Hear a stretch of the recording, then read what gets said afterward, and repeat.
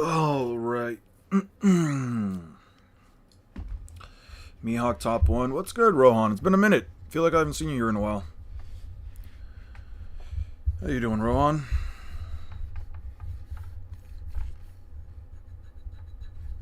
We should watch. I should clean this mic at least once a week. How's everybody doing?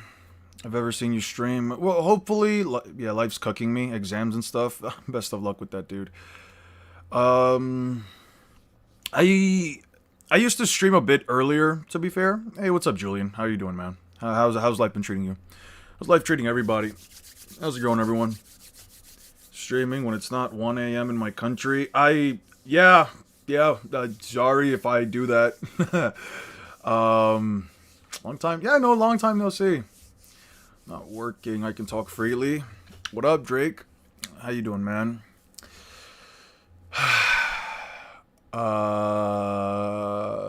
Law versus Naruto. There we go. Gotta get back into the swing of things. Gotta get back into the swing of this editing stuff. Let me get my glasses. Let me get chapstick. I need my headphones because I need to be able to hear. Holy shit, that's a lot of orange bars. Okay. Last time I was here, you were editing Naruto versus Luffy on stream. Well, this is Law versus the Naruto verse. Yeah, and did you know Napoleon died of hemorrhoids? That's crazy. Imagine being short and also having hemorrhoids. Could not be me.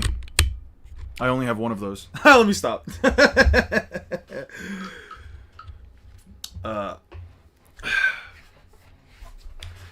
So, how's everybody doing today? How's everybody feeling? Not sure if I should just get started right away on it, on the work, or if we should just, if you guys want to yap for like a little bit, for like 10 minutes. You guys have any takes you want to put me on? Anything you guys would like to chat about? I was watching another streamer slash YouTuber. His name is Joshua Schmidt. He does Yu-Gi-Oh content mostly. Not saying that I'm going to get into Yu-Gi-Oh content at any point in the near future, but I was as I was looking through his stream, as I was looking through it, there was something that I didn't notice. He does like to do like a warm-up every single... Holy shit, new Blue Lock chapter. Sweet. He likes to do a warm-up every single...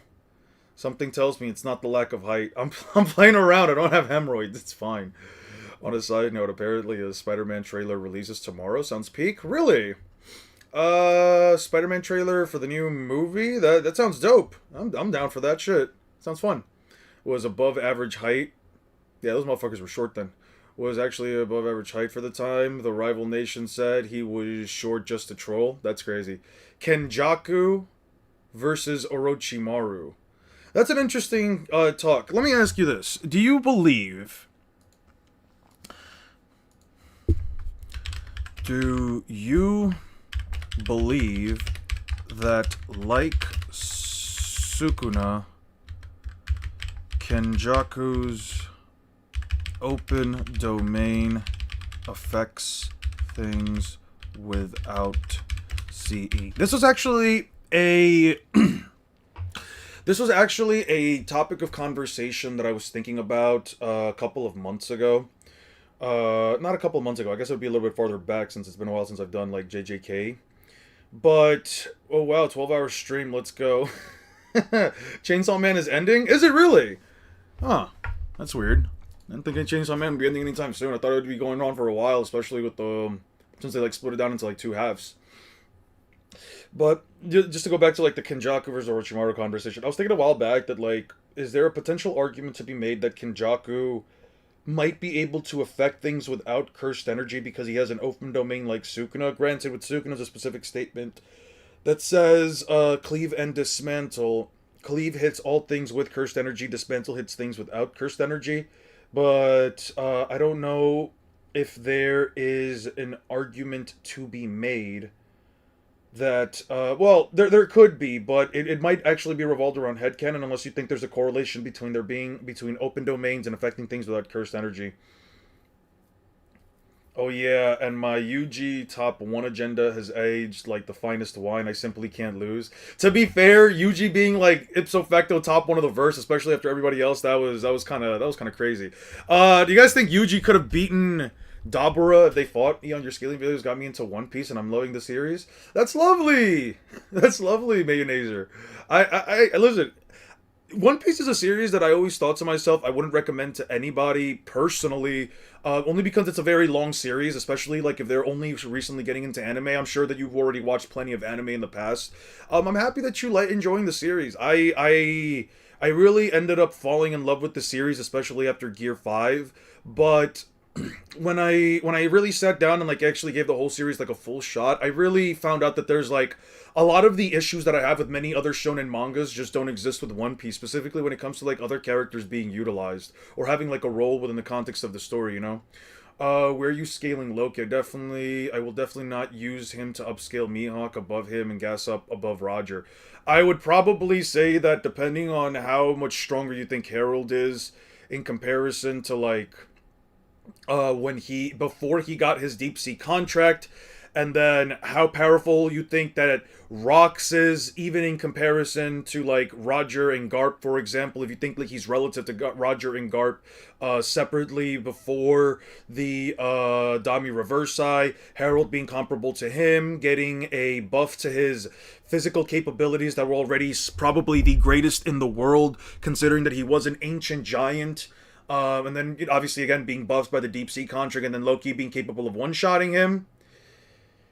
I mean, hey, Loki might be up there, man. Loki might unironically be truly up there in terms of the scaling right now. I personally, if I had to give you an honest answer, I'm kind of convincing myself that he might have already outscaled Kaido. I think that Kaido might unironically be weaker than Loki. I hate how Orochimaru became insignificant. He was the only villain in Naruto I was genuinely afraid of. Whenever he was on screen, I was scared of him and knew that he would do something crazy. Yeah, Orochimaru definitely got, like, I don't want to use the term nerf hammer, but Orochimaru, especially after the attack on the Leaf, kind of, I don't want to say didn't do anything, but his role within the context of the story kind of started to like fall sideways. You could kind of tell that like there were at least I didn't think that the Akatsuki would be like the end all be all to the thing, although granted it wasn't really like the Akatsuki themselves, more so the Obito and Madara, but like it felt kind of weird, I will say, to like have Orochimaru sort of go through like this whole life-changing effect as well, because he was inside of Kabuto during the Izanagi, and us not even really truly understanding what it was that like really changed Orochimaru. Obviously it was the Izanagi as well if he was inside of Kabuto, but I mean it more so from the sense of like what exactly was Orochimaru's, like turning point within Izanami. Sorry, Izanami, not Izanagi. Yeah, dude, nobody thought it would be ending. There are, frankly, many plots that didn't even get completed, and many characters just disappeared. Even if it does, I believe the Binding Vow can be made to do something. Like, it's Kenjaku we're talking about. Okay, that's fair. You said that there's probably a part 3 a few months later? Hopefully. Especially just that the series has a better way of ending it. I don't know yet, but hopefully the series has, like, a more well-rounded about way of ending. If there are open threads or plot points. Loose threads or plot points. Should be Alabasta with Zoro awakening his technique as Mr. One. Nah, open domain simply have no connection with inanimate objects targeting.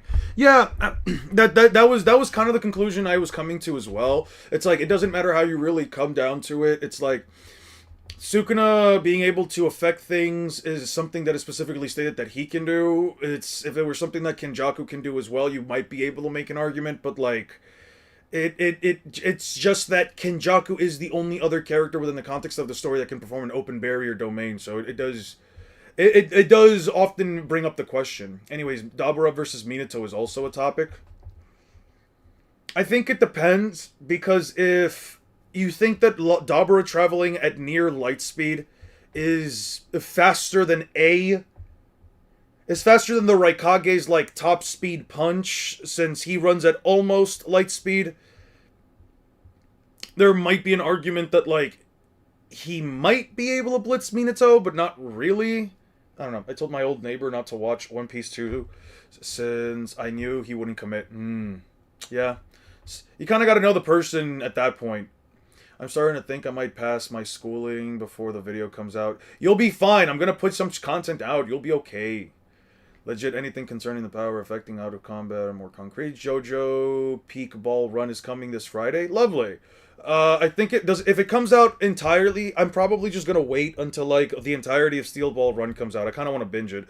I hate the fact that Netflix does this thing where like you basically have to wait 6 months to a year between like the parts between parts of JoJo's, right? So like you see a first half, you see like the first third of a series, then they split it into like the second third or the second half, and then you get like the last half or third of the series.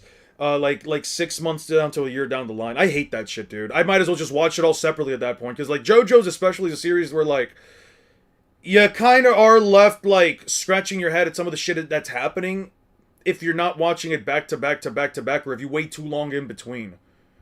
I know this was an issue that my girlfriend had back when we were watching Part 6.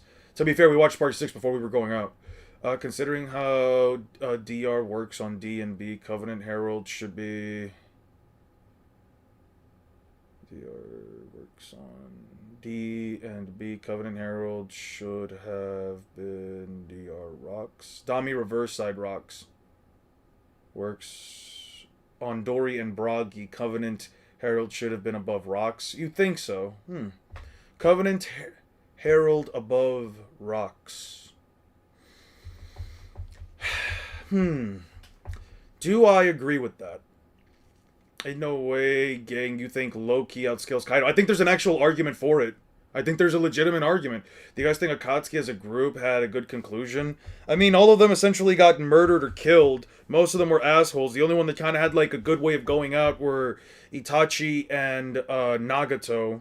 They were kind of the only ones that had, like, a legitimate good way of going out. I guess you could throw Nobito in there if you'd want to, but... I would say his thing was less Akatsuki, even though he was obviously a part of it. His thing was less Akatsuki and more so, you know, do the whole Madara thing. Pretty sure Doctor could give a description of Haki to Chopper and really can't think of early presence. I need to reread that part. I forgot his words exactly. Actually, can Maharaga survive a Buster Call as more thematically fitting? Maharaga can survive phenomena. Most of the attacks that they use, especially within the context of a Buster Call, is just cannon fire. A Buster Call is essentially mostly cannon fire, and Haki, I would argue, is a simple technique. Maharaga does take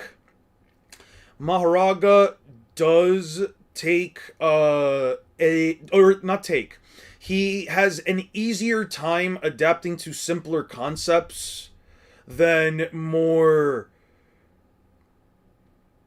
Yeah, than more like... They're more complex concepts like, what was it? Red, blue, obviously couldn't adapt to Hollow Purple because it was a one-shot, and even Dabura's, like, light attacks. Also, kind of ass that Dabura did his domain expansion and we didn't get to see what the fuck happened. That I am pissed about. What do you think about the fully adapted Maho versus most fictional characters? I mean, if he's fully adapted, the fuck do they do? You kind of have to, like, show a character that... beats a character that fully adapted to them. But even at that point, they would have had to have evolved past the point where the adaptation would have worked on. That the whole thing about like adaptive abilities or adaptive characters, the characters that are working in my story actually work off of a concept like Maharaga where they're constantly adapting. Is that characters like that usually don't lose to people that they fully adapted to. Like, there's probably very few examples of it, and even then it's probably a very contrived answer like, oh, the character got stronger. The character probably got, like, way stronger, or it's probably something derivative, like, oh, they adapted beyond a... They evolved beyond a point where the adaptation would apply. You know what I mean? I guess the only other thing, or I guess it would be, like, a concept that they can't physically adapt to. Like, I know there's the character Darwin from X-Men. Give me a second, guys. I'm going to... One moment. I'm getting some stream lag. I'm going to... Where the fuck is my Ethernet? Right here. I'm going to unplug the Ethernet from my PlayStation 5. I don't think I really need it. I've just been playing... I've just been playing some offline games anyway. I'm going to plug in the Ethernet cord so that way you guys can get a bit of a smoother experience. What do you think about One Piece live action? It's good, but also kind of cringy. I can see where you're coming from with that, Peter. I can see where you're coming from with that. Um, it's very. I don't know what the word is. It's very like. At least I remember from like the first season. It's very like look like 1,000 yard stare, looking into the horizon with eyes full of hope and determination, and like the music's building up, and everybody knows that like you kind of have to break that moment with a bit of comedy or sarcasm to just like make the situation a lot less cringy. I get it. I haven't seen season 2 yet. I don't think I'm gonna watch it for a while. I'm just not the type to like watch things when they come out. For the most part, maybe like a movie or something. But like when that stuff, I usually just wait it out a little bit. I don't know. Besides, I don't have Netflix, so it kind of adds to it. Maharaga hangs as a two-dimensional piece of clothing on Suru's clothesline, saying, "I'm all washed up." That's crazy. Not gonna lie, fully adapted Maharaga is a stupid concept to begin with. It really is a stupid concept, but not like stupid in a bad way. Stupid like a very overpowered, very like just. What's the word that they use in Yu-Gi-Oh? No, not Yu-Gi-Oh. Not it's not the word's not reasonable. Oh, ignorant. Yeah, Maharaga's a very ignorant character. Concepts like that, where like a character is already fully adapted before a fight begins, is a very ignorant concept because it's like it just clicks buttons. It just does what it needs to do, and it just wins. You know what I mean? It's one of those things where it's like, like if you ever played like a pay to win game where like you just get the new character, you drop money on the new loot boxes, on the new gotcha mechanic, you drop all your money on it, and now you're just winning, winning, winning, winning, winning. You can ignorantly just press the yellow glowing button that says play, and you just automatically win, dude. I concepts like that I hate in real life, but when it comes to fiction, it can be funny. It's a very stupid concept, I will say.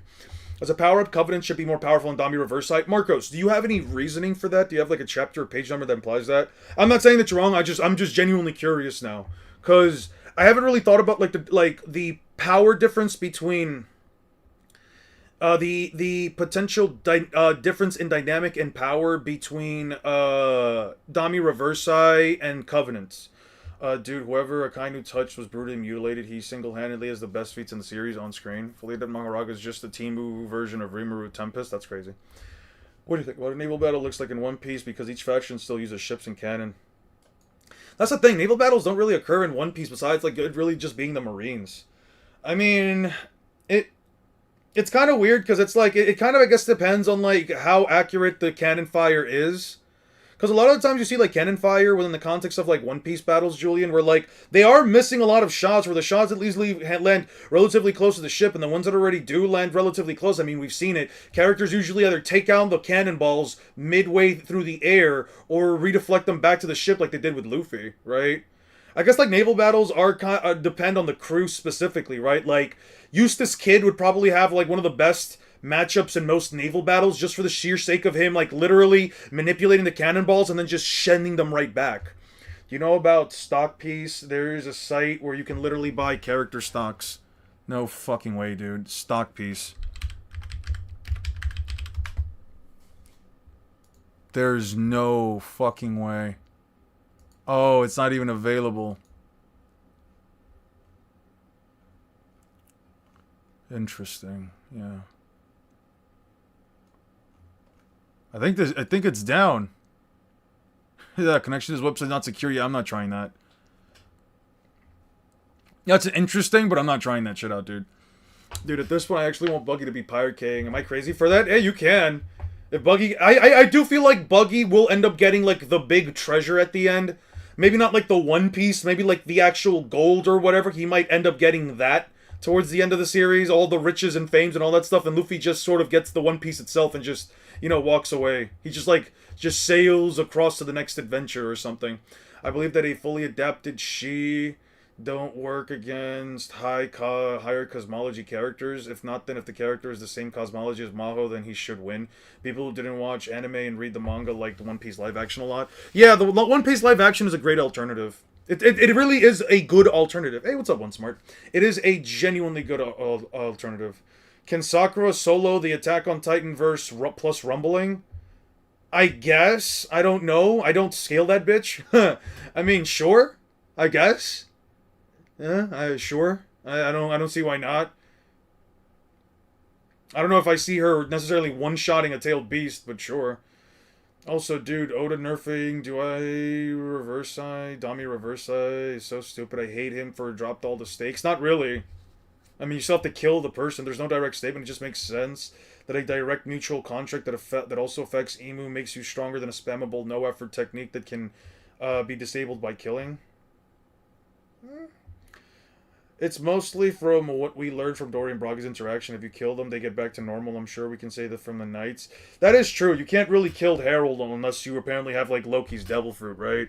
So I guess I could see where your logic's at. It's sound. It's sound. Watch the live action. It's really good, surprisingly enough. It's working for you, yeah, but the thing is that's not a secured connection for me, and I'm not taking a risk. Apology. Due to Yusuke, Nomura, Sensei's sudden ill health, this week's chapter of Blue Lock includes the first 10 pages of 340. The rest of the chapter is due to be released on the 25th.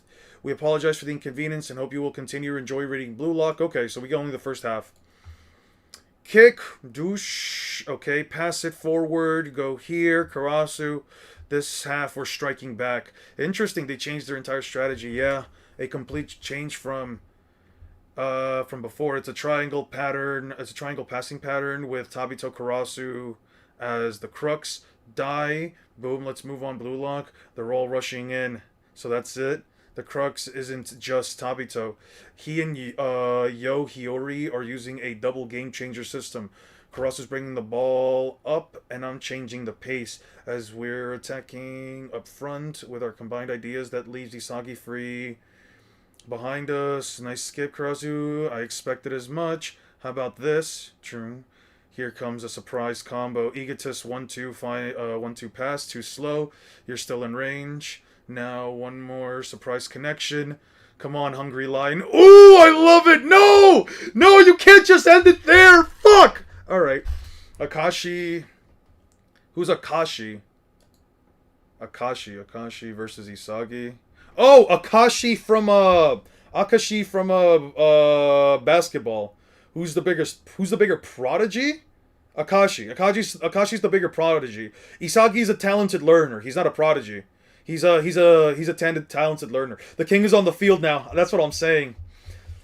I have seen Kuroko no Basket. It was my first real sports anime. I absolutely loved it. I love the concept of the zone. I've actually applied a concept similar to the zone within the context of my series, where the characters do get a glimmer of light or like a glimmering streak that comes across their eyes, especially when they hit like, let's say, critical strikes.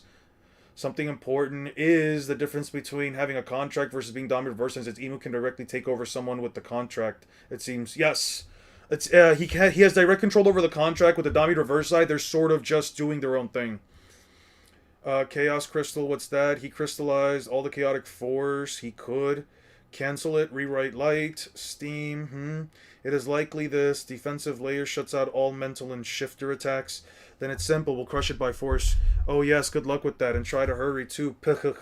Otherwise the king will burn up all her power, and I'll have the edge again now, won't I? Not while I'm at it. Trillion Dark. Cool. No, help me. Let me do it, Meliodas. You got it. Full power. God Ripper, Soul Hunt. Combo Strike, God Killer. Choom. I thought I was dead. Me too. No need to worry about collateral damage. We have Queen Elizabeth's blessing upon us. We gotta go all out. True Spirit, Spear, Chastaful. First form, Chastaful. Mother, Catastrophe, Strike. Combo Strike, Fall of Heaven. Yeah, this shit also looks larger than Madara's Meteor. That's bad. I'm just being an asshole at that point. Alright. Yeah, Kuroko Basket is peak. Akashi is the GOAT. Yeah, when Akashi literally made when he literally broke two different guys' ankles on the same move, and then made them kneel before him when he used the zone, that was quite literally one of the craziest moments I'd ever seen. I want a sports anime to be realistic like Haikyuu. Here's the thing, I find sports animes that are on the more realistic end to be boring.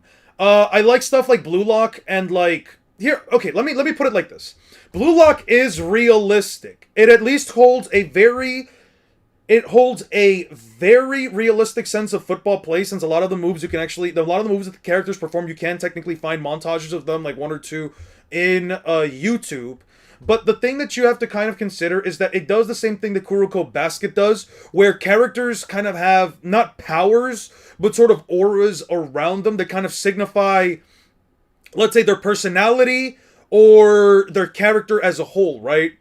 For example, Baro shows that he has lightning covering his body, but he doesn't actually have like lightning powers. He just has such a ferocious lion-like nature that he charges at everything with like, yeah, he charges everything like he's like the king of the jungle, the king of the field. Oh, speaking of that, what are your thoughts? The community has been getting it wrong. The community has been getting it wrong that all you have to do is hit harder when it isn't that simple for Dami Reverse Eye. Yeah, I don't think it's necessarily about hitting harder. I think it's about landing a blow of Conqueror's Haki that is powerful enough to completely dissipate the effects of the Dami Reverse Eye. You essentially have to hit him with a higher amount of mass. You should give Shangri-La Frontier a chance. I gave the first episode a chance. My friend had me watch it. I don't know, man. I can't get past the guy having a bird head. I just can't do it. The bird head, like, listen, I like my main protagonist. They don't have to be like the coolest guy ever. Isagi Yoichi, especially at the start of the series, is not very cool, but like, I can't do a guy with a bird head, dude. I don't know. Like, I like birds, but a naked guy, I get the whole point. He likes to go around with no armor or whatever. He really likes to test himself out. He likes to speed weapons, stuff. Like, all that stuff is cool, but the bird helmet, I know it's just a mask. He doesn't have to wear it. I know, but I don't like it, dude. I don't want to sit through that. It just wasn't for me. I don't know. It just wasn't for me. I could give it another shot later on, but, man, I don't know. The fuck, why are Ivankov's stocks so high? Sell it, it's an all-time high. Buy a Kainu instead. Madara catching strays, invested in Emu, Loki, and Zoro. Remember when people were saying Meliodas only country level? Crazy. Yeah, I honestly do believe he's higher than that. It is realistic until Kaiser pulled up with the Kaiser Impact Magnus. Oh, but come on, but the Kaiser Impact Magnus was badass, though. Come on. Is this a work stream or a talk stream? If so, can you give your opinion on Sage's Hashirama versus Whitebeard video? I just wanted to spend like the first hour or so just chatting it up with you guys. I can't talk about that though. Oh, there is a Black Cat fit. What's this? Who the fuck are these ladies?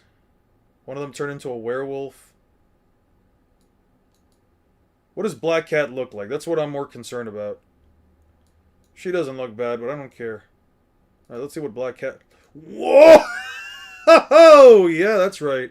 Alright. Okay. Sure. You said Hashirama... Well, I mean, let me be clear about something. Hashirama curb stomps Whitebeard. Sorry, not Hashirama. Whitebeard curb stomps Hashirama. I don't know. I have no idea why anyone who has actually watched the series, both series, would say that Hashirama actually stands a chance, but I'm willing to give it a look at. Wow, look at that. You actually put a scratch on it just now. Just the tiniest little slit on the surface, though. Still, wow. After taking that, just one scratch. You have only half the power. Unless the 7 of you are here. Sad, isn't it? When you don't have your pals backing you up. Our pals? Well, how about we try joining in? You dolt. If a team of God-killing heroes can't break it, how can we? Can't break anything. Can't be done.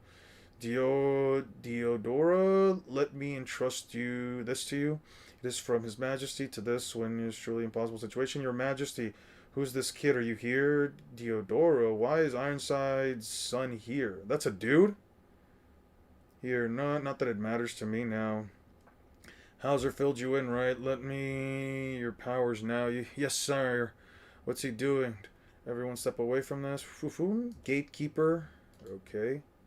A rift into purgatory? Since when could he conjure that up? Like I care. You dummies think you'd smash the crystal? I was in purgatory, remember? That would never work on me. Seal cancel. Boom. Pop.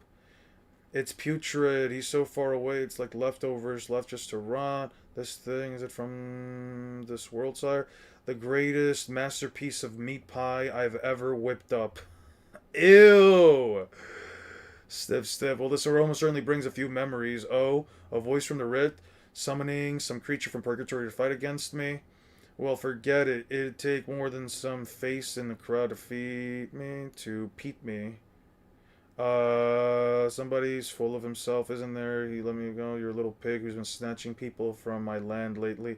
So what if I am? You're the one acting like you own me. I and only I am the new overlord of Chaos. Boom. Final meat stomp. I am crying.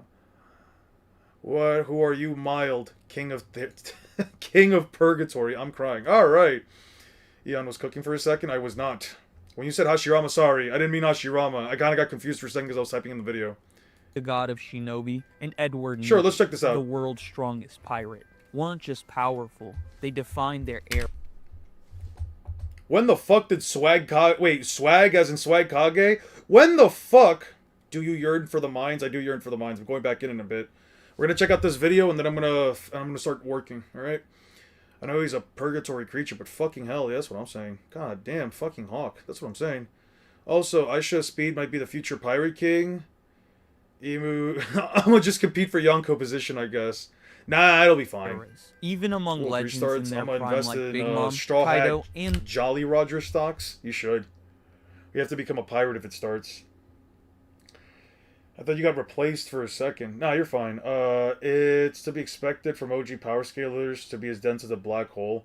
I don't know about if it's like normal for them to be dense like that. I don't think that's the case. But like to say that like the Straw Hats are more useless than Sakura is kind of crazy. Because like, if you go by quantity, they've done more than her. If you go by quality, I would say yeah, they have also done more than her. the Pirate King. Like, all she did was really help out, like, what, less than 8,000 shinobi. They lost, like, half their numbers, so less, like, about 40,000 shinobi. All she did was really help out 40,000 shinobi at best during the war. Chopper held out both sides of Onigashima. And he helped out basically every single side of Onigashima. Nami has consistently gotten the crew through every single island that they've needed to get through. Jinbei got them away from Big Mom, who is likely a greater threat than the actual fucking Yonko. When are you uploading the video? Whenever I'm done with it. Whenever I'm done with it, dude. Whitebeard should be stronger than Hashirama because of the quakes. He's just trying to be stronger than Hashirama in terms of raw force. Himself, Roger, Whitebeard stood a cut above the rest, and was recognized as the strongest man in the world from the start of his they do a fleet lot. all the way until his death as an old man in Marineford, where Sengoku, the fleet admiral, still regarded him as powerful enough to destroy the entire No, Hashirama world. doesn't really have anything While in on his the kit. other hand, the first Hokage Hashirama wasn't just comparable to the Nine Tails, a creature stated to be capable of turning the world into sure, you ash, can, but he post the was link. able to fight it alongside the only other shinobi ever considered his equal, Madara Uchiha, and Mountain still level. defeated both simultaneously while holding back the entire time. So what Who the fuck said Hashirama was holding back the entire time? When the fuck was it remotely implied that Hashirama was holding back? See, okay, that's something right there that I'm just like, okay, I'm sorry. I just cannot agree to that. Hashirama wasn't holding back, so you're telling me that Hashirama just let himself get his entire left arm burnt. He let his entire left arm get burnt, even though Madara had less damage than he did. He nearly ran out of chakra. He could barely pull out a single fucking wood clone. The dudes ended up fighting to the point where they were both exhausted, and you're sitting here and telling me. You're sitting here. He pulled off his literal most powerful jutsu. At what point did Hashirama hold the fuck back? What happens when an emperor faces a god? Would Whitebeard's island-shifting strength and... Literally! Look. One second. What happens when an emperor faces a god? Would An emperor faces a god? I guess. God of Shinobi, sure. Dude. Hashirama's fucking Shinsu Senju statue would probably... Listen, I'm gonna give it every benefit of doubt. I'm gonna give that statue literally every benefit of doubt. It is probably as tall as this area right here. That statue is probably as tall as this area right here. From here to here, it is probably that tall at best. During a duel to the death, crazy, not to mention he's fighting his only equal at the time and the strongest of the Biju. That's what I'm saying. That's what I'm saying, dude. That's what I'm saying, dude. Like, what the fuck? You have to ignore so much fucking context. Imagine fighting the biggest and most important fight of your life and holding back. And also, you can't even make the same fucking argument. You cannot make the same fucking argument that you could do for Naruto. Because you know how, like, okay, so you guys remember how, like, people said that, like, Naruto was holding back against Sasuke. Naruto was holding back against Sasuke, blah, blah, blah, blah, blah. He was holding back against Sasuke, right? He didn't want to kill Sasuke, yada, yada, yada. You can't even make that argument for Hashirama. He says it himself. If anyone comes after the village, be it my own friend, wife, or even my child, I will take them down for the sake of the village. He was not holding back. You guys ready for multi-continent Hashirama and country level Whitebeard? Whitebeard's island shifting strength and transcendent haki be enough to compete with Konoha's first Hokage? Objectively speaking, it should be the enough. Man whose very battles reshape maps and his signature wood-style jutsu proved to be too much for Whitebeard to handle? Well, in today's video, that's exactly what we'll find out.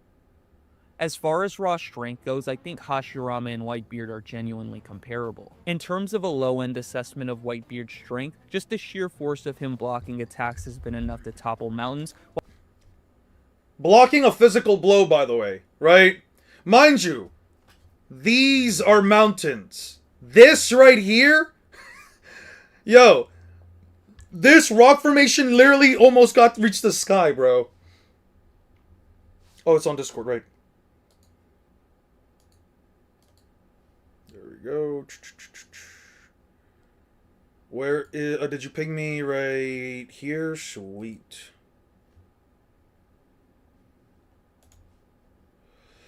Half the Straw Guts are unambiguously more useless than Sakura. Frankie and Jinbei are never ever going to do anything as crazy as cracking Kaguya's skull open or pumping Naruto's heart by hand. Let's see. I do have a lot of respect for Swag. I do have a lot of respect for the guy, but like, I'm sorry. She did not crack Kaguya's skull open. She broke a horn. She did not crack her skull open. There was no indication of blood from Kaguya. B. Sure, she pumped Naruto's heart. Cool. Frankie devised a ship that has gotten the Straw Hats to where they're at currently. He not only devised a ship where the Straw Hats have gotten to currently, he devised a giant metal samurai that has helped them in their fights. He has helped take down vice admirals that were going after Bonnie and the others. Let's see. Jinbei has helped the ship literally move out of the fucking way from Big Mom, the Yonko, who was chasing on their fucking tails and could have taken them down if he wasn't literally driving the ship. I don't know, man. Could you be drafted if the battle for Iran escalates? I technically have an autoimmune disease. I'm gonna do whatever I can to use that shit. Dude, I don't know, man. Just gives Whitebeard cancer, so Hashirama low divs. To be honest, this isn't the most rage bait video. It's Luffy versus the OP Stomper JJK. And JJK, the Omp Stomper, and JJK. He said Gear 5, not fucking with his adaptation. Nice to see you're back in live streaming. Thank you, Christopher. I appreciate that, man. Also, why bro sleepy?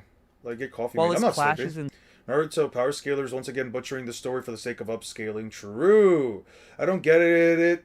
Hashi is strong, but physical striking wise, not to the level outside of certain jutsu. And even then, he needs prep time for the jutsu. He literally needs to sit still, not move, either summon a giant wood golem to protect him, which the mountain level wood golem is not going to deal with Hashirama. Sorry, with Whitebeard. Yeah, no, I just don't see it. Just to summon a giant attack that Whitebeard could unironically destroy the ground around them, several tens of times larger than the fucking statue itself. Sage would say destroying the world tree at Elbaf would be tree level low forest. What the fuck is low forest? Calling God Valley, whatever those two things can be called, mountains is at best uninformed, the worst clear slander. She did not crack it open. Could you be... Oh, yeah. Luffy from St. Saturn. He also did do that from St. Saturn. Jinbei literally gave Luffy blood and saved him. That as well. And Frankie's just a Giga Chat. Sasuke healed an entire village. Meanwhile, the Straw Hats got tied up. When did she heal an entire village? When did Sakura heal an entire village? Deadass doesn't get out of Marineford. Prime Whitebeard is excessive. That's what I'm saying. Remember, guys, Sakura healed a lot of fodder in the war and was Lady Chio puppet. So that's a W, I guess. That's what I'm saying. Sakura had one good moment at the end of the story while the crew have been Only reason the story could even reach this far. What a dumb post. I agree. People focus too much on the Straw Hats all needing to be combat heavy when most of the time it comes down to varied skills and roles on the ship like a proper crew. That's right. Saying Jinbei, who saved Luffy and Marineford, is more useless than Sakura as well. That's what I'm saying. So has Chopper... Yeah, he literally trying to get Luffy away from Akainu. So has Chopper curing and healing tons of people during and after battles? So, yeah. Something something wasn't part of the crew. Something something Smankyle. By the way, can we talk about Saturn has more AP with his bombs than Gear 5 Luffy? Probably. Sky splits disperse cloud formations on a regional scale. And that's all without him even using his Devil Fruit, which lets him generate island-destroying tsunamis by simply punching the air. What's Similarly, up, Dice Carib? Hashirama and Base is strong enough to contend with Madara's perfect Susanoo, which casually slices through multiple mountains with nothing but Hashirama versus pressure of Benefista. swing. And while in Sage mode, he famously overpowered the majestic attire Susanoo Ninetales. But it's still a feat she did. When did she heal an entire village by herself? When did she heal an entire village by herself? What they were doing on Elbaf, that's admirably compared to... Okay, so you're focusing on a single bad moment for the Straw Hats on Elbaf. Do you hear how biased you sound when you say, oh, but they look like idiots on Elbaf because they're all tied up? Yeah, because they were fighting an opponent who was quite literally curb stomping them, who they had no answers for her Devil Fruit. They had literally no answers for that Devil Fruit. She was literally manipulating the direction their attacks were flowing. Oh, but Sakura having a good moment versus Straw Hats having a bad moment. Do you realize how genuinely biased that sounds when you say something like that, right? Do you realize that the comparison you're bringing up is not only disingenuous, but it doesn't even perpetuate the idea that the Straw Hats might actually have good moments as well? Oh yeah, sure, I'll give... By the way, she also did not heal an entire village. When the fuck did she do that? Oh, you're gonna say Pain? She did not heal an entire village during Pain. There were other medical ninjutsu specialists there, and the person that kept them all alive was fucking Tsunade. What did the Straw Hats do to help people?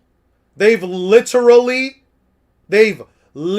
destroyed the local government of multiple islands so that people can live happily. What have they done to live? What they've done to help people live? Yeah. They have literally saved entire countries worth of people. Sakura hate is weird. It's not weird. The character is a very poor portrayal of a main female lead. Your main female lead should not be useless for the first 235 chapters of a story. Objectively speaking, you should not have a character that is useless that far into the story.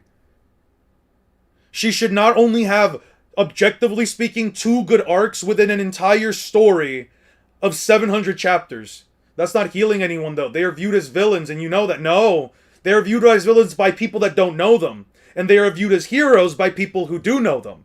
They are viewed as heroes by Alabasta. They are viewed as heroes by Dressrosa. You said they saved people. You said when have the Straw Hats done anything to help people live? They quite literally helped entire countries worth of people live.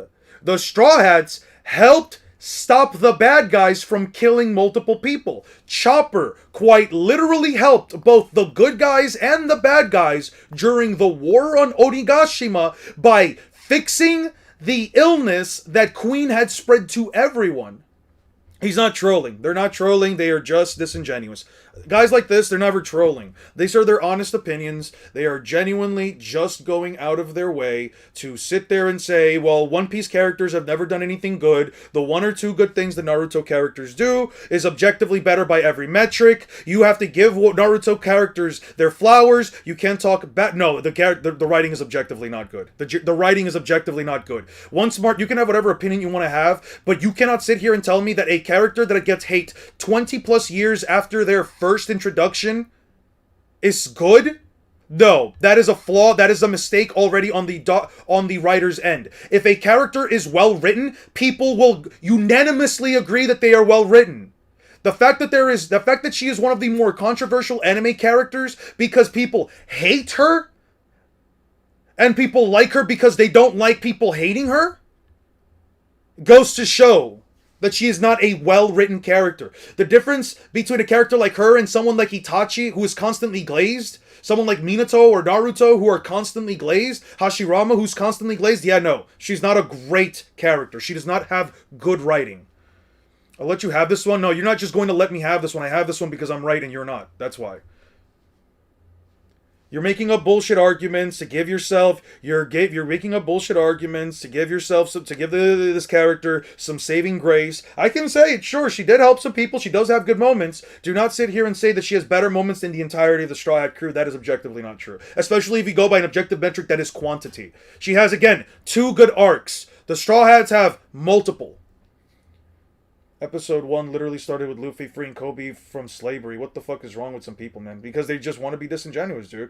Are we genuinely wasting time comparing Sakura with the Straw Hats? Version of itself that was able to cancel out the combined force of 5 mountain vaporizing Biju bombs. Sakura was fucked by Kishimoto. Like I already mentioned, though, even when you move into higher end interpretations, both Whitebeard and Hashirama should still remain relative. As Whitebeard with his devil fruit powers alone is just outright stated to be a world-ending threat, while Hashirama in base is comparable to one like the Nine Tails in 2 series where the planet can be calculated to be much bigger than Earth. No, the fuck it cannot! No, the fuck! You cannot estimate the Naruto fucking verse to be bigger than Earth. You cannot. There is no objective metric by you can go by, and putting in a tiny little picture over here, to show the what is it? The horizon of the planet is so fucking disingenuous, dude. Dude, I'm livid right now. That is such a disingenuous take right there, bro. Bro looked at a single image that somebody made on the fucking internet and said, "Oh yeah, yo, this is a canon image, bro. This is a canon image. It all scales perfectly, guys. The scaling is right there." Have haters. That's fine. They can have haters. They've been around for years, so I guess they don't have good writing either. No, all the Straw Hats do not have haters. Show me the consistent roll of back 20 years worth of negative memes towards Frankie, Robin, Brooke. Show me that first, and then I will agree with you. I will give you Usopp. I will 100% give you Usopp. I won't even try to defend Usopp. I get Usopp's character. I actually do think he's well written. There is actual nuance to Usopp. But every other one? Nah. Yeah, he's pulling a fast one out quick. We are 2 minutes in and Sage is already pulling out a fast one with this one. Why is the Naruto verse larger than the planet? Earth. Giving Hashirama and Whitebeard at least lower planetary. Remember that thing he said in my video? Why? Why is the Naruto verse larger? Well, here he goes, buddy. Explain why it's bigger. With high-end scaling. Also, in case you're wondering, the same scaling pretty much applies for durability, since despite Whitebeard and Hashirama being legitimate superhumans that can tank large amounts of blunt force damage, they seem highly susceptible to bladed attacks. Caught off guard by his own man. Caught off guard by his own man and barely any haki, but sure. Even from vastly lower tier. Cut off by his own man. Cut into by his own man and plus haki. No haki, dude. What the fuck? Your characters. That said, I don't really think Blades being able to cut either of them is much of a weakness, as Whitebeard can keep fighting after being stabbed in his vital organ several times with almost no visible strain, and Hashirama is straight up famous for having Tsunade level regeneration, letting him heal fatal wounds almost instantly, making it to where, like his granddaughter, he won't really need to worry about being more. Actually, let me I'll keep going. Unless he's hit by something that completely envelops his body like a Biju bomb, or if he gets cut in half similar to Tsunade. That said, even those outcomes are highly unlikely, considering Hashirama usually fights from range with his wooden constructs. On top of that, just like Whitebeard can send out long-range attacks with his quakes. We literally saw it when he sent out a giant quake towards the platform, and the admirals had to stop it from a distance. It's all about interpretation. Yeah, I guess, yeah, sure, it's all about interpretation. You're right, power scaling is all about interpretation. I'm just being, yeah, sure. Yeah. Let's take an image that focused primarily by the world and not worry about anything else. What the fuck? Can't be real, man. What the fuck just pulled out? Yeah, I guess I missed the manga chapter where Naruto quite literally, sorry, not Naruto, where Kishimoto, I guess he just has a specific data book that only he has. That I didn't know that Kishimoto put out a 5th data book for Naruto years after it came out, where now the characters quite literally have a scaled up version of the Naruto planet, and they just so happen to use the same image from Boruto. So guys, what do you see here? So, guys, what do you see here? What do you see here? You see Madara? Sorry, Hashirama? Well, both, I guess. You see Hashirama, right? You see how Hashirama has, like, these burn wounds on his arm? You know, how his arm's, like, all covered in blood? He can't really use it? Let's keep looking. Yeah. Yeah, just doesn't really have anything here. Still can't use his left arm. Can't use his left arm, right? The reason why Hashirama is in this state is because Hashirama, when he runs low on chakra, cannot heal to the same extent that he could heal before. Do I agree with the notion that that Hashirama can heal to the same extent as Tsunade? Sure, I don't have an issue with that, right? Is it fair to argue that Hashirama, if he ends up using up his large chakra reserves, which we know is objectively possible, since we also know for a fact that in a 24-hour fight, and mind you, 24 hours is like the highest interpretation possible. The highest interpretation possible, which would be 24 hours if you give it a full day. Hashirama ran out of chakra after a hard-fought extreme diff fight with his best friend Madara. And this dude was now suffering damage that he could not instantly heal. Oh, he wasn't trying, he was chilling? Yeah, you're right, he was totally trying, right? Observation Haki, Hashirama's Sage Mode lets him sense danger from all directions and Sure. anticipate attacks even Sure. while blind. Sure. Which is why I genuinely don't see cutting attacks being a problem for either Hashirama or Whitebeard in this matchup. While on the topic of Whitebeard expected it? Okay. How about we just do this? I feel like you're just going to be disingenuous, so I'm just going to time you out for 10 minutes, and if you want to actually... Here, in those 10 minutes, I want you to look up what chapter does Whitebeard get stabbed in the chest by his crewmate. Look up the chapter, and then you tell me that he expected his son to stab him. You go there, do that. Then I'm going to give you 10 minutes. Do that, and if you come back with the same bullshit, Whitebeard expected it. Whitebeard totally knew that his son was going to stab him without any indication prior. Yeah, I'm just gonna time you out for 24 hours. I really don't need to deal with people like you. Our chat really does not need to deal with people like you. Because all you're doing is just essentially creating an issue here where you're breaking up bullshit arguments that don't even remotely add anything to the conversation other than the characters didn't do this because I didn't see the story. Yeah, no, we're not doing that. abilities, though, we might as well start discussing Hashirama's signature wood-style Kekkei Genkai, which for the most part consists of him Whitebeard using didn't expect to giant get stabbed by vine-like trees someone that he wrap saw as a around his son. targets to bind and restrain them with sheer force. Or alternatively, to create giant wooden constructs like his Sure. wood golem and Buddha statue Sure. that essentially act as giant mech suits that allow him to exert his full power and fight Cool. on that perfect Susanoo and Ninetales level of strength, Sure. basically making Hashirama a physical base combatant capable of fighting at any range.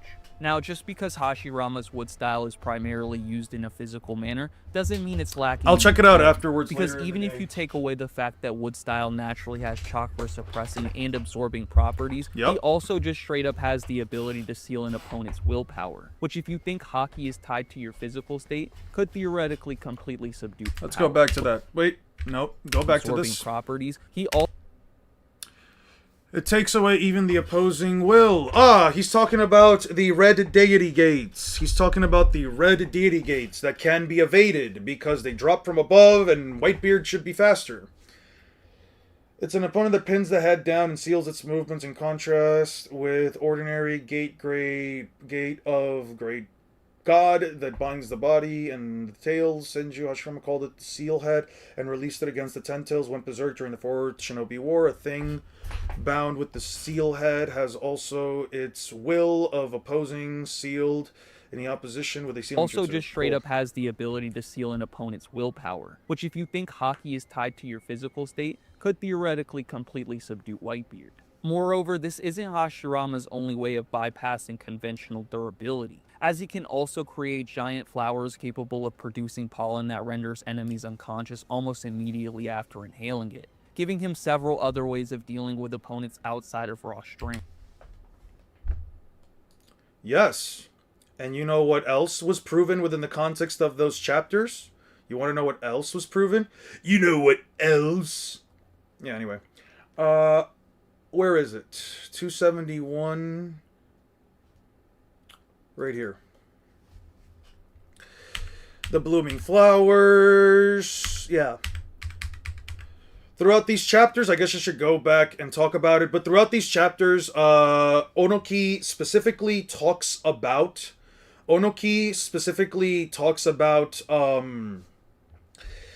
not talks about, but he actually recollects his past when the first Tsuchikage was... I'm just going to look up the chapters. Let me do that first. Onoki essentially brought up the Will of Stone during the context of that fight, during that flashback. It essentially is a moment where he recalls the Will of Stone from the teaching that he got from the first Tsuchikage, and said willpower that he kept getting. What is important is the Will of Stone inside you. You see, I can also tell the worth of someone's will just by looking at them. Onoki, hidden within your will is the power to change the world, but if you are not careful, that precious will of yours may disappear. Disappear barriers. As you keep seizing or keep running into barriers, you may abandon them, excuse the word, blah, blah, blah, blah, blah. You want to keep dancing, there's no strength in your step, but it's an excuse. It's an excuse, but... And then he gets up with sheer willpower and takes it down. Look at me being pitiful about age. You think I was too old to do something. You think I was too old or something. Yep. Yeah, there he got up. Onoki got up because of sheer raw will. So if you're going to use the bullshit argument that the deity gates can seal away an opponent's a One Piece character's strength because their strength is their willpower and it seals away their willpower, guess what? This jutsu right here, the flower jutsu, actually is countered by straight haki because it is countered by willpower. Onoki was able to overpower the sleep mechanic of this jutsu by simply trying to get up. Whitebeard can quite literally do the same.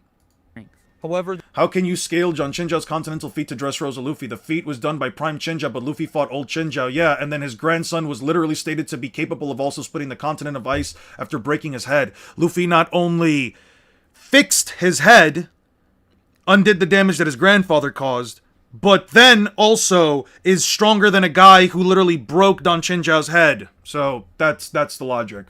Luffy is still stronger than Donsai. Donsai can split the continent. Didn't the Ten Tails break out of the deity gates? No, it was still able to act though. It was still able to make parts of itself come out to make the clones. the same thing goes in reverse for Whitebeard, as even though it's not as flashy, through both the vibrations of his devil fruit which travel through any not as flashy and the internal destruction aspect of his conqueror's haki, he can similarly negate Hashirama's conventional durability. Furthermore, one thing to add, you probably can't argue that Hashirama can heal the entirety of his internal organs. If the entirety of his internal organs, I'm talking about lungs, heart, stomach, kidneys, liver, etc. If Whitebeard punches him straight in the chest with internal destruction, I don't think you can argue Hashirama can heal all of his organs back up. There's no indication of it within the entire story to make the point that he can in the first place. Can put people to sleep with big flowers. Whitebeard has COC, which can put thousands of people out in a second. he could also catch Hashirama off guard with an untouchable blow that he's never seen before, which would hit hard considering it's outright stated by Kakashi that no matter how strong you are physically, that you still have no way to strengthen your organs in Naruto. Yep. As opposed to someone like Whitebeard, who similar to Roger and Garp should be highly resistant to these kind of internal attacks. With that said, all the strength and abilities in the world mean nothing if you can't even touch your opponent, which is why everything ultimately comes down to speed. When it comes to Whitebeard's speed, he basically just upscales from every top tier speed feat in the verse by virtue of being one of its strongest characters. And as far as One Piece goes, people scale speed. You were fighting for your life in The first is the infinite calc stacking route, where you take reaction speed feats, conflate them with combat speed, invent blitz tiers, slap on some questionable multipliers, throw in some half-explained power cliffs and call them hockey. Half-explained? Suddenly, wait, half-explained power cliffs? Alright. Anyone in the verse can fight at massively faster than light speeds.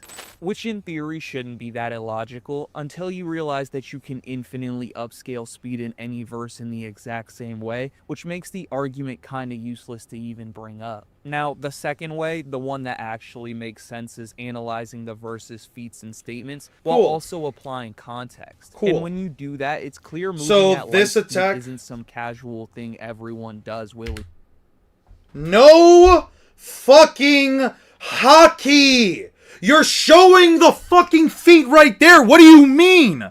Reacting to, evading the attacks, a barrage of light speed projectiles weaving your body out of the way. Listen, even if you don't think that the characters can travel massive distances at light speed, and I am in agreement with that, I don't think Zoro can travel to the other half of the planet, even if he was on a regular sized planet like ours. I don't think Zoro can just, in a single leap, dash to the other side of the planet with a single burst of speed at light speed. I don't think that happens. I do think it is short bursts of speed, but the fact that he is whittling, moving, bro, That it's clear. bro, these are light speed projectiles. For you to be able to move your body this acrobatically around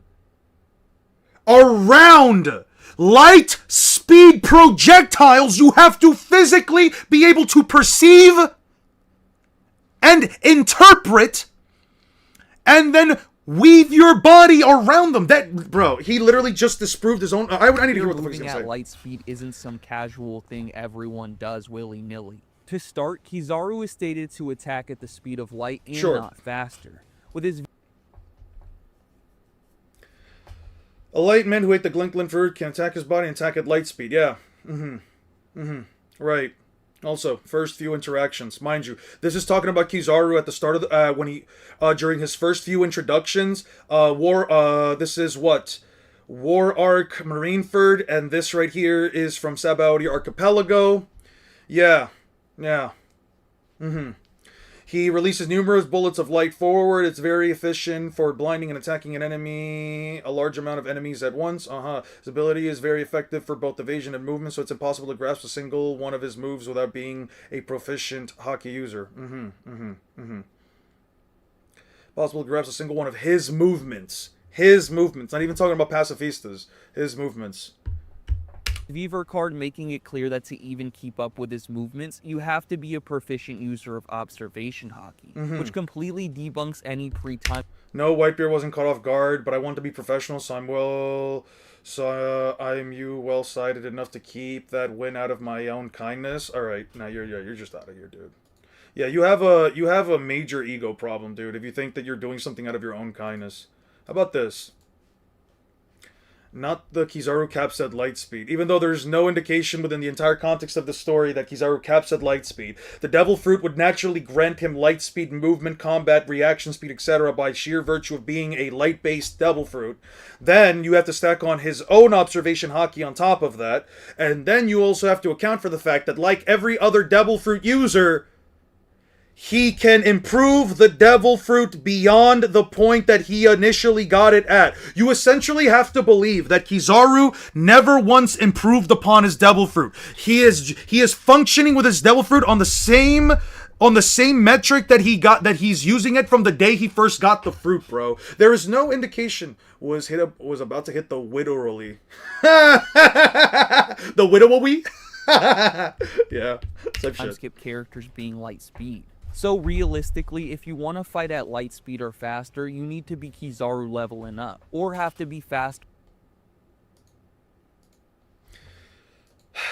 His entire thought process is simply muddied by the fact that he cannot believe Kizaru can move faster than the initial speed that his Devil Fruit could afford him.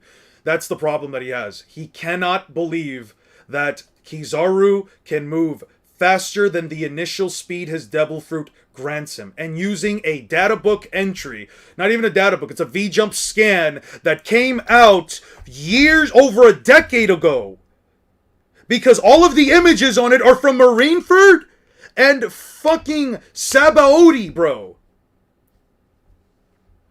Where is, I don't know, man. This is so dumb. Than his lasers move. With some of the only instances we've ever seen this take place being when Kaido blitzes Luffy's future sight despite him being able to dodge lasers in Sabaody, Gear 4 Luffy countering Kizaru's laser volleys at close range, Rayleigh intercepting the Admiral multiple times during Sabaody Wait. or have to be faster than his lasers move. With some of the only instances we've Only ever seen this instances, take alright. place being when Kaido blitzes Luffy's future sight despite him being able to dodge lasers in Sabaody, Gear 4 Luffy countering Kizaru's laser I know, I get it, Zaxxas. Rayleigh intercepting the Admiral I get it, multiple dude. He is times during Naruto biased, but what do you Sabaody, want me to tell and you? Old Whitebeard doing the same during Marineford, meaning it's very consistent for Prime Whitebeard to be faster than Light, but not massively beyond that. Not massively beyond that.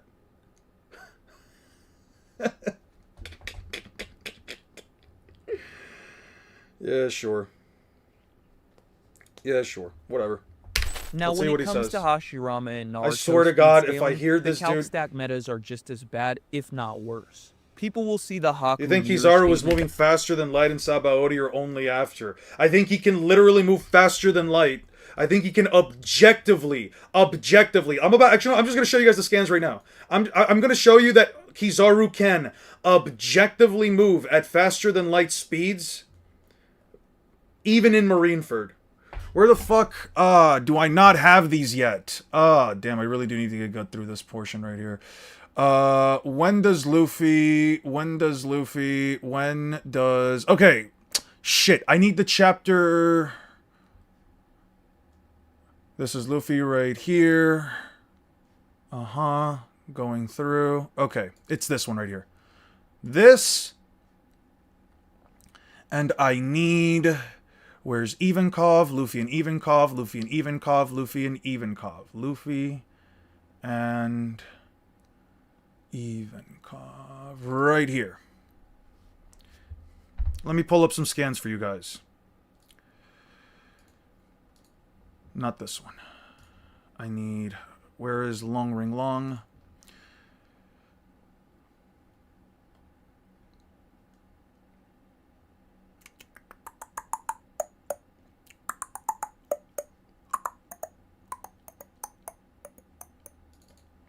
Right here. Foxy the Pirate. Slowpoke Photons. Nami states right here. Light shot from his hand. Shot out from his hand. Light shot out from his hand. And as yet undiscovered particle, whatever this light strikes, whether it's a living creature, liquid, or gas, will maintain all of its properties but lose velocity. Slowpoke Photons slow down everything that they touch. Ate the slowpoke, slow fruit. I can emit these photons from my body. Slow beam. Everything the light strikes loses speed. There you go. It is light. Consistently speaking, it is light. And then what does Luffy do? He, objectively speaking, dodges these beams of light. I gotta go, like, what, 4 chapters out of this? And then Luffy, eventually, let's see where it is at. Right here. Luffy, from a distance, sees the beam, dodges it, blitzes behind him, punches him from behind. Luffy, standing right here, dodges one from behind.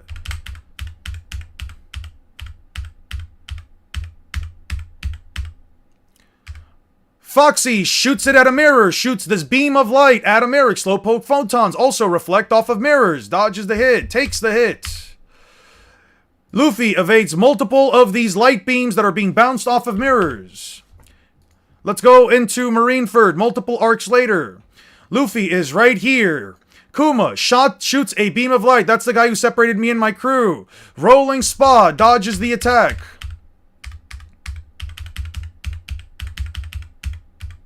Where the hell?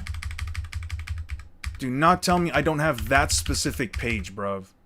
Do not tell me I do not have that specific page. Ivankov, right here. Kizaru is going to shoot a beam of light at Luffy. Right here. Shooting a beam of light. That's Admiral Kizaru. Straw Hat's a goner. Ivankov, right here. Death winks him before the beam of light lands. Right there. Faster than light. Ivankov can literally blink so hard. He can shoot a gust of air that is faster than the speed of light. Let's see. Now I actually do need to go here, though, because I don't have the actual page. Damn. 586, 568. Luffy dodging a beam of light right there. Where is the PX0 stuff? No, that's not the PX0 stuff. When the fuck did Luffy do the whole, like, when the fuck does Luffy do that? Let me see.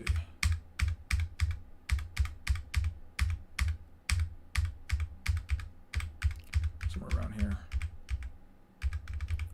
Luffy got knocked down again. Let's see.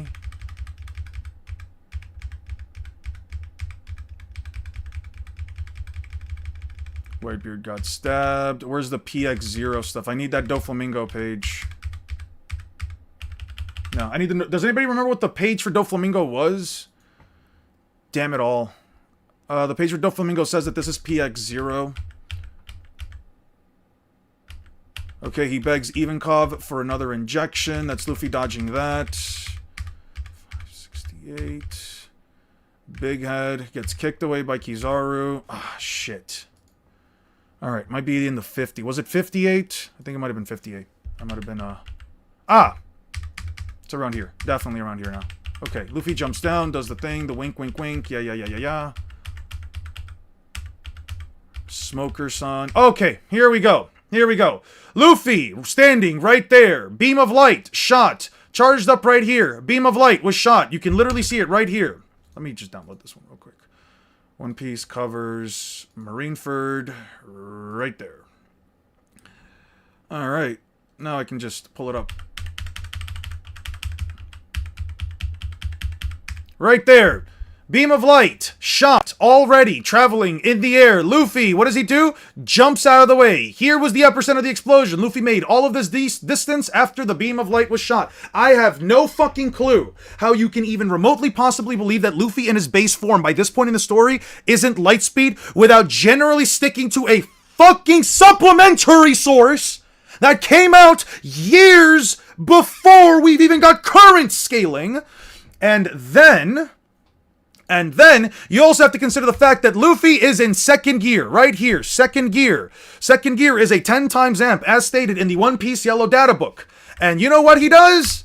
Right here, Kizaru calls him too slow. Luffy, second gear, in a chapter that is after the one where he dodges a beam of light after it was fired, in base form. In base, again, base. Not second gear, not third gear, not fourth gear or fifth gear. Look at that. Normal Luffy. Look at that. No red skin, no gas. Ooh, Base Luffy dodged a beam of light that was right there. Ivankov dodged a beam of light after it was fired. Luffy using a 10 times amp right here. Objectively speaking, a 10 times amp still gets blitzed by Kizaru, who calls him too slow. Yeah, no, this dude is just picking at a single fucking... I don't know, man. I have no idea. That states their max potential let him move between them at light speed and instantly jump to Land of Waves. Naruto and Sasuke are faster than light. Elbaf anime for certain moments when they appear. The only moments for the Elbaf anime are specific that I'm going to care for are specifically the ones with the flashback.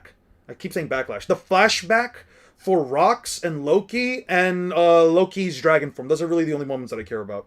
Can you read my comment again? Only read the first sentence. I misunderstood my question.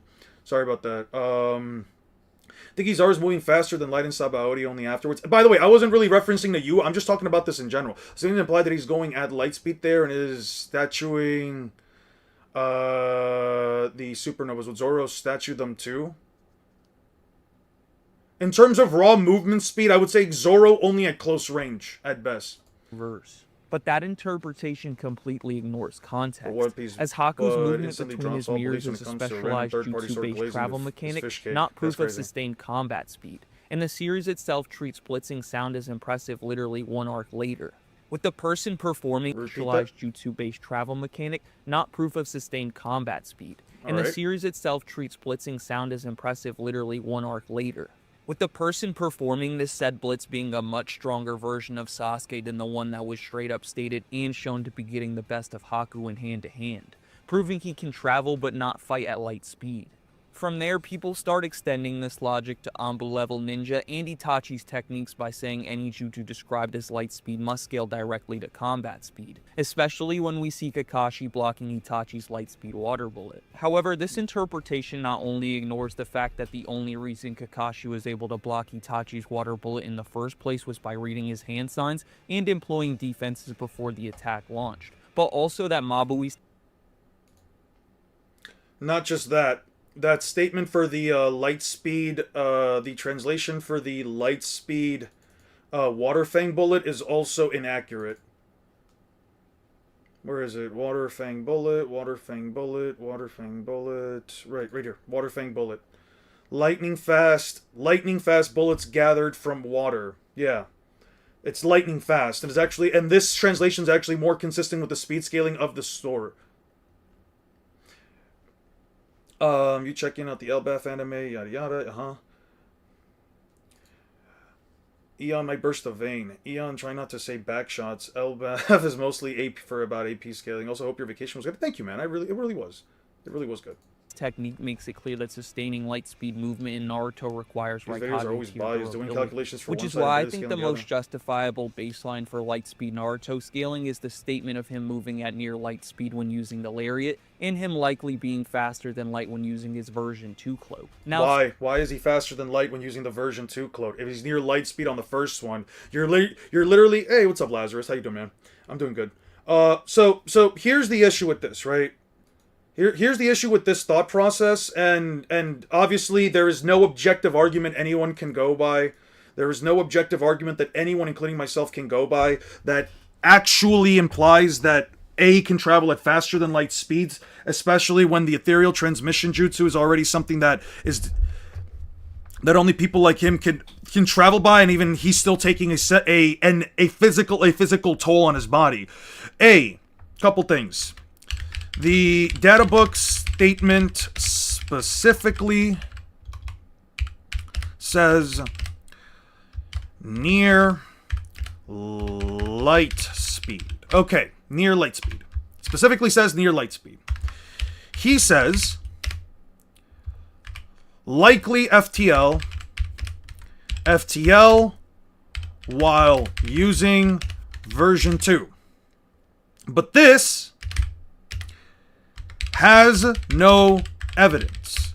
The flow of logic here is that if V1 is near light speed, then V2 is FTL. But besides the fact that near light speed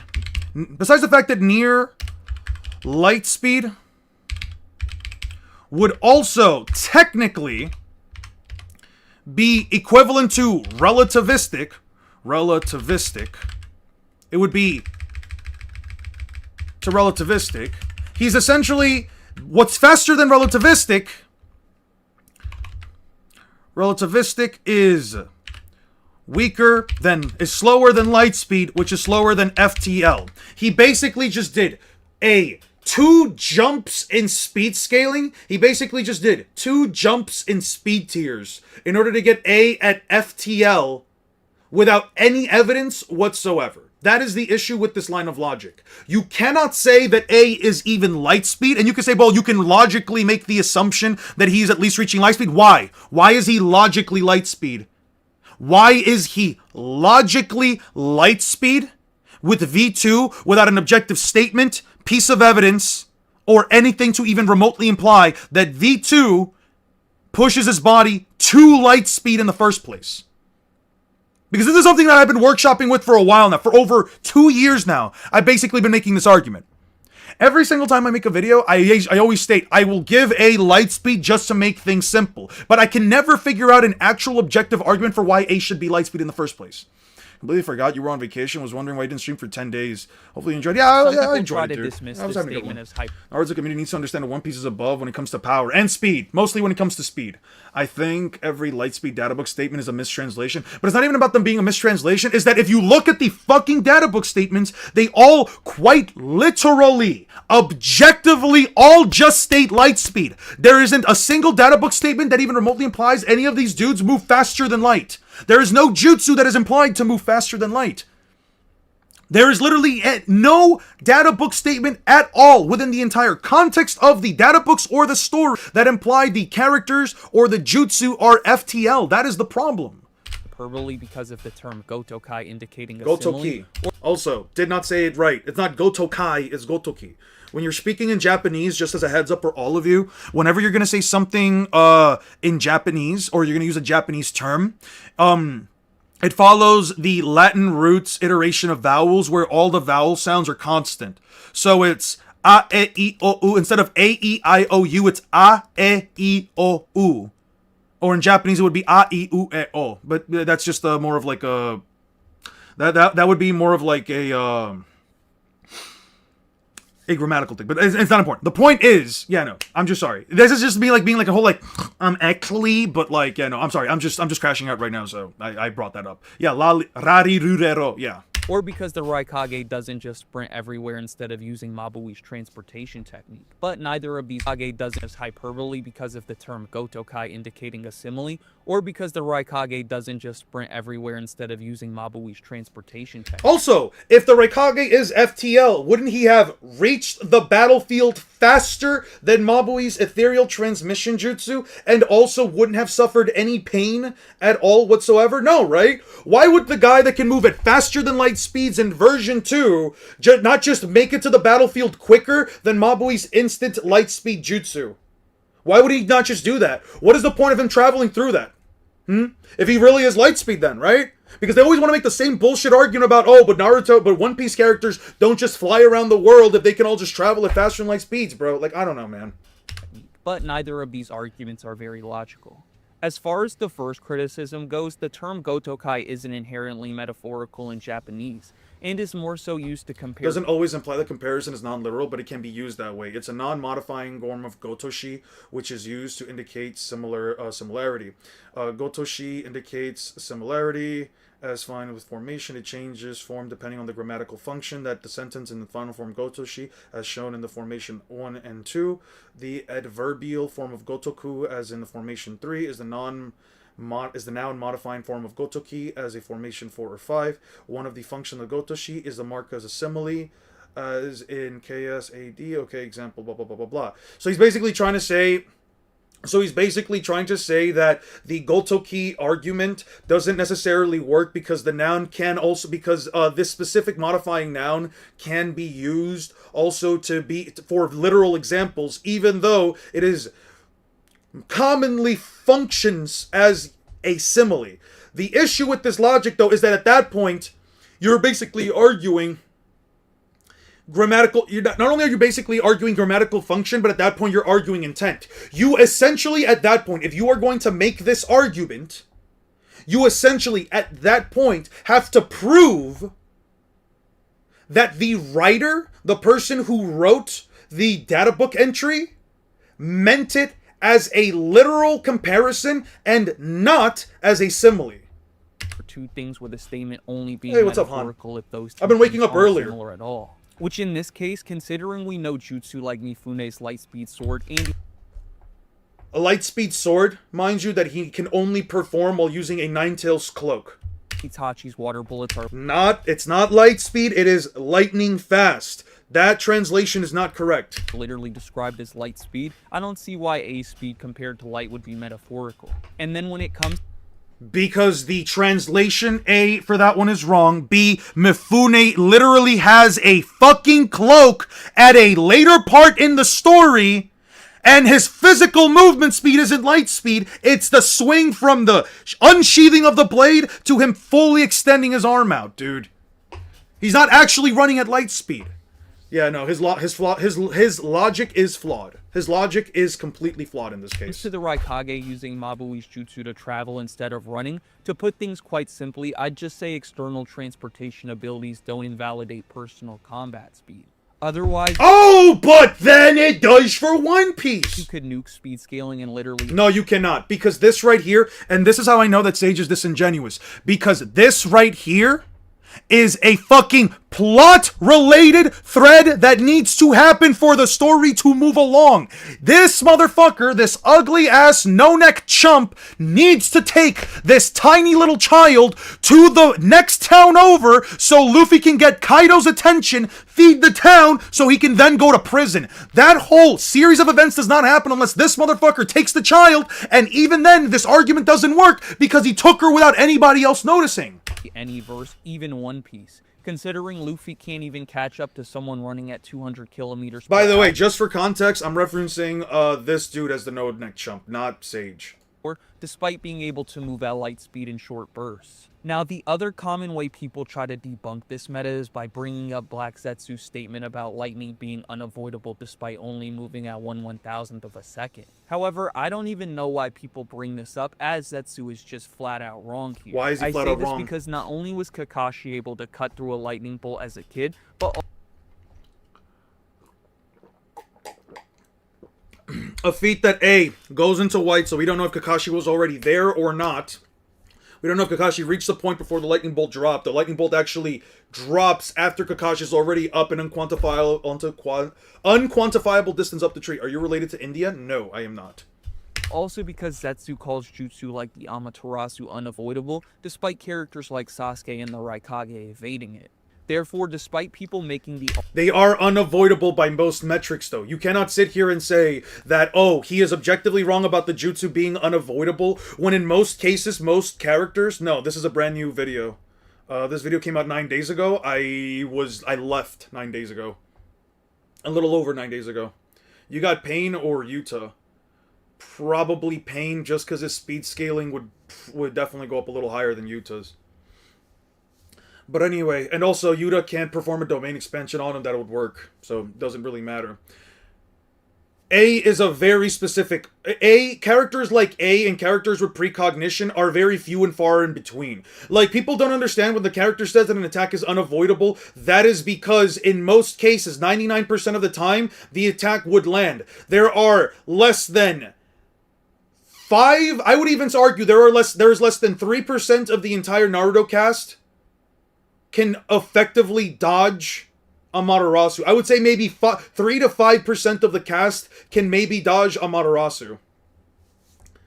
Argument for how old and smart Zetsu is, he's not a physicist, nor does he have any authority over the series. He's just He transcended time and summoned Naruto and Sasuke's soul as they died. He very likely has his mom's immortality too. I don't know what you mean by this, but sure. An observer who repeatedly misjudges speed. Meanwhile, Fanbook 2, which was written by Kishimoto himself, states the jutsu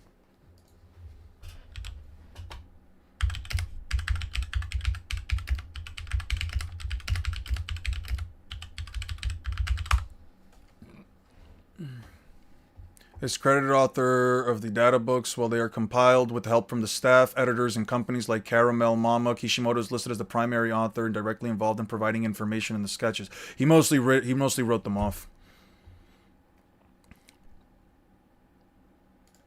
Jutsu literally moves at light speed, directly supporting the argument for Raikage level characters operating far beyond that level, and debunks any sub-lightning level downplay. Getting back to Hashirama and where his speed scales in particular, though, I'd say things are pretty straightforward. I say this because we've seen that his rival Madara could block an... Why is this attack light speed? An attempted off-guard from KCM2 Naruto. An attempted off-guard? Naruto jumped up into the air and was yelling at the top of his lungs. How the fuck are you even remotely implying this is off-guard? Also, this quote-unquote blitz is also under the assumption that you believe Naruto can jump up into the air, maintain all of his momentum, and also fall down at the speed of light. Naruto, who should be much faster than the KCM1 Naruto that speed blitzed the Raikage. Yes, speed blitzed them on the ground. Prove to me that Naruto can jump up into the air and fall down at light speed. Because there's a difference here. I can 100% believe that Naruto, at any point on the ground, can run at light speed. I won't even remotely deny. Flying? Jumping around in the air? Jump up into the air and then coming back down? Yeah, no, I don't believe you. I do not have a reason to believe that. Degree, easily getting Hashirama in the FTL Plus tier in terms of speed. But with In both terms of Hashirama speed? No. In terms of reaction time, my guy. Not in terms of speed. And Hashirama was even touted to be slower than his fucking brother because Madara himself stated that Tobirama was the fastest shinobi of their time. And even Minato is faster and better at using the body flicker than fucking Tobirama, dude. Nah, don't bullshit me. and Whitebeard thoroughly scaled, though, let's not waste They were any not more thoroughly time scaled. I getting completely into the disagree. conclusion. While Whitebeard is undeniably one of the most destructive forces in anime, capable of sinking Also, notice islands- how he never once brought up... Notice how he never once brought up Whitebeard's actual attack potency. Moreover, this is the opponent's outside of raw strength. However, the same thing goes in reverse for Whitebeard, as even though it's with an untouchable blow that he's never... All the strength and abilities in the world mean nothing if you can't bigger being mortally wounded, unless he's hit by something that completely envelops his body like a Biju bomb, or if he gets cut in half similar to Tsunade. Can Transcendent Haki be enough to compete with... As far as which lets him generate island-destroying tsunamis via simply punching the air. Similarly, Madara is comparable to Whitebeard more time, Alright. kicking islands, tilting seas, It's called and fast threatening the falling stabi- your aerials down. Eon. Nice smash joke. Wouldn't he still be able to punch at light speed? What do you mean he would be able to punch at light speed? You're telling me the thrust of his punch is light speed? Why would I have to believe that? I can believe Naruto can run at light speed. I don't have any reason to believe he can punch at light speed. What makes me believe that he can punch at light speed? What, thrust his arm at light speed? Sure, make me believe that. Provide for me the piece of evidence that of the implies he world can itself, thrust his arm none at of light that speed. actually gives him a realistic path to victory against Hashirama. In fact, you can And make also, him thrusting his arm at light speed doesn't mean anything when the guy knows that he's falling down and all he has to do is just shift the arm up. a strong argument that even the Nine Tails alone, the very creature that Hashirama fought alongside Madara, is comparable... Even with the data books, you can't get them to Continental in the first place. There's nothing within the context of the data books to say that the characters are Continental. And there's no feat within the context of the anime that would support the idea of the whole can turn the world to ash bit. In fact, you can make a strong argument that even the Nine Tails alone, the very creature that Hashirama fought alongside Madara, is comparable to Whitebeard in terms of raw power. No, it's not. And yet Hashirama in base form was able to stand on equal footing against a Susanoo amped version of the Nine Tails, fighting it and Madara simultaneously. Cool. Then when Hashirama activates Sage Mode, he outright Sure. destroys the fusion, Cool. solidifying that his strength isn't just comparable to Whitebeard's, it surpasses it by multiple times. So, I want you guys to focus on something that he said very interestingly right here. I want you guys to focus on something that he said that was very interesting at this point. Laser volleys at close range, Rayleigh intercepting the Admiral multiple times during Sabaody, and Old Whitebeard doing the same during Marineford, meaning it's very consistent for Prime Whitebeard to be faster than Light, but not massively beyond that. One second. Not Beard's speed, he basically just upscales from every top tier speed feat in the verse by Okay, whoa. I'm gonna repeat that real quick. You guys, listen to what he's saying right here. Whitebeard's speed, he basically just upscales from every top tier speed feat in the verse by virtue of being one of its strongest characters, and does every top speed. When it comes to more Whitebeard's time. speed, he basically just upscales from every top tier speed feat in the verse by virtue of being one of its strongest characters. And So here's why he's wrong on here, right? And I'm not saying on this specific end right here, I'm talking about over here. Here's why he's wrong about this scaling for about Hashirama over Whitebeard. Here's why he's wrong. He's saying that because Whitebeard is one of the stronger characters, even in comparison to many of the top tiers within the context of the verse, that upgrades his speed scaling. But he never once used that same argument for strength scaling for AP, because he knows for a fact that by that very same logic, because if you're using it for speed, you can also use it for attack potency and destructive capacity, you have, and guys say it with me, Don Chinjiao and Don Sai. Who here loves to hear me talk about Don Chinjiao and Don Sai? Characters weaker than Dressrosa Luffy, who can split a continent of ice that is tougher than metal, who has a grandson that can, let's see, where is it at? What was it, 287? It wasn't 287, right? No, it wasn't 287. 273, right? 2 something, 273. 70, 60. Oh, 71. 71.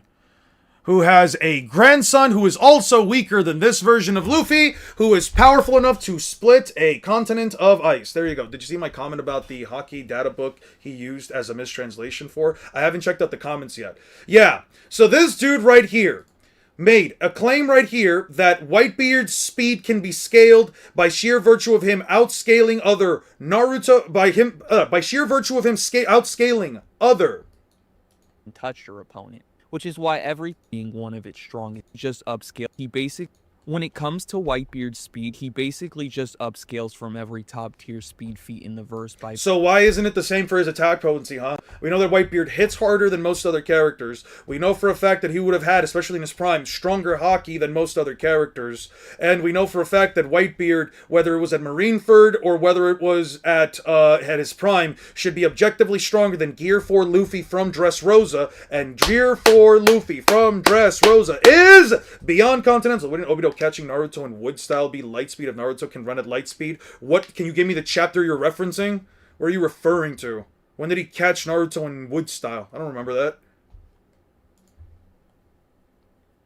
Was Naruto running at the time when he got caught?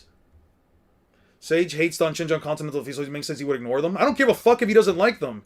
If he's gonna use that bullshit logic for the light speed scaling, then alright, sure. Apply the same logic for the fucking AP. Don't just ignore it just because it objectively puts Whitebeard above any one of these non-continental motherfuckers in Naruto. Didn't even say Rayleigh needs to be positioned in observation hockey to react to light speed. It says Armament is strong enough to have Kizaru at a standstill. Alright, let's see what the comments are. Crazy downplay for One Piece speed and clear bias on Naruto's speed scaling is very evident. It was very explicitly stated and shown that Dororo was dodging light speed attacks and didn't even mention Marco's casually blocking multiple light attacks, or Foxy's light photons are not light speed, are light speed. You just contradicted yourself. Not the slow one. The name, it doesn't change the properties. That's a fallacy. Look it up. Actual photons don't bend. Look at it. Do you realize how a flashlight works? He did address the Don Shinjo scaling in other videos like he is Luffy versus Invincible. Yeah, and his reasoning wasn't good. His reasoning wasn't good. It doesn't justify why we couldn't use it. He just doesn't like the feat.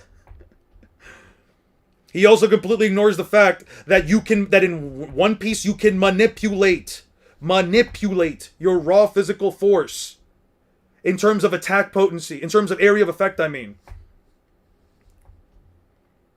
Actual photons don't bend, look it up. Also, Giselle Man, I'm crying. Nor heats a mirror, so your analogy makes no sense. I can hit mirrors too. The slowpoke photons are made up thing, dude. Okay. Okay, well that's that. Okay, let's see. What were some of the other comments? Hey, Zoromoon, I've seen him. It a photon, you... Okay, you fool. I don't like that part. You forgot when Luffy called Pacifista light being slow and then got multiple times stronger and faster. Says One Piece is not faster than MFTL while ignoring all pre-time skip light speed feats and only using them for Kizaru moves at light speed and say One Piece is an MFTL. Yeah.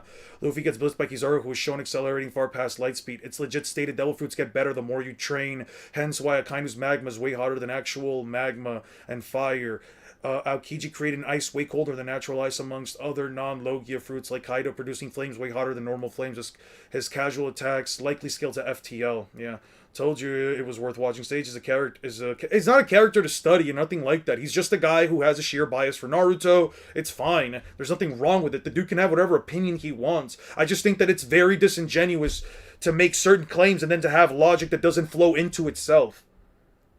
His reasoning is Oda didn't draw the whole continent being split, so it's mountain level. Really dumb argument. I don't really care what you see. I had a guy in my comment section from a couple of days ago, during the cruise. Anytime I got Wi-Fi, I was able to like see some comments, or at least respond to some. And I had a guy. Oh, there's the Axis. Kaido was never that strong. He was narratively always below admirals. That's crazy. Crazy take. But anyway. There was a comment that I got from a dude from, like, last week or whatever. It was, oh, this guy. Cannot see Limbo clones. So the guy and I were having a back and forth where this dude was saying, well, the meteors that Madara dropped are multi-continental and moon in size. And I'm like, no, the fuck they are not. You were saying that just because they look big, you're saying that they're the size of a moon? I have no reason to believe that.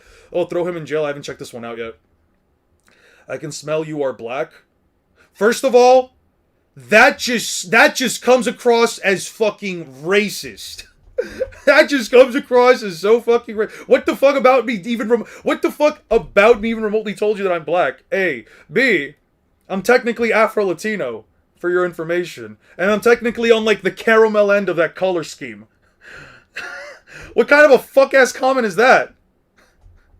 Who the fuck says I can smell you are black? What the fuck does that even mean?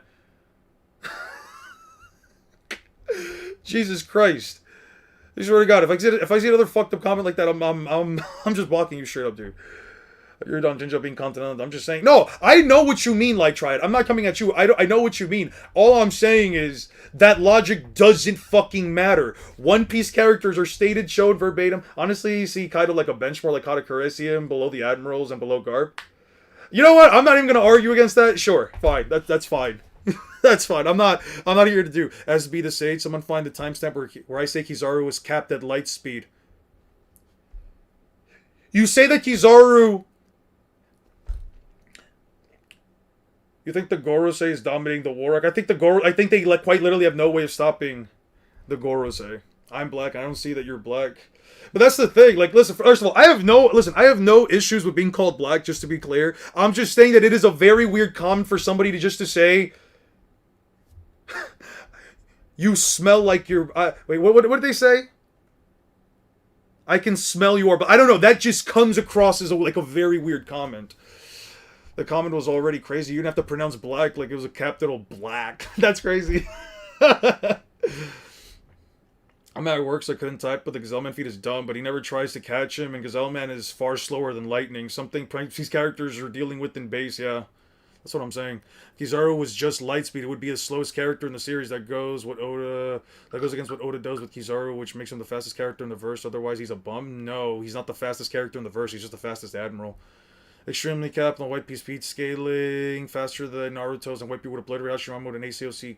Yeah, get Naruto verse meat out your mouth, little bro. Okay. Dude, Hashirama was confirmed to be weaker than the Ten Tails. Obito was barely pushing planet level and barely planet. If you go by the data book, Whitebeard would easily be almost star level, judging by the sheer size of the One Piece world.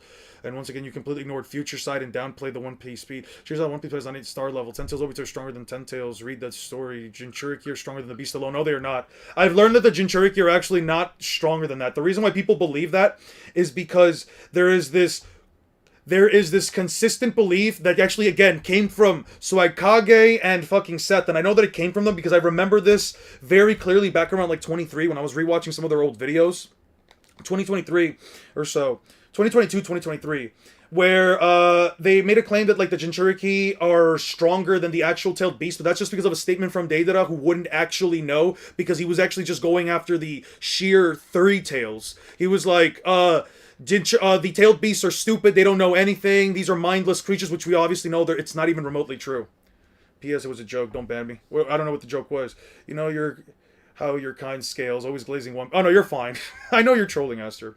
You mean one of those Gorosei that had been knocked out by the building in his mouth, and you're comparing that to War Arc Naruto characters? Yes, 100%. They would, yeah. And you realize that the guy who sent that building to them, the building that it would also be larger than any structure in the Naruto-verse, yeah. Yeah. It was also shot at them by somebody who was beyond Continental, which most, if not all, Naruto characters don't really scale to. Most trash power scaling YouTuber of all time. Let's see this. For real, I have to agree, for real. What the fuck is this shit? Downvote. Get this guy out of here. Naruto beats One Piece. It's not even close. Yeah. Prince Germa. If Lightspeed was overpowered, and Naruto would have been the admiral off the rip, ain't. So that why Kizaru was a vice admiral lower for years. The statement about Kurama turn the world is such a good way of identifying people who don't care about literature class and everywhere. It's insane how hyperbolic metaphor can be so clear, and yet it's still taken off by some people. Just so I'm clear, Whitebeard destroying the world isn't literal either, but at least the wording may be more easy to take literally. The Kurama statement is not literal. It's upsetting how many anime fans are even capable of reading it that way. Read books, people, it's good for you. I don't disagree with your skilling. I think top tiers can't reach Jubito, but there's some very questionable speed skilling for sure. For instance, there's my favorite saying light speed. Should be clear enough to not be taken literally, like Itachi's water bullets. Just very obviously not light speed. Same with Kirin saying it's light speed fast means it's very fast. That's it. It's explained very clearly. Kirin is just natural lightning directed at Sasuke. Yep. Why would it be faster if it's just natural fucking lightning? You can't have Kirin be light speed and also just be natural guided lightning. It just doesn't make fucking sense, even within the context of the story. Cherokee are stronger because they are smarter. Sure, that's a building. You're going by logic of weapons not scaling to you. Madara and Mecha Frieza are sword level.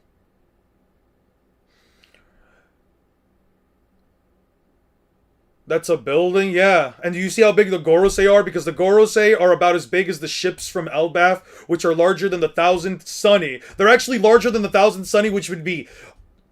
Let me show you something. Let me just show you something because I don't think you understand how big the Gorosei actually are. I don't think you understand that, like, even in comparison to the Gorosei, the Ten Tails is actually quite small. The Ten Tails is actually quite small, even in comparison to the Gorosei. But it's not enough for me to tell you, so I'm just gonna show you. Where the hell is Egg? You know what? I don't need to do any of this crap. I'm going to fucking just go to work. I need to start editing. Nice work. I should unsubscribe you. I mean, you're biased. It's not even worth it. Video. Comparable. Doug Pierce crazy. Genuinely. Kini beat Orochimaru. Wow, I said Gear 4 Luffy and Dressrosa couldn't beat Orochimaru. Stop acting like Gear 5 loses to Oro. Moreover, saying I said Oro beats Luffy doesn't prove I'm downplaying anyone. You just can't come up with anything. Yeah. So personally, enjoying your videos, certain things a little iffy or fun. I like how you bring up in the video that by sheer virtue of Whitebeard already scaling above certain characters. Yeah. I can't exactly get the chapter right now. I can tell you the moment where it happens. Can you just give me the moment within the context of the war arc? I'll find it. I have all the chapters. Katakuri would be a menace in Naruto. Katakuri would unironically solo most of the verse. This building by that logic. Are they building level by that logic? No, because the building didn't actually hurt them or damage them. It just stopped one of them from sucking them in. It literally just stopped one of them from sucking the rest of the fucking island in. They were literally sucking them. They couldn't run away because the it was what is it? Jupiter. Jupiter was the one that was preventing them from getting away with his giant suction powers. Mind you, the entirety of the Naruto might be a caribou victim. Here, right here. I'll just do Egghead real quick. Okay, this is after chapter 1010. Yeah, right here after chapter 1010.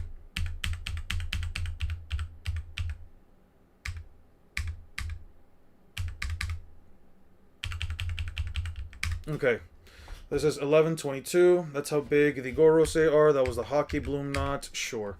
Yeah, nope, I have to actually look at the chapter. Fuck it. Alright. I don't agree with this. Not in the slightest bit. I don't think this video was... I don't think the video was honestly well thought out of for the One Piece side of the scaling. I just don't think it was. You really have to give Hashirama every single benefit of doubt, and even then the Madara feat would still be, objectively speaking, just a reaction-based feat and not a movement-based feat. So you still have no way of quantifying Hashirama to even moving at light speed in the first place, let alone FTL speeds. Buffering, you're saying sucking twice for me now. That's fucking amazing. That's funny. 30 seconds or so behind. Okay, so it was in 107. That's when they come out. Cool. Yeah, it was after 110. What the fuck am I doing? Okay.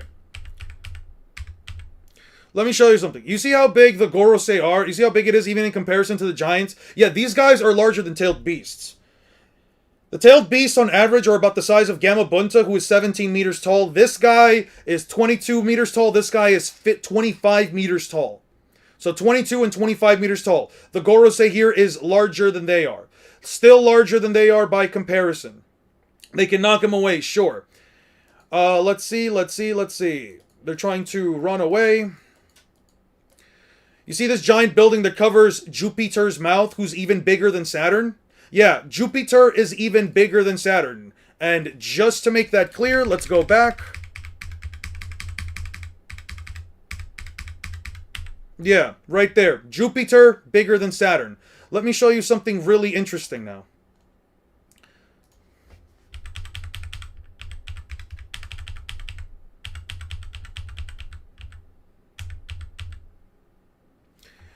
You see how big this guy is? Almost the size of the Thousand Sunny. He is about, what, half the size of the Thousand Sunny. In his hybrid form, the Thousand Sunny is 56 meters tall, so that would make him 28 meters tall. It's still larger than the Giants. Still larger than the Giants. So keep in mind, a building that is likely, at least in terms of its radius, greater than, diameter I should say, greater than 25 meters. You see those Marine battleships over there? Those are Marine warships. The Marine warships are 60 meters long. He is larger than the Marine warships. Let's keep going.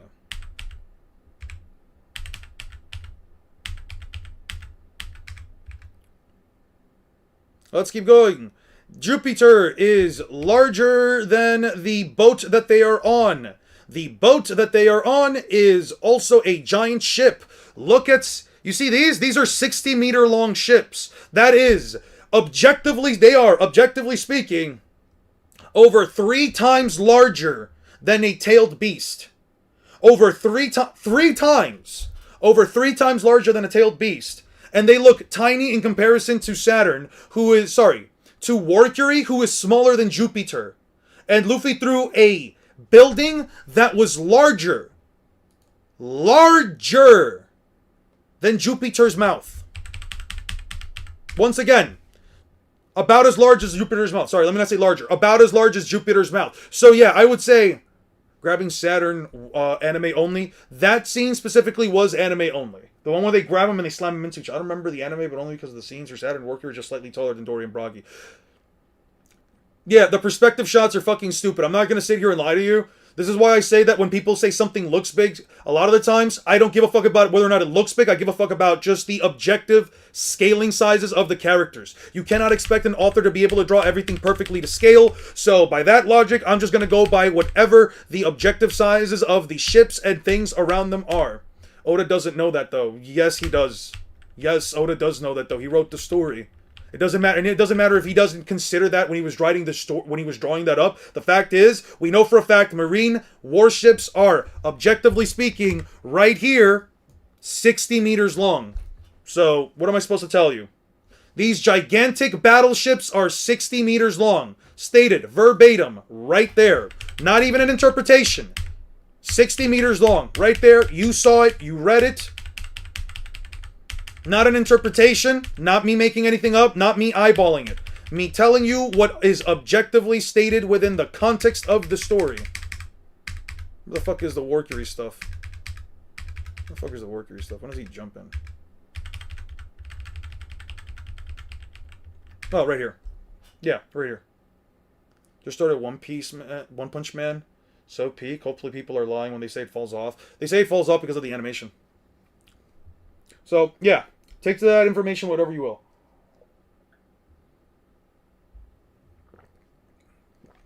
Five kilometers, like 35, wasn't not too much. Yeah. There's no way you can take Oda... Yeah, there's no way you take Oda as a reliable source. That's what I'm saying. Standards, that casual, to be frank. All of this isn't impressive. Naruto standards, that's casual. No, it's not. Show me a Naruto feat where a character throws a creature larger than a tailed beast, or an object larger than a tailed beast casually. Show me that real quick. Show me a feat where the character just does that casually. They just do it as easily as breathing, as easily as walking. Give me a chapter and a feat number where a character can hurl an object that large, casually speaking, and I will believe you. If you can't do that, though, I genuinely don't give a fuck it then. You are just making things up because you do not like the idea or the concept that the characters within the context of the story are more powerful than what you seem to believe. And in all honesty, I don't have to give a fuck if you don't want to agree with it. The fact is, your opinion means nothing as far as my videos go. Six Pets, Naruto, and Sasuke also don't fare much better. As I mentioned earlier in my video...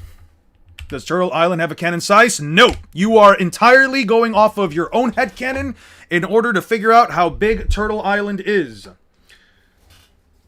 And considering Kishimoto usually draws things to look bigger than they actually are, yeah, no. I have no reason to even remotely believe Turtle Island is as big as people seem to believe that it is.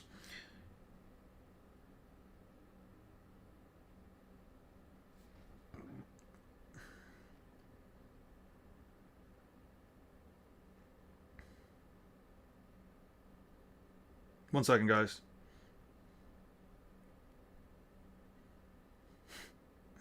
One second. Let me send out a voice message real quick.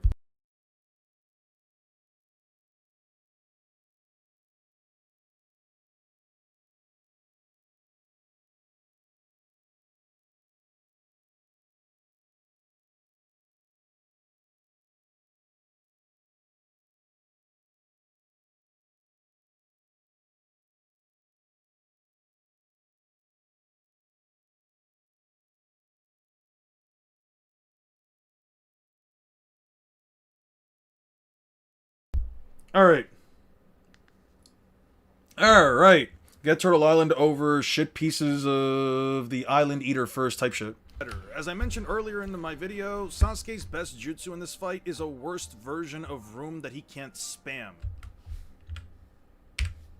Okay.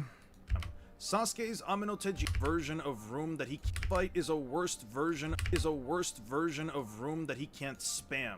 Sasuke's Amenoteji Kara is limited to whatever is within his sight and within a certain range. That's also unquantifiable. He does not need to visibly see the object. He does not. I need to type in. He does not need to visibly see the object. Let me throw that right here. He does need to visibly see the object. Yeah. Yeah. Naruto, this is Law versus the entire Naruto-verse. He also never teleports either himself or a person more than once at a time. Even that strategy, catch Madara in a ceiling jutsu isn't an effective, even that strategy that he performed with Naruto in order to catch Madara in a ceiling jutsu isn't an effective win condition since Pain Invasion, where he throws an Animal Path summoning. Yeah, an Animal Path summoning that is smaller than Gamma Bunta, who is 17 meters tall. Naruto is in Sage mode, so it's not casual because he's using a form that is amping him tenfold. Nice try, Roronoa Myro. Yeah, nice try, dude. You need to try that again. When you give me a casual feat by Naruto standards, as you've mentioned, then I will agree with you. But unfortunately for you, let me show you something. Let me show you something super funny. Guys, you know where I'm going with this? Hey, does anybody know where I'm going with this? We're going to East Blue. We're going to East Blue. Oh, man. Yeah. Oh, yeah. You're going to hate this. You're going to hate this, Roronoa Myro. It's crazy that your name is Roronoa, by the way, and yet... You know, I always find that funny when somebody with like a name that's for like one series is heavily going against that series and going in for somebody else. Oh man, it's your favorite guy. It's your favorite underwater mammal. It's your favorite sea beast, man. Where's the name? Where's the name? Does anybody know who we're going for? The Cow Kick? Yeah. Let's see. Where's the homie? Here is Momu. This is Momu. Momu is twice as large. Actually, objectively speaking, over 2 times larger.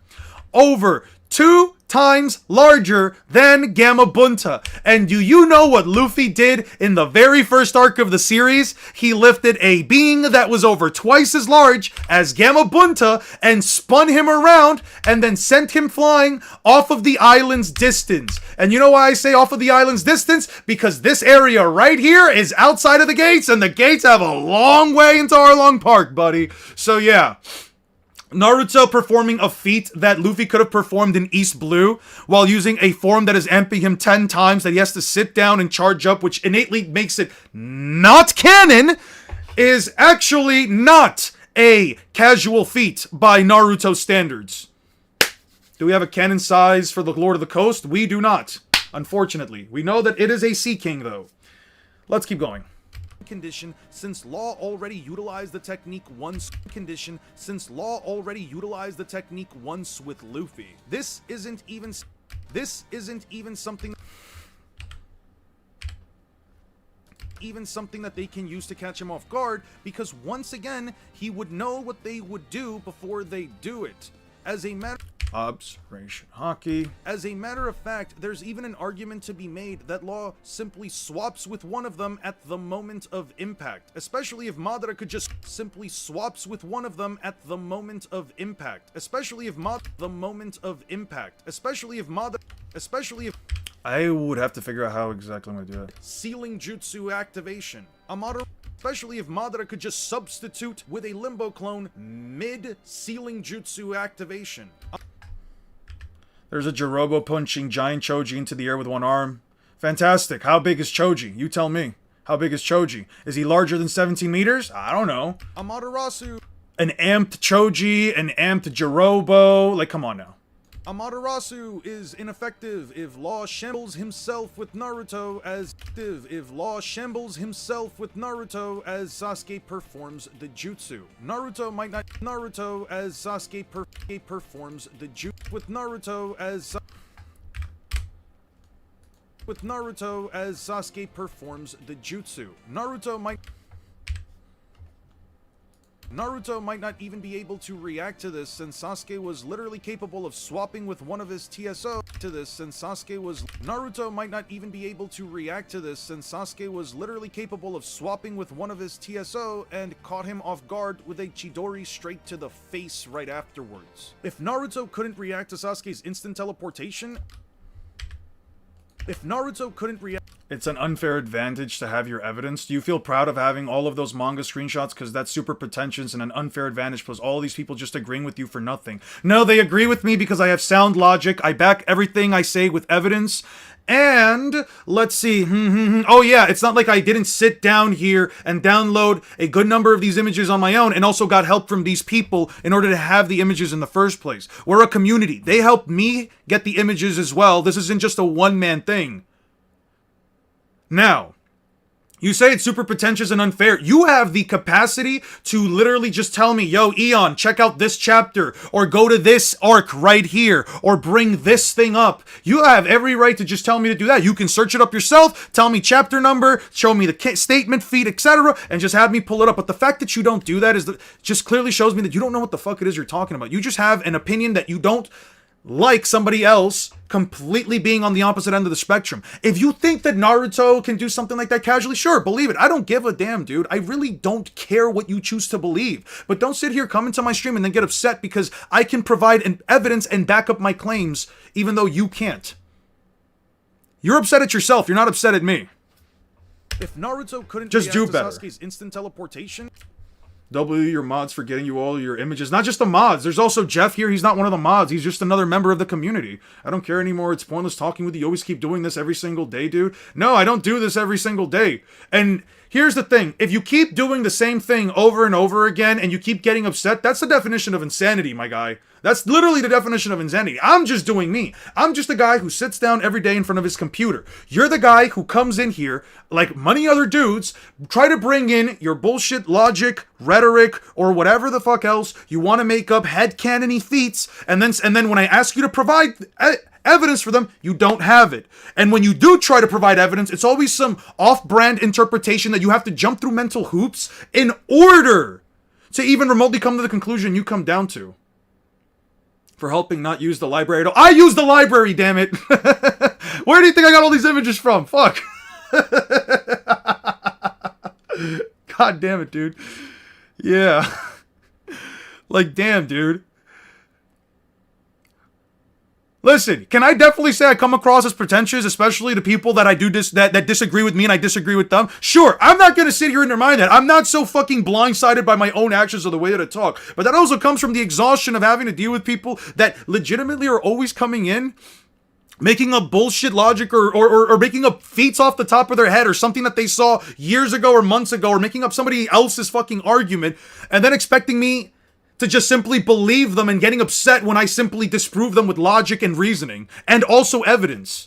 Not reading something digital? Crazy. Mental gymnastics is peak Naruto and Bleach. It's also a little bit of One Piece, don't get me wrong there. And every single verse has people who go through mental gymnastics. It's not just one any of the other stories and not One Piece fans, right? One Piece fans do it as well. But that's the thing, right? In the same way that I've had people here say shit about One Piece that I just genuinely don't agree with, we'll have a back and forth too. That is fine. I don't mind having a back and forth, but the issue that then arises for some of these people is that they can't sit there and be like, yo, wood style thing is in chapter 609. Thank you, Aster. See, this is what I'm referencing. If you don't have to send me an actual link or whatever, just tell me the page and I will look it up. Thank you, Aster. All right, let's see. And then we can have a discussion. 609. Perfect. 609, 609, 609. So we're going to start off at 608 and then just move from there. Yeah. Okay. 609. Obito, breaks out. Naruto threw a punch, yeah. And he caught him. And then Naruto dashed into him and knocked him away. Is that the moment you're referencing?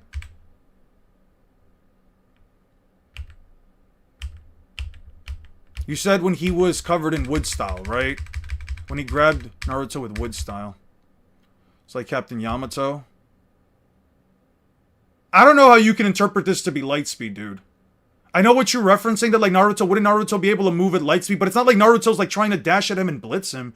He's literally just thrusting a punch at Obito. I don't know if I would agree with that interpretation, dude. Island level 3 times FTL Nameless Marines isn't a stretch, by the way. At most, I think it's mostly you having all the stuff you do require. As funny as this is your job and you fully have everything on hand is important, which I think is good on you. I appreciate that, King Me. I do appreciate that. That's the thing. If I am misinformed or I just simply am misinterpreting something, I'm fine with that. Again, it's all about interpretation. I'm fine with agreeing that my interpretation of something is wrong, especially if there is more evidence to ensue the latter. The difference here is that my opinion, especially when it comes to Naruto versus One Piece, Law versus Naruto, etc., etc., etc., Luffy versus Naruto, whatever the fuck you want to talk about, is just in general that the opinion that I've developed isn't one that comes from, oh yeah, I like One Piece more. I like One Piece more, blah, blah, blah, blah, blah, It's more so from the idea that I was a Naruto stan.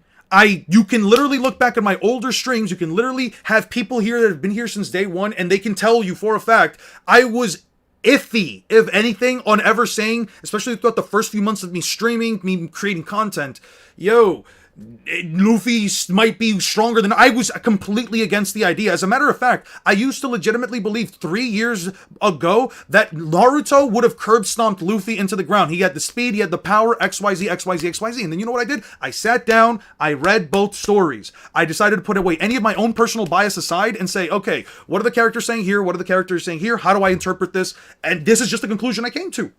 I have a Google Drive links for entire arcs without covers or blank pages if you want any. I appreciate this, Straw Hat. He seems pretty shocked that it landed. Shouldn't he just dodged it if he's faster? Who, Naruto? You mean Naruto? He should have dodged it if he's faster? Wait. Okay, put that there. There we go. I needed this. I need this. No, I don't have that up. Let's go back. Sorry about that. Okay, well, it doesn't matter.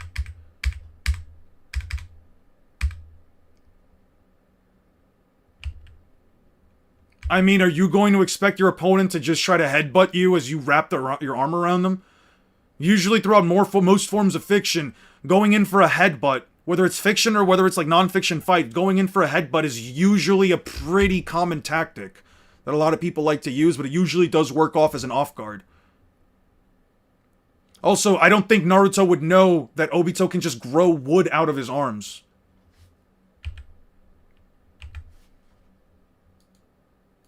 Especially since Obito hasn't really done that before.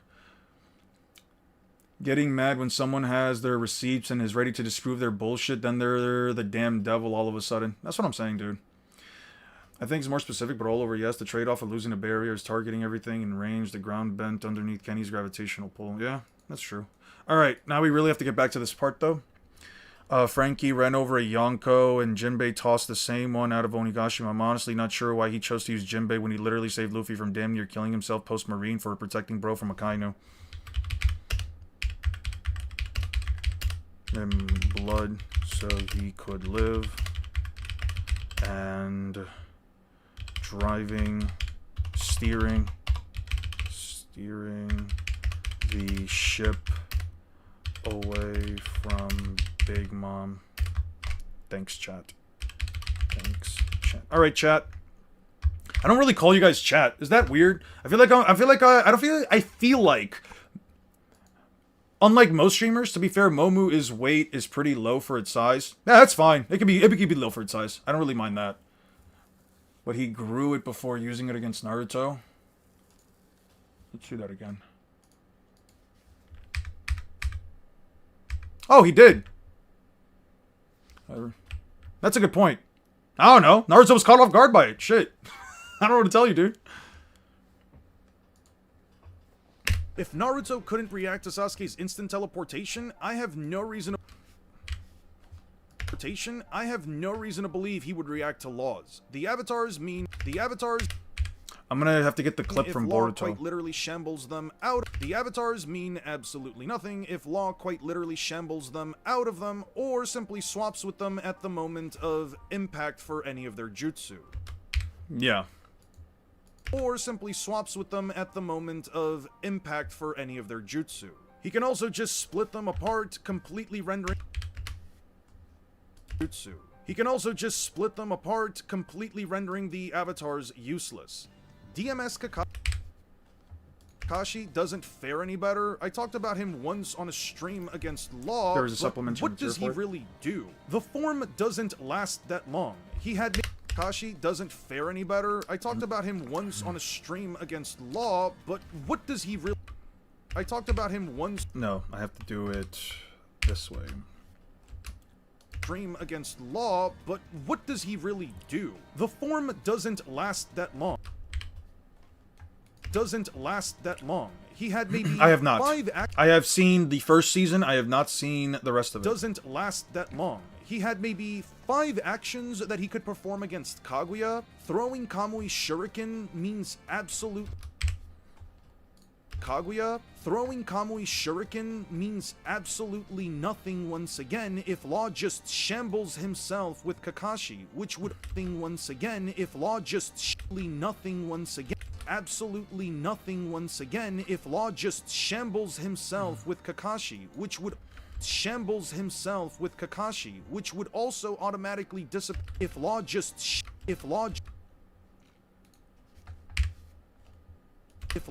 shambles himself with Kakashi, which would also automatically dissipate the Susanoo. Neither Kakashi nor Sasuke can get out of Room's range without teleport his way out. Neither Kakashi nor Sasuke can get out of Room's range without trying to fly away, or in Sasuke's case, trying to teleport his way out of it, automatically dissipate the Susanoo. Neither Kakashi nor Sasuke can get out of Room's range without trying to fly away, or in Sasuke's case, trying to fly away, or in Sasuke's case, trying to teleport his way out of it, and even then... I think the fact that Law can move anything from his room compared to Sasuke being able to switch himself and something really pushes Law much, much higher in terms of versatility. Here's the thing. Limitations are usually the thing that define whether or not a character has versatility or whether or not they don't. How often or not how often, but how open-ended an ability is in terms of its capabilities, you know, in terms of whether or not it's able to be spammed, whether or not it has a high cost or a low cost, whether or not it's efficient, whether or not it, I don't know, works depending on certain conditions, has a very big determinative factor on how well the ability could be, especially in comparison to other abilities of the like that, you know, may not necessarily work under the same functions. For example, if you're comparing, like, let's say, like, I don't know, an ice user from, like, Fairy Tail versus an ice user from Naruto versus an ice user from One Piece versus an ice user from, I don't know, fucking Akame ga Kill, right? You can say that each of them have definite ups and downs depending on how their abilities work, to allow them to, let's say, for example, Haku, right? Haku can create ice mirrors, and that's kind of it, right? Haku doesn't really have that many jutsu, but he can move at light speed with it, which is something that some other ice users might not be able to replicate, right? Some other ice users might not be capable of replicating light speed per se, at least in terms of like just something that their ice allows them to do, but they might be able to create larger constructs. An ice user from One Piece may not necessarily have any stamina loss from creating ice, but let's say like a Bleach user, for example, might be able to freeze more concepts and stuff like that. It's all depending on how the series chooses to depict them, for example. Yeah, like Gray can eat ice while Haku can't do so. Correct, right? So depending on the matchup and depending on the comparison, there might be negatives or positives for how these characters can interact with one another. Gray can eat ice attacks, but his body isn't made out of ice. So if he takes a shot, let's say to his arm, he can't just regrow or reshape his arm. If Kizaru, for example, takes a blast straight to the chest, he can regrow and reshape himself. But if you dip him in water, oh well, he might be fucked, right? And I'm just using this as like a hyperbolic example. You should make a video about realization of One Piece and Naruto power skill. I'm gonna add a bit of it towards the end of the video. I'm gonna add a bit of it towards the end of that video, hopefully. It's gonna be a long one. Trying to fly away, or in Sasuke's case, trying to teleport his way out of it. Sasuke's case, trying to teleport his, or in Sasuke's case, trying to teleport his way out of it, and even then, Law literally has... Can't eat ice. Silver could, but he can't. Okay, so Gray can't eat ice? Okay, gotcha. Well, just as an example, right? Just as an example, though. In my opinion, the way Sasuke lost to Rinnegan was more ass than the price to pay and limitations of Baryon mode. Yeah, it's way worse. Even then... I remembered a comment that I read on social media where a guy was like... So why didn't Sasuke use Izanagi to, like, give up his eye? And honestly, I sat there for a second and I was like, under the context that Sasuke knows exactly what Izanagi is and how to activate it, why the fuck didn't he do that? Right? Like, why didn't Sasuke just straight up, Izanagi himself, if he could have, Izanagi'd himself, lost his left eye instead so he can get back his right eye. His right eye is the Rinnegan one, right? Could have sworn I've seen Gray eat a spring and ice guy. It's fine. And even then, Law literally has the capacity to just shoot a... room at another person. Whether they're inside... whether they're inside of room, or he uses room to place one wherever they're at, they will always... Law with a of room, or he uses room to in his range. Kakashi might be able to...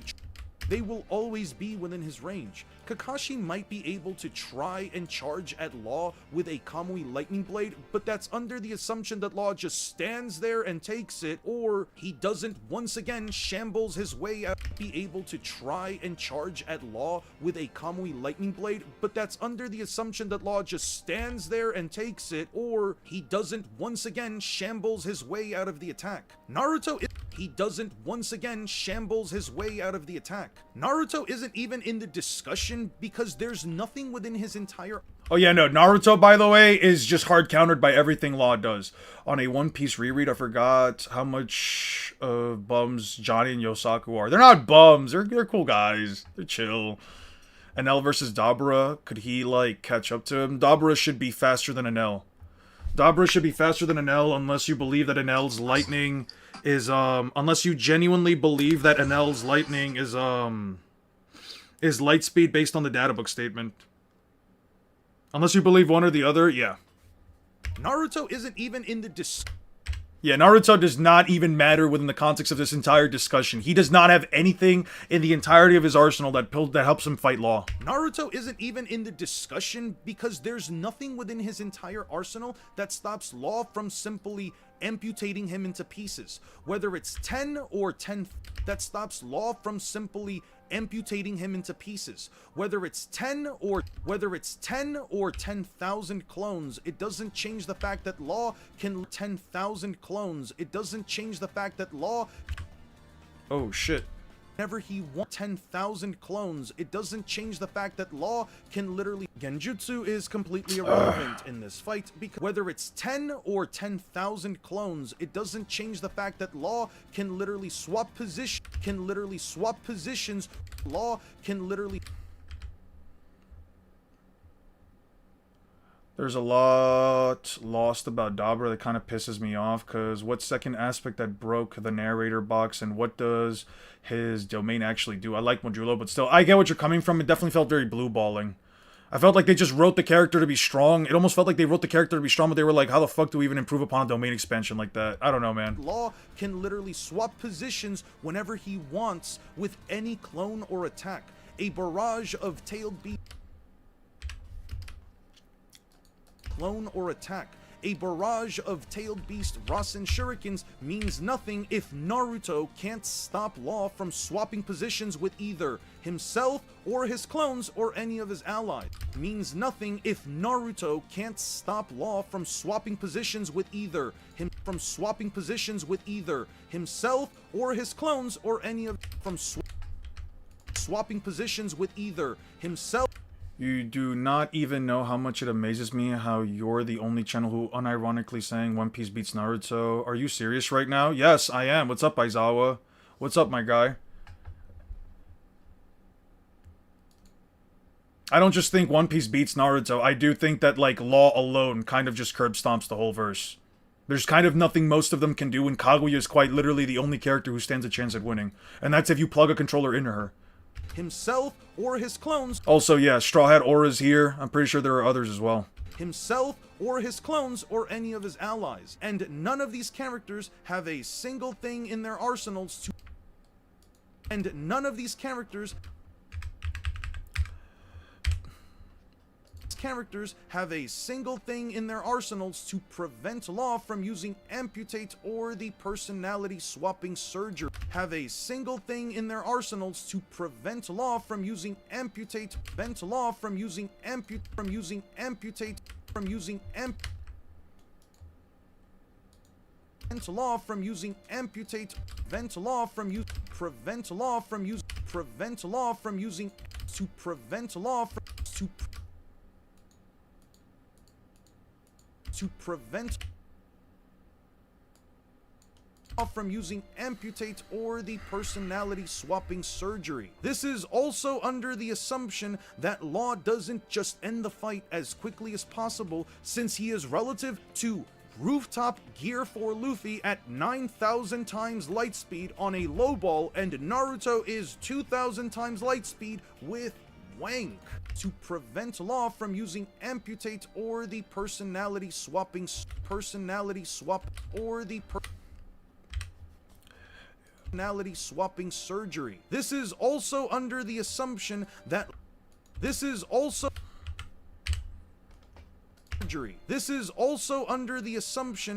Law doesn't just end the fight as quickly as possible, since he is relative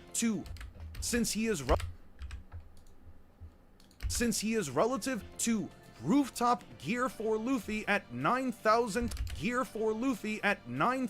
times light speed on a low ball, and Rooftop Gear 4 Luffy at 9,000 times light speed on a low ball, and Naruto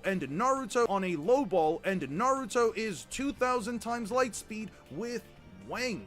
That kind of just leaves Kaguya, who loses to all to prevent Law from... Alright, fuck you guys. That kind of just leaves Kaguya, who loses to all the same conditions. I bet some of you are thinking to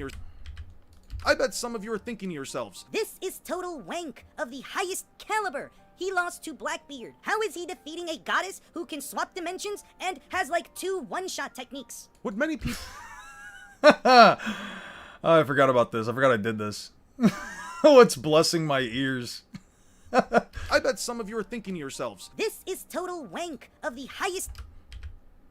This is total wank of the highest caliber. He lost to Blackbeard. How is he defeating a goddess who can swap dimensions and has like 2 one-shot techniques? What many people fail to I'm Sean Cash App for you to pitch up the entire video and only sound normal in this segment. Dude, like $50. We need Sandbag to become a common character in your videos, by the way. You guys need some more Sandbag? Eon and the Chipmunks? Yeah. I was thinking about doing a bit more work with Sandbag as I make more content. I was thinking about having Sandbag come in and ask me stuff for like the Bleach video. Can I find this on Spotify, Eon? No. What many people fail to consider is that Law was kinda beating Blackbeard throughout a decent portion of their fight. He only lost to Blackbeard. Okay, right here. Only lost when activating. He only lost. Wait. He only lost. Whoa, that's an editing mistake.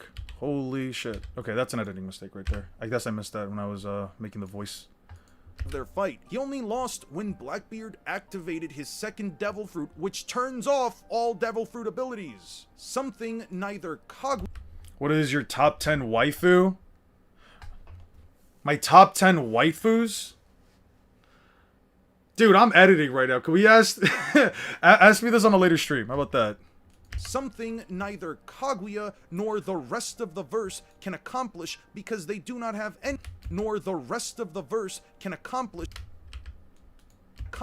because they do not have anything that counters or resists Devil Fruit's abilities. Her all-killing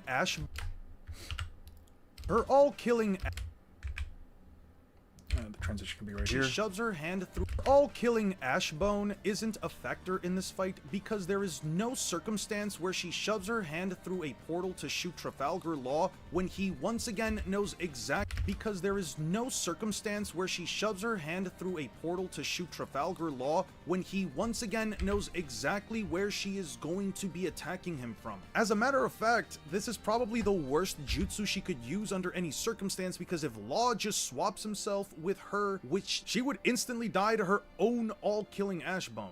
Kaguya's teleportation, which she would instantly die to her own all-killing Ashbone.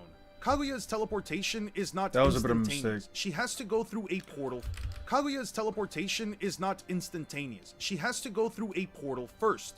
Ame no Minaka is not instantaneous. She has to go through a portal first. Ame no Minaka is quite honestly the only other jutsu within the entire context of the series that can possibly counter Room because she could potentially get a win condition by simply swapping dimensions and then leaving Law there. That is very much so possible, however, this is actually a condition that I am willing to at least agree with, that if Kaguya were to do this, I do think you can make the argument. That is very much so possible, however, she doesn't really display this kind of behavior, at least within the context of the story, besides trying to separate Naruto and Sasuke specifically, and that's after she realized that it wouldn't be a good idea to fight them, and that's after she realized that it wouldn't be a good idea to fight them both at the same time. In a one-on-one, I can't exactly figure out why she would just swap dimensions and then leave Law there instead of trying to kill him in a single shot. Possible win condition for her aside, the rest of her ability instead of trying to kill him in a single shot. Possible win condition for her aside, the rest of her abilities doesn't really help her out that much. If she teleports Law to the Lawa dimension, he can always just spawn a room that's larger than. If she teleports Law to the Lawa dimension, he can always just spawn a room that's larger than the actual area and create a. If she teleports. Yeah. Larger than the actual area and create a platform for himself that's larger than the actual area and create a platform for himself from any of the nearby stone or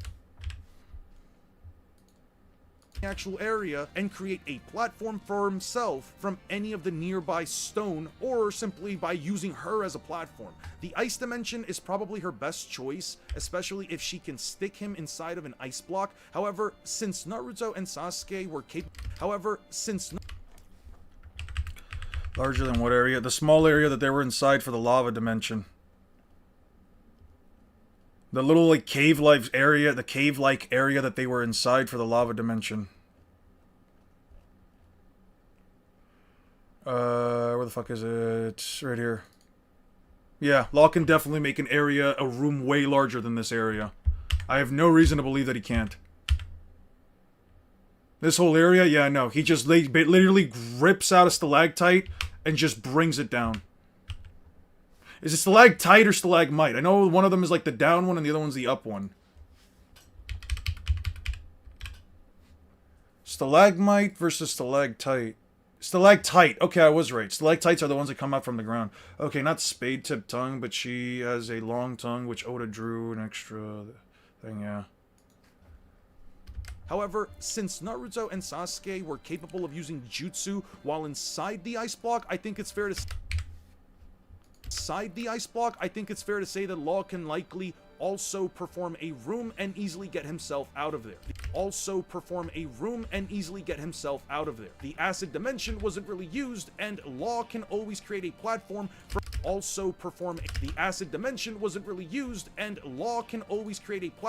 from nearby land, or again, can simply just stand on top of Kaguya.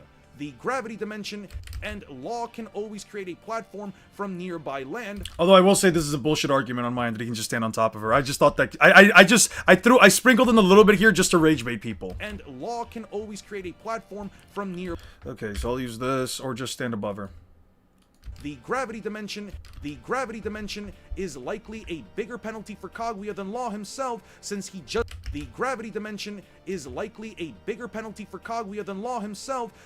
just needs to spawn a room which shouldn't be affected by gravity, since there's no implication that gravity warps or affects his rooms. Given the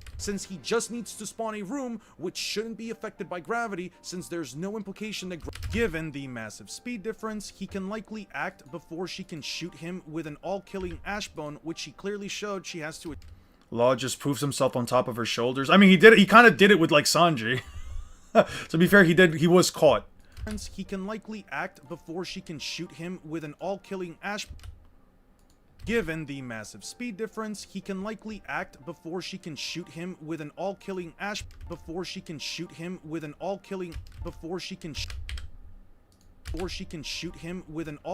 ash bone, which she clearly showed she has to adjust her aim for in the first place. That simply leaves the ETSO. This jutsu is what people primarily use to scale Kaguya to anywhere around large planetary to star to solar system to primarily used to scale Kaguya to anywhere around large planetary to star planet to large planet to star to solar system. Anywhere around large planetary to star, anywhere around large planet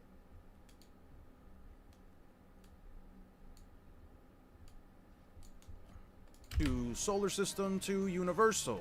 These time spaces come from her ninjutsu Ame no Minaka, and her root time space was going to be wiped out by the ETSO. Considering that these time spaces was going to be wiped out by and her root time Maybe mad random, but I'm house/dog sitting for some neighbors and their dogs are obsessed with your voice. They keep sniffing at my computer. That's funny as fuck. Maybe it's the music. It's probably the music, not really my voice. Was going to be wiped out by the ETSO. Considering that these time spaces talk about Law's spatial awareness. I already did a lot of that in the earlier video, dude. We're almost done with this section, and then after that I can go in. And then after this, I can actually start the real editing process. I'm just setting these up because this allows me to sort of figure out, like, where exactly I have to, like, separate the clips at instead of just doing it manually. Considering that these time spaces come from a ninjutsu and the TSO are specifically stated to null all ninjutsu, I have these time spaces come from a ninjutsu and the TSO are specifically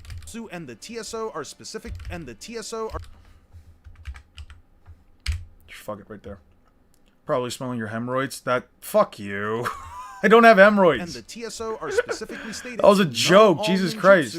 I have no reason to believe that her attack potency is actually within the realm of star level, let alone anything above planetary. Especially if I were to agree that the TSO, let alone anything above planetary. especially if I were to agree that the TSO are existence erasure. If the TSO, let alone anything above planetary, especially if I were to agree that the TSO are existence erasure. If the TSO are existence erasure itself, then that means that their capacity to destroy objects specifically comes from hacks and not attack potency. The TSO can't be both existence erasure and also have star level attack potency because both concepts inherently contradict one another. Regardless, the jutsu, because both concepts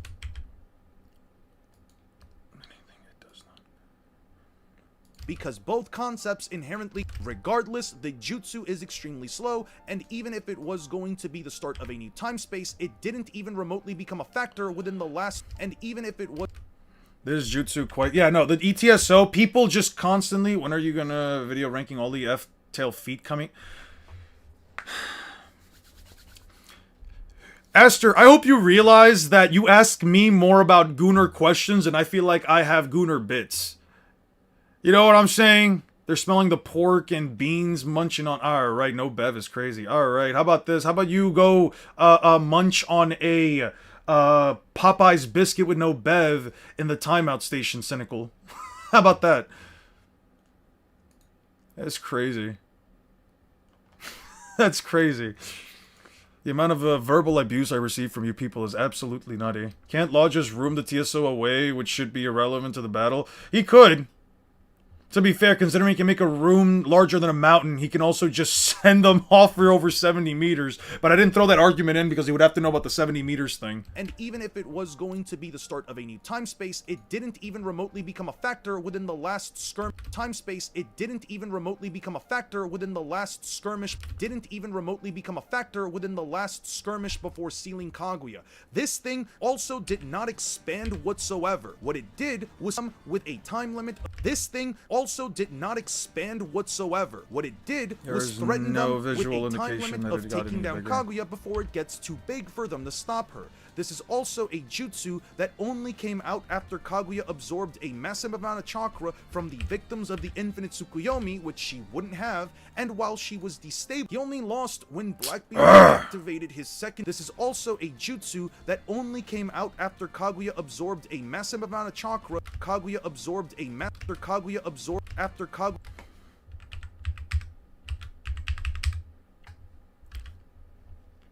So it's about quality, not quantity. What the fuck does that even mean? Are you saying that my Gooner quality is way higher than yours? Because that's just a skill issue for you at that point. After Kaguya absorbed a massive amount of chakra from the victims of the Infinite Tsukuyomi, which she wouldn't have, and while she was destabilizing... Hey, how's it going? And while she was destabilizing after getting hit by Naruto's tailed beast Rasen Shuriken Barrage. That resonated... or as I like to call it, the flavor of the month Rasen Shuriken Barrage. That resonated with the tailed beast chakra inside of her. So, besides the fact that he could unironically split up Kaguya as soon as the fight begins, given that he should just straight up be so much faster, there is an argument that Law can potentially damage Kaguya beyond her ability to regenerate. Law has an ability called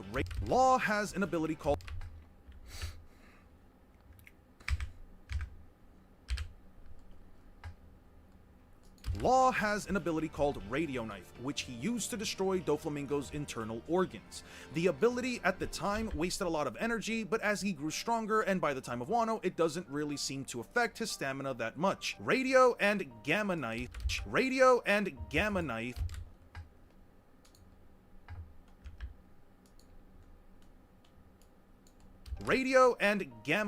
essentially have the capability to not only sever body parts beyond amputate, but they can destroy internal organs respectively, which Kaguya should not have any defense against, but that's not the part that I want to focus on. Radio Knife is specifically stated to prevent organs from reattaching. That's not the part that Radio Knife is specifically stated to prevent organs from reattaching or reassembling themselves. This potentially shuts down her entire regenerative. This potentially shuts down her entire regenerative capabilities, especially if she takes a hit to the...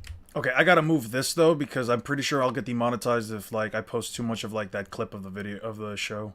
Potentially... I mean, that one Gooner moment from you is at least 10 worth 10 of my gooning questions. Not really. Not really. And you also ask a lot of gooning questions. To be fair. Who even said that it's worth at least 10 of your gooning questions? Who the fuck made up that metric? I need an objective scale by which my gooning moments... Besides, you're just bringing up a gooner moment. What gooner moment are you even referencing? This potentially shuts down her entire regenerative capabilities, especially if she takes a hit to the chest or head. There is essentially nothing essentially nothing stopping Law from simply teleporting Kaguya in front of himself and stabbing her with a Gamma Knife. If it does prevent regeneration... Hey, what's up, Brown she Pants? could instantly lose from having her heart or brain destroyed. Law also has the capacity to damage an individual directly through their soul, as I mentioned earlier, with his Awakening K-Room. At the cost of not being able to form through their soul, as I mentioned earlier, with his Awakening K-Room. At the cost of not being able to form an actual room, he can essentially coat his blade with a room that allows him to not only extend the blade to massive distances, but it also directly damages their soul. Since Kaguya's soul is never directly damaged by any attack, there's no way for me to tell you whether or not she would be able to tank a single one of these hits, or multiple, but I thought it should be at least worth exploring, especially since she wouldn't have any given defense for it. Now, let's just be clear about one thing. Given the scenario, I did throw Law into the Narutoverse while essentially shoving a controller up his ass, but given how long the video already is, I hope you can understand as to why I actually didn't think of every single... But given how long the video already is, I hope you can understand as to why I actually didn't think of every single scenario through and through. The only person within the entire context of the series that even remotely stands a chance is Kaguya, and even then, you have to also shove a controller up her ass to specifically have her either leave him in a dimension without even remotely trying to fight, shove a controller up her ass to specifically... You have to also... I need to find an image of a controller. I need to find, like, a PNG of a controller so I can, like, shove it up her ass. You have to also shove a controller up her ass to... I'm high C tier on the Gooner scale? Fuck off. Wait, what is that? Is that good or bad, actually? You have to also shove a controller up her ass. The girl tier list is at least 100, is at least worth 100. Okay, but you also have to understand that that was something brought on by the people. They wanted me to do that. It's not something that I was like actively, oh yeah, no, we're just gonna randomly do that today. That's my idea for the description. Like, no. You people wanted me to fucking, you guys wanted me to do a tier list over all the anime girls. So don't even come at me for that. Technically, Law would use those moves in character, but someone like Naruto, for example, isn't going for the kill a majority of the time, while Law literally is, yeah. You have to also shove a controller up her ass to specifically have her either leave him in a dimension without even remotely trying to fight him. Law, on the other hand, does have a habit of incapacitating his opponents as quickly as possible, especially if they can't. Law, on the other hand, does have a habit of incapacitating his opponents as quickly as possible, especially if they can't block amputate. You have to genuinely believe Kaguya swaps dimensions and then immediately opens a portal to leave Law inside, which she only did to Sasuke to pick off both him and Naruto, one at a time. She was still gonna come back for Sasuke and fight him right after. She was still out of 10 because fight him right afterwards. Even then, I would still say Law wins more times out of 10 because I have no reason to believe Kaguya ever closes the speed gap when she still gets tagged by Six Paths Naruto, which is again on Massive Wank 2,000 times the speed of light. All in all, I think there is a very simple argument that Law can single-handedly beat the entire Naruto gauntlet 9 to 10 times out of 10, with the only win coming from 9 to 10 times out of 10, with the only 9 to 10 times out of 10, with the only win coming from Kaguya fighting in an extremely specific way. With that being said, I hope you guys enjoyed the video. Hopefully I can get Naruto vs. Luffy out this year. I will catch you guys in the next one. Thank you all so much for watching, and peace out.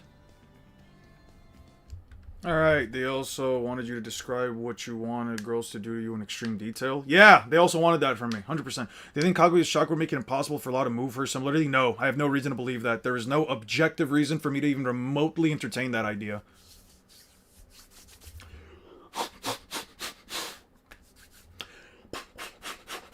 So how long is the video so far? 12 minutes. I have currently finished about 12 minutes, almost 13 worth of actual editing. Now, just to be clear, this also includes the 5 Kage, Might Guy, Kakashi, Killer, the 5 Kage, Might Guy, Kakashi, Killer Bee, and KCM2 Naruto and Sasuke. Okay. See you later, Aster. Have a good one, my guy. Hopefully we do get Naruto versus Luffy. We're gonna get it. You're gonna get it. I'm still working on it. I still have to read through all of One Piece. It's just, One Piece is a very long series. Which reminds me, once I'm done with this one, I'm probably gonna I have to do like a video a month.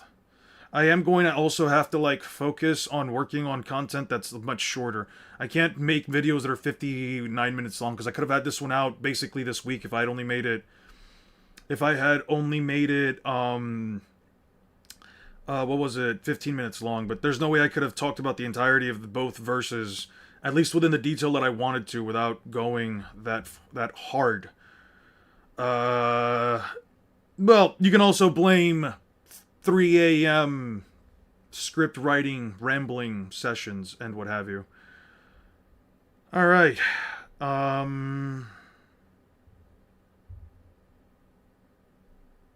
give me 1 second. I'm just replying to a quick text.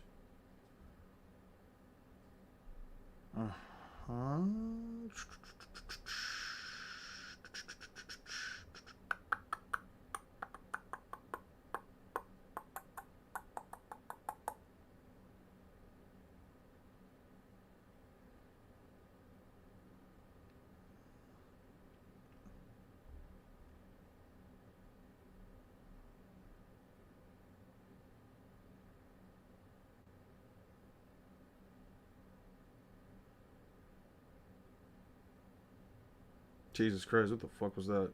Huh. Yo, you ever get a message from a friend and it's just like the biggest sack of bullshit you've ever read? You just sit here like, yo, you really wonder why you're friends with them? Fucking hell, man. Whatever, I'm not gonna focus on too much. Anyway, wait, are you done? No, I'm not done. Tier list? What tier list? I'm not giving you any fucking tier list. Wouldn't it be easier to just edit your streams, as in you talk here about these matchups and make a video from it? Yeah, but I can't give the same level of like detail and cohesiveness. I've noticed that when I don't think it's any secret that when I speak, I make a lot of verbal mistakes and grammatical errors, and I just rather just have everything be easy to interpret and easy to understand through script writing and everything. I get where you're coming from.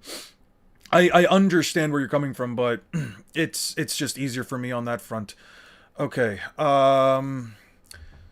We need another page up. We're gonna need to separate this. Okay, I need an image of the 5 Kage.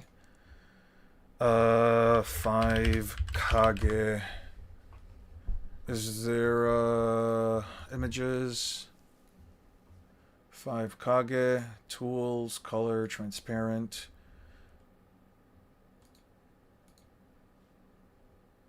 Don't I already have this? Well, if I don't, it's about to be fucking sick. Continue to site.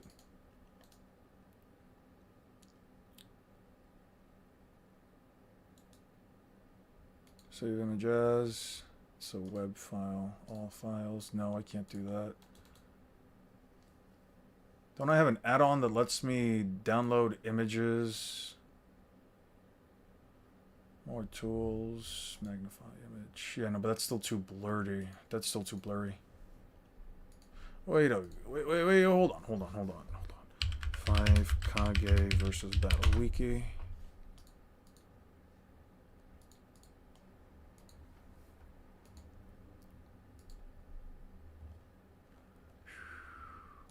That is a very nice picture of May, I will say. If I do have to say so myself. And this is going to be a web file, right? Yeah. Didn't I have an extension?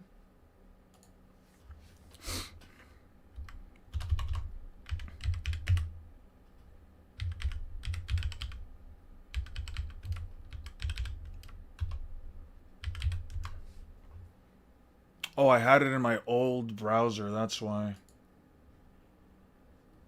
Yeah, I need this.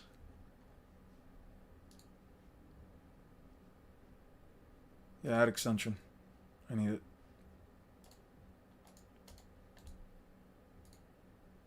Yeah. All right, now we're cooking. Now we're cooking. Now we're cooking. Now we're cooking. Now we're cooking. What are you guys saying? Sorry. Once got a text from a friend, from one of my friends with a link to join Wagner and another PMC to go fight as a mercenary in the Congo. That's crazy. Your friends are assholes for that. What the fuck? All the evidence you present, I genuinely don't know how anyone can counteract your claims without just outright being facetious. People can have opinions. People are allowed to have opinions. I'm not saying my opinion is objectively correct. I don't think I'm necessarily objectively right. I just think this is an opinion that I came down to because a lot of the information that we have to come across usually boils down to sheer interpretation. Granted, some people also interpret things to go at a higher caliber than what they would likely have, but you know, or should give, but you know. Power scaling is all about interpretation. You can't be mad because somebody says that a character that you like is stronger or weaker than you actually think. You can try to debate them over it if you'd like. There's also nothing wrong with that. I personally don't really care for the concept of debates in general. I just sort of say, this is what I believe in. You can either agree or disagree with it, and if you don't, I mean, what am I supposed to tell you? I will call somebody out for being wrong if they do some bullshit like, oh yeah, Naruto lifted up a giant... Give me 1 second.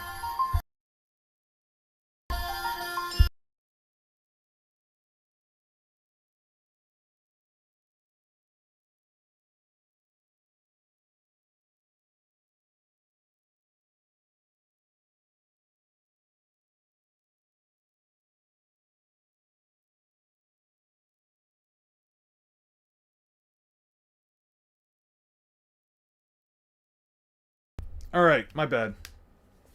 I think years of gaslighting really set all of these Naruto fans up on YouTube about power scaling because they keep repeating the same delusional takes over and over again. I mean, I had a conversation with my therapist about this. I think I brought it up in one of my earlier streams. It's actually a very interesting concept, in my opinion. It's actually a very interesting concept, in my opinion, that like a lot of people don't really take into consideration. I'm just gonna put A.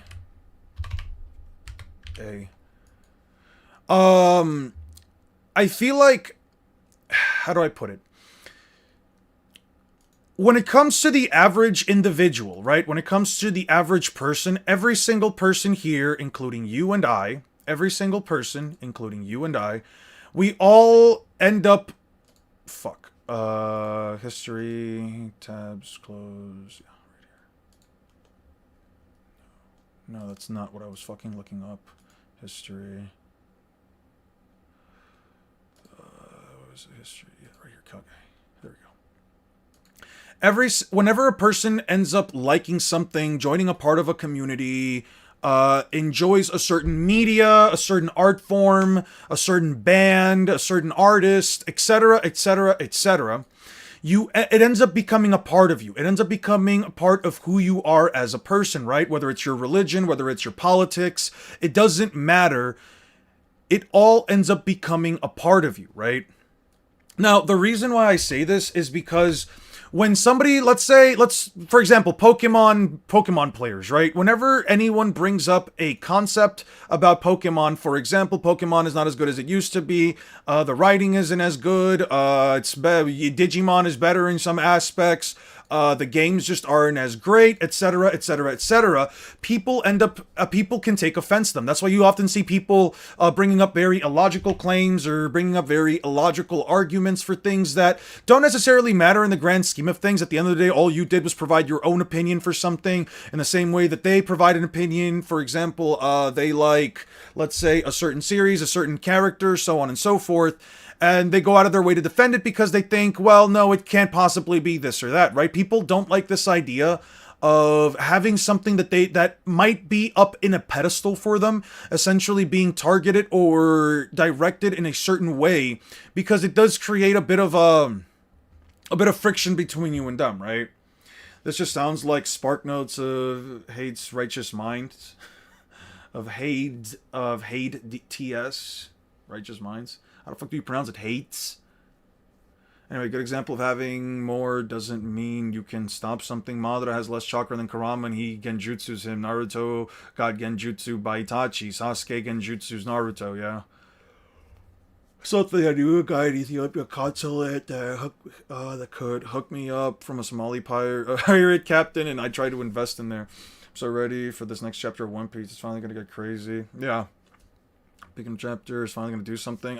No spoilers, please. In your opinion, Eon, your opinion was never the exact truth nor the end all be all. Exactly. I don't believe that my opinion is the end all be all nor an exact truth. My opinion is just an opinion. It is just an opinion that is backed up by some level of evidence, right? I would say a lot more than the average person, but you know, that's neither here nor there.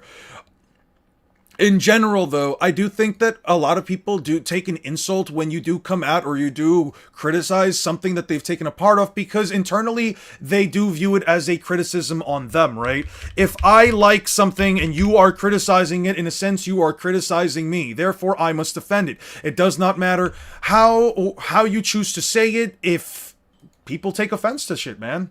It's a book written by an evolutionary psychologist who goes into the neuroscience of why people disagree on ethics, policy, and life in general. Yeah. There's a lot of psychological evidence to actually back this kind of stuff up, dude. Guy base.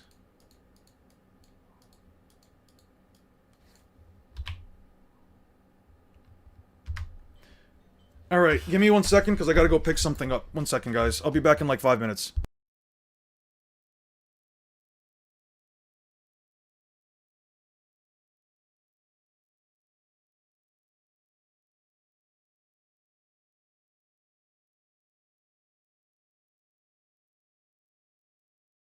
Okay, the scene kicks off with our Rock Lee opening up the 8 inner gates. He dashes towards this tree and gives it a solid spinning kick, which made it topple over with ease. Okay, we see you, Lee. Unk hasn't lost a step. You also haven't lost the address to your trash ass barber. I see you and that bowl cut are like Rod Wave and a burger, just inseparable. What has changed though is that face. What the fuck do you got going on these days? Chin bout as strong as fuck. Forget gum, this nigga is chewing on tires. Nonetheless, what matters most is Lee's strength, skill, and confidence is still top tier. But sadly, he was not able to pass any of that down, to his disappointment of a son. Rock Lee is currently trying to teach him how to open the 8 inner gates, but Metal Lee, yes, the nigga's name is really Metal Lee, is definitely not ready. Looks can be deceiving, but this ninja is most definitely an imposter. Garbage ass bowl cut? Check. Tight ass Fashion Nova romper? Check. Ultra thick caterpillar eyebrows? Check.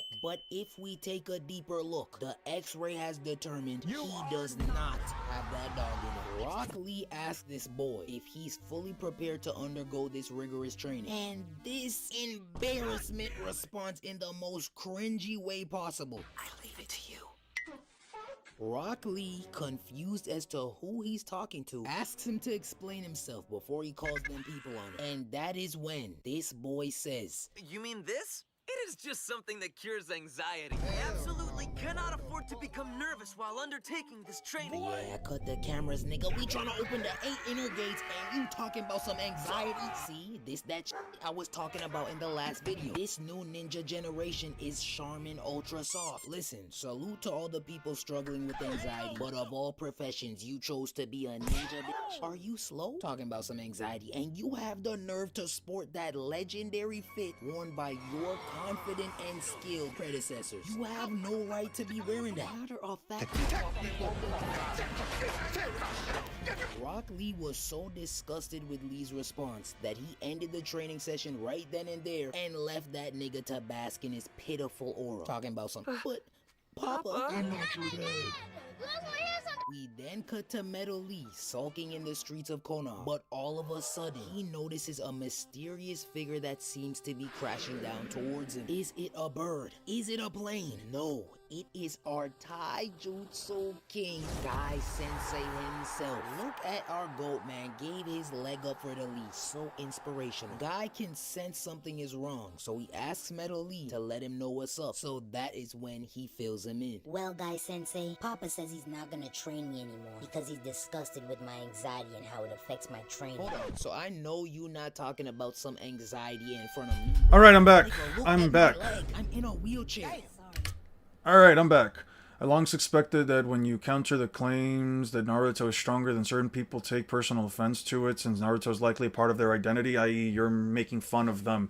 Well, that's the thing. It's not necessarily that, like, I'm making fun of them, but like you said, it's part of their identity. They grew up with Naruto. Itachi's probably one of their favorite characters. The writing, the story, it helped them get through probably some dark time in their life. It probably gave them some level of inspiration. And, you know, when you have people tell you that these characters that also did all these things for you are also super powerful, you tend to agree with that kind of stuff. But then, guess what happens? People get offended, but guess what happens? You know, in the same way that their characters could be perceived as super duper fuck shit powerful, at the same time they can also be perceived as, hey, maybe they're not as strong as you thought. Hey, I'm just saying, maybe you're not as strong as you were led to believe. You know what I mean? I don't know. Let's do that. Guy 8 Gates. You're probably busy, but if you're able to react, can you do Kenpachi versus JJK? Today, I'll let you know by the end of the day. This will be a few hours from now because I'm still editing. Do I have Kakashi already? I do have Kakashi. Kakashi, I'm gonna need another Kakashi. I need a second Kakashi.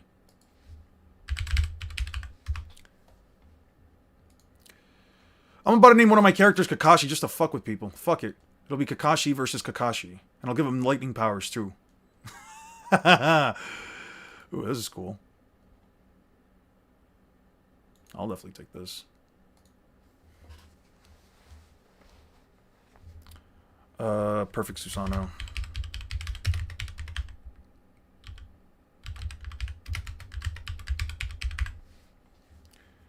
I'll just save that one. Doesn't really matter.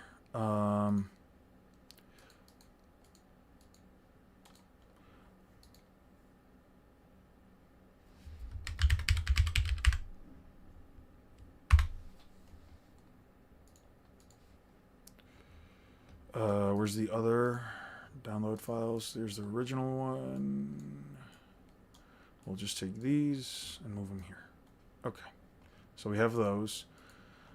This is usually the part of the process that you guys don't get to see, where if I'm missing character scans or whatever, I usually have to go out of my way to look for them, and then I have to start throwing them into the video. This is like the boring ends of like the whole YouTube thing, especially when you're editing. The 5 Kage, my guy, Kakashi. Okay, so I have to throw in... Okay, now that we have an idea... I hate closing it, dude. Anyway. Profiles. Profiles, Naruto... So we need to throw in this guy.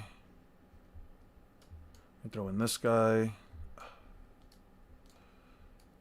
This lady. This lady. This old fucker. And I do not have Gaara. That is right, I do not have Gaara. I'll just throw in Sage Mode, Naruto, stuff like that. And Sasuke. Sasuke, Sasuke, Sasuke. Sasuke, Sasuke, Sasuke. Sasuke, Sasuke, Sasuke. Sasuke, you think that Garp is getting through the Kage Summit? Like, Garp is fucking walking through the 5 Kage Summit like it's nobody's goddamn business, dude. Garp is unironically strolling through the 5 Kage Summit. He's not even killing anybody. He's literally just bonking them on the head and everybody's walking away from there with a big nub on the top of their head, bro. There is nothing within the entire context of Naruto that would make me believe, especially within the context of the 5 Kage Summit, that would make me believe these fuckers would actually end up standing a chance. No, I don't think at any point in the story does Garp really start to slow down. I almost wrote Garp instead of Gara. He just starts bonking every single one of them on the head, bro. There's nothing. There's like nothing I think they can even remotely do.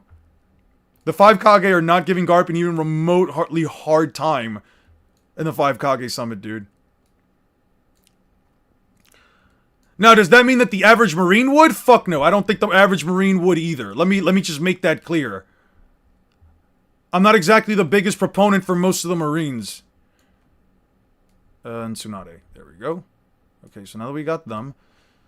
Okay, so here is what we're gonna do.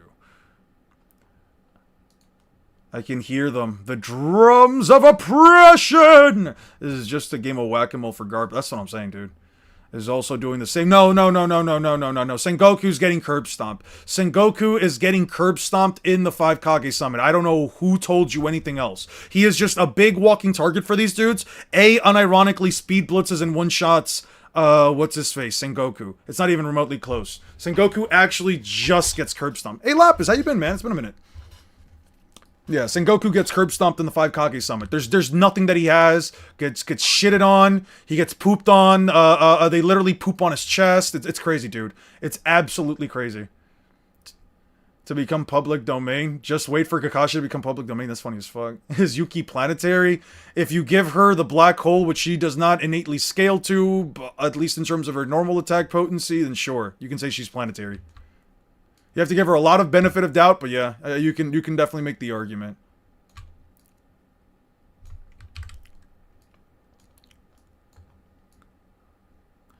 I'll put A all the way in the back, and no, it's not because I'm racist, it's because he's literally the biggest guy there. You can definitely tell where he's at.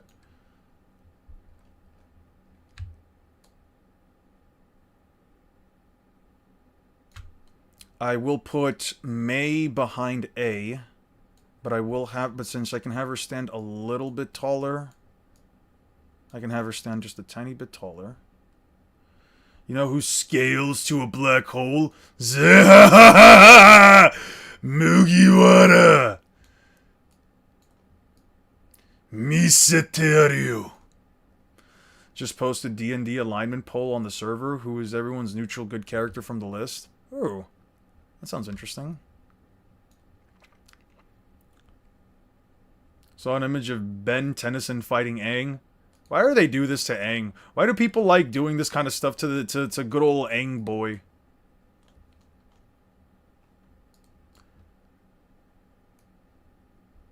What the fuck? Let me...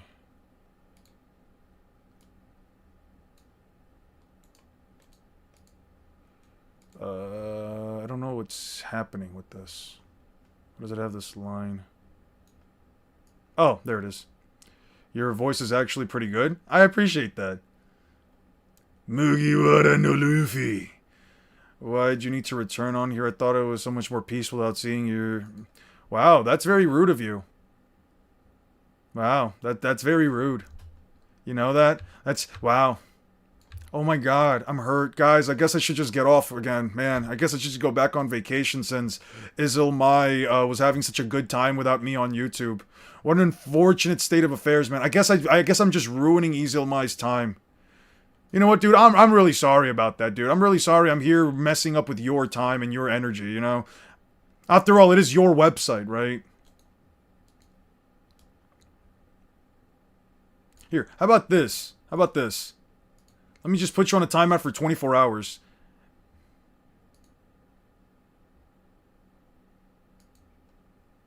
Alright, I think I'll put her in the center. Nah, Mei Terumi does not need to go in the center. I will put Tsunade in the center. There. First one was chaotic evil, was lawful evil. Third was chaotic good, and fourth was lawful good. Okay. Got you. 1 second. Let me just put her to the right. Okay. Then we'll do Tsunade here.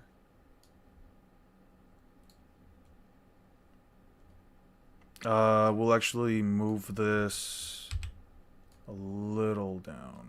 We'll move this a little down. Yeah, like right there's good.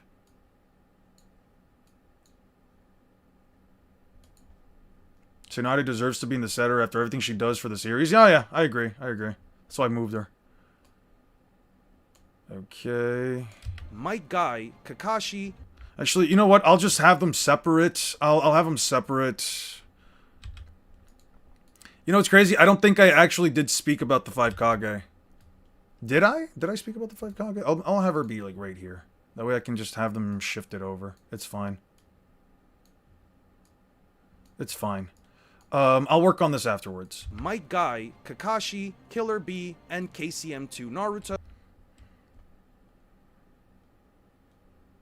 Because that's clutter on the screen, so instead we'll do Kakashi, my guy, which we will throw up in here.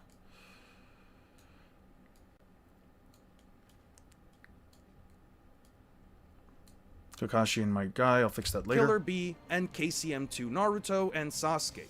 These guys do absolutely nothing in this. Killer Bee. Let's do 1.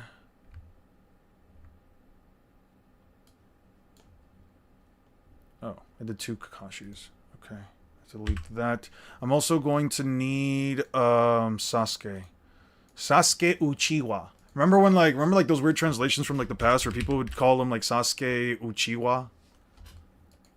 That was crazy. Part 1, we need part 2. Let's do Eternal Mangekyo Sharingan. Save as PNG. EMS Sasuke, EMS. Profiles. Naruto. Sasuke. EMS. And then let's just throw it in here. Cool.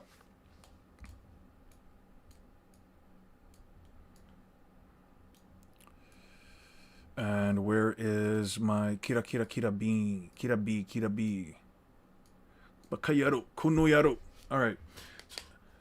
These guys really be obsessed. They hate you, but they can't stop visiting here. Because they want to make their voices clear. They want to make their voices heard because they think that what they have to say matters.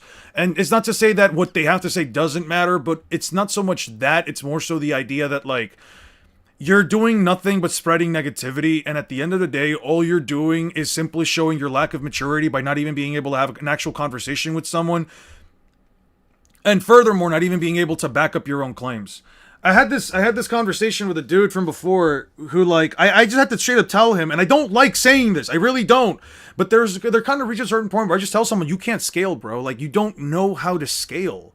You're just spewing out big numbers that you hear from other people. You're not even making any real reason for logical argumentation. You're taking things without any form of context whatsoever. There's absolutely no nuance whatsoever. And then, have you ever thought of playing D&D? I get it's time-consuming thing, but it's fun with the right group. I played D&D like once or twice. Never been able to get into it. I don't know. I'm very literal about stuff, and I kind of have a tough time putting my imagination into something like D&D. I've had trouble with it. Like, when I hear about what it's all about, and then when I sit down and play it, it's like, I don't know. It's like one of those things where, like, you see it, you see other people play it, you've seen how it plays, you've seen, you get this whole idea of it, and then when you sit down and play it, it's just like the exact opposite. I don't know. You might be right about playing it with the right group of people. To be fair, I don't know. Maybe I just have to give it another try. I haven't asked, but what are your thoughts on One Piece live action season 2? I have not watched it. Naruto and Sasuke, and KCM2 Naruto, and KCM2 Naruto, and KCM2 Naruto. and KCM2 Naruto and Sasuke. Okay. There we go. Okay, we'll fix that later. These guys do absolutely nothing in this fight either. They've never fought against an opponent like Trafalgar Law, who can rob them of their movements as... They've never fought against an opponent like Trafalgar Law.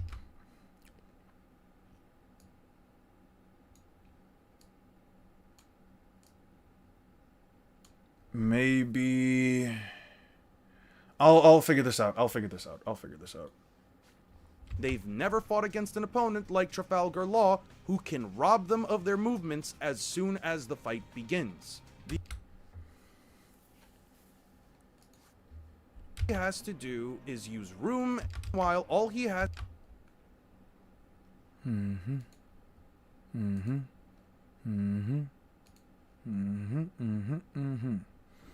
I'll give it a look. Blindfolded Kaido or Sage, Naruto and Sasuke duo war arc. Sage, Naruto, and Sasuke, are you talking about full power, or are you talking about like EMS and KCM2?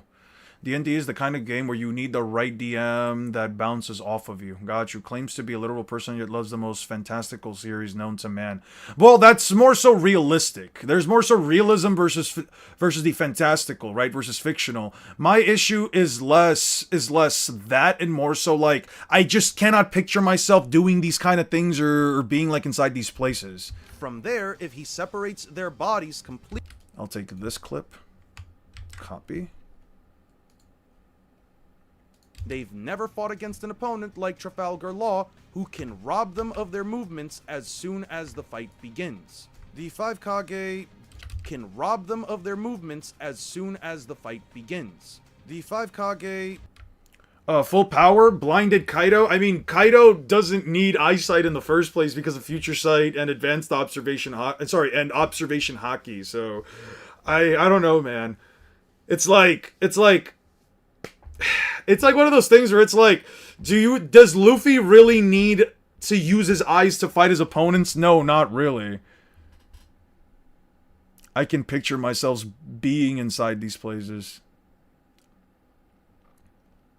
Did I say can? I meant can't. He can also use this ability to rip large... to basically control everything and anything within it. And I do mean... basically everything and anything within it. Abilities like Tact allow him to manipulate the objects by picking them up and tossing them around almost like a form of telekinesis. Law has displayed the capacity to, like Trafalgar Law,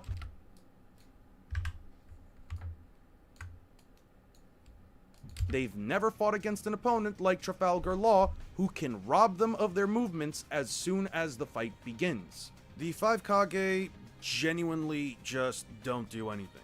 Tsunade, and I'm just gonna throw my guy in here, specifically need to land He said blindfolded, by the way. I know! Yeah, blindfolded Kaido. Why does he need his eyesight for anything? You could literally take out... You don't even need to blindfold him. You can just take out his eyes. Kaido still knows exactly where they are and what they are going to do before they do it. Kaido has really good observation haki and would just speed blitz Naruto and beat them down. Yeah, it's really nothing crazy. Don't really matter thanks to observation haki. You don't need eyesight for observation haki. This is a point I bring up, I think, within the context of this video. And it's something I'll bring up within Naruto versus Luffy. But, yeah, no, you can literally sense a person without your head. Without your head. Like, Trafalgar Law essentially blindfolded, armless, and legless Kaido using just headbutts. Y'all gassing up the weakest verse in the Big Three is crazy. Where no one's gassing up the weakest verse. Blindfolding Kaido does absolutely nothing for the fight. He still just uses observation haki and he still just speed blitzes him. Again, we are comparing a guy who dodges a beam of light in the final arc of the series. And if you want to just give the Raikage stuff, sure, give him the Raikage stuff. Even if you want to say that he dodges a near light speed guy in the very last arc of the series, meanwhile Luffy was calling light slow in post time skip, He later learns to see into the future, which is objectively better precognition than observation haki by sheer value of all of Whole Cake Island, where Katakuri was just evading everything that Luffy threw at him, unless he was either distracted or Luffy could speed blitz him with a form that wasn't even necessarily allowing him to do it. Think about it. If Kaido's using his future sight, then his back is against the wall. Not necessarily. His back wasn't against the wall against Luffy. So you're saying that Luffy would Gear 4 Snake Man had Kaido with his back against the wall? Because I'm sorry to tell you this. I don't think you understand this. And I'll just bring up a picture just to show you. Give me 1 second.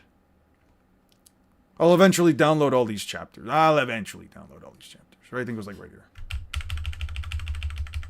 It was like 43 or 44, right? Yeah, Lin lost. Yeah. You tell me right now, is this guy's back against the wall? Is this guy's back against the wall? Because, I don't know. A guy who's telling you to just stop. It hurts so much. When does he say that? When does he say, stop, it hurts so much? Stop it already. Yeah, that hurts, I guess. Yeah. And? And? He also plays around with Luffy. Blitzes him casually. Literally. Look at this shit. Boom, boom, boom. Literally copies Luffy right afterwards. Is drunk, mind you. Is drunk. Yeah. Yeah, he was really fucking around. He's screaming in pain. Sure. And? He's also literally flirting with Luffy. He's also literally flirting with him.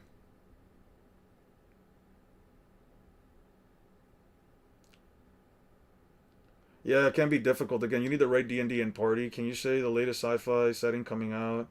Can say the Neon Odyssey is looking quite cool. You should check out the trailer. You could try, remind me of this near towards the end of the stream around like 6 or 7 p.m.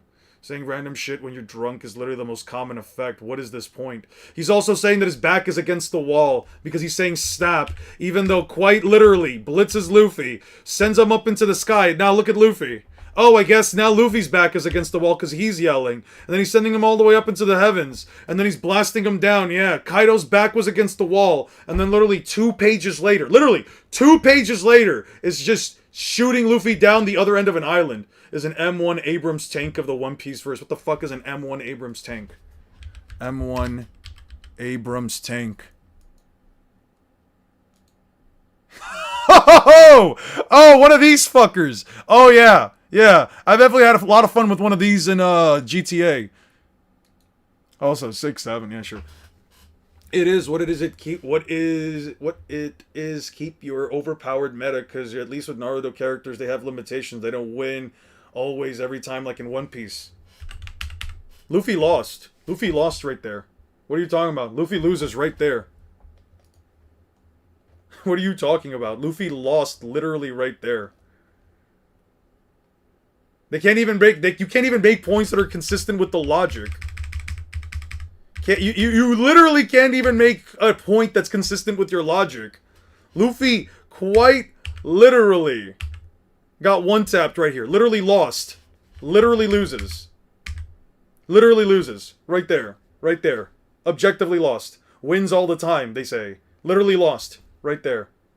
Also, unlike a lot of villains, Kaido doesn't pull out hacks, power, bows, or Yonko powers. Madara does it like 2 to 3 times and loses. Yeah, but that's more of a personality thing. If you don't like Madara boasting about his power unlike Kaido, that's completely fine. Well, at least Naruto's more tragic in scale when they lose so. Not necessarily because he went to fucking prison. He went to fucking prison. When does Naruto lose that it's so tragic? As a matter of fact, give me one time that Naruto loses where it's tragic. Because the only time I can really think of is him losing Sasuke, and that's kind of it. When does Naruto lose that it's so tragic? What, when he lost to Sasuke? I mean, I guess. Sure. But I wouldn't say that that's more tragic than literally being held up by a villain of the arc through the chest. Literally this happening to you. Because I'm gonna lie to you. Naruto, in fact, walked away with that attack without an actual wound or scar from anywhere on his body. Where the hell is it? Where the hell is it? or is it 180, right? It was 180. 180. 2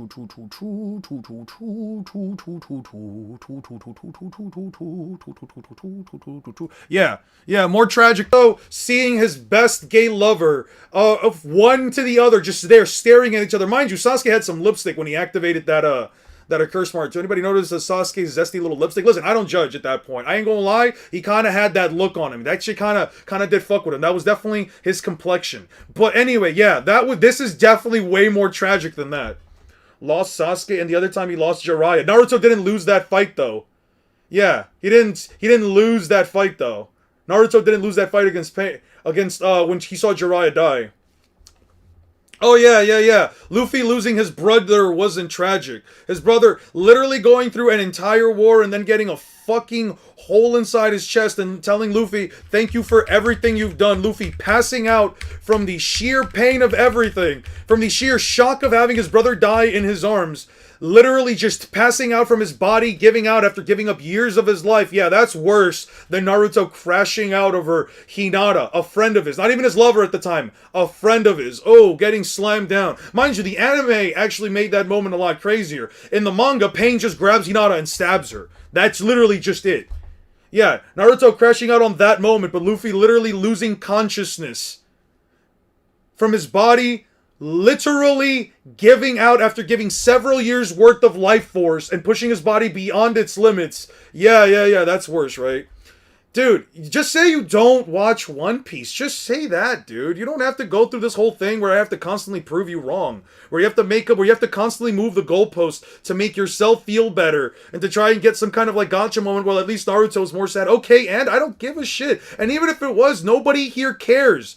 Understand. Please just understand. No one cares. It doesn't add anything. It doesn't change what we're talking about. It doesn't change the scaling. It doesn't change the biggest topic of conversation that we're having right now, which is whatever power scaling nonsense we're talking about. You just want a win. You just want to walk out of here with some kind of an ethical, moral win here, with some kind of a consolation prize. You want a participation prize is what you want. You want to say that there is this one thing that Naruto does better than One Piece. All you want is for me to say, yeah, Naruto does this one thing well over One Piece. And now you're saying One Piece is just power. Yes, because this is a power scaling channel. My guy, we are talking about power scaling. That is the main thing that this channel focuses on. So why the fiddly fuck would we be talking about anything else within the grand standing context of anything else? When you get a chance, you should watch Mika's Crash Shout from Danganronpa. She has the same English VA as Hinata and Orihime. It's so unhinged.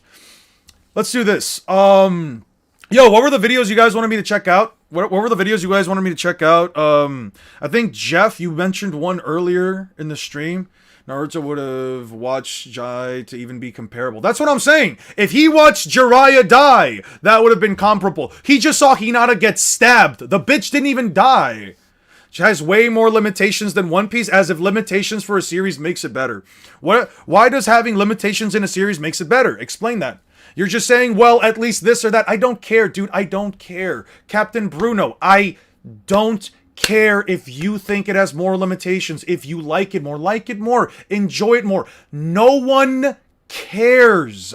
It is not something that anyone cares about within the context. Nobody cares about the limitations. That is something that you only care about. That is something that you only bring up. No one cares that Naruto has had sad moments. Thank you. Kenpachi versus JJK. Kenpachi versus JJK. Thank you so much. I'll just add it to a queue and we'll check them out later. It's this one, right? I'll assume it's this one. We'll add to queue. What was the other video that we were talking about? It was it was Drake. You brought up a Neon Odyssey trailer, D&D trailer. Neo Odyssey Space Opera. We'll check this out. Add to queue. And then, Lapis, you said Mikan. You said, Mikan Crash Out English. This is Mikon's Crash Out? Okay. We'll do this, and we'll add to queue. Okay, there we go. I never said anything about Okay, I got you. It's a great trailer, by the way. I'll check these out whenever Gojo versus Luffy. Depends on how long Gojo versus Luffy is. I'm not planning on watching everything Gojo versus Luffy. Sure, we'll check that one out. Is it this one? We'll check these out later. Luffy versus Maharaga.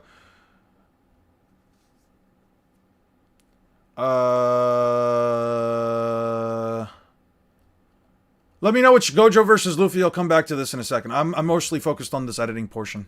The 5 Kage genuinely just Okay, so I just copy and paste 5 Kage to that. I don't care about that. Tsunade, and I'm just gonna throw my guy in here, specifically need to land physical blows on their opponent in order. Tsunade, and I'm just gonna throw my guy in here. Okay. And I'm just gonna throw my guy in here, specifically need to land physical blows on their opponent in order for them to even deal damage in the first place. Okay. What are we gonna look for Tsunade and my guy? I think for Tsunade we'll do 4th Great Ninja War, where she hits Madara Uchiha. We'll do this panel right here where she hits Madara. And for Guy, I think we are just going to do... I think I should just do like Hirudora or Asa... Wait, let me see what I say here. Neither of them have a feat that would put them at faster than light speeds, especially in Guy's case, who needs to use the gates in order to even amp his speed in the first place. They get sliced up instantly. I know that some people are going to argue that Kakashi or Sasuke could potentially... I'm aware that I'm just gonna write down for that one.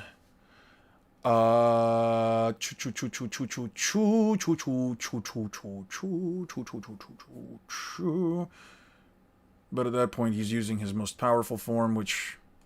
Neither of them have a feat that would put them at faster than light speeds, especially in Guy's case, who needs to use the gates in order to even amp his speed in the first place.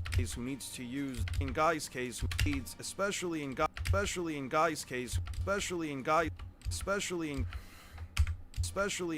case, who especially. Okay.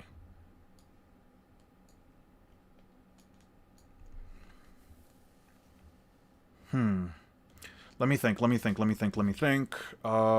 going to use this one for my guy. And we're going to use that one for Tsunade. Them to even deal damage in the first We'll place. get, before it releases the video, relax! You guys will be fine. He watched Hinata die and told his father Sakura is his girlfriend. That's what I'm saying, bruh. Naruto didn't give a fuck about Hinata. People here acting like, oh man, he loves Hinata. He wants Hinata to... No one cares, dude. It doesn't add anything to it. He didn't know he liked Hinata. The bitch did not do anything. She jumped in there. Literally, if any other person would have done it.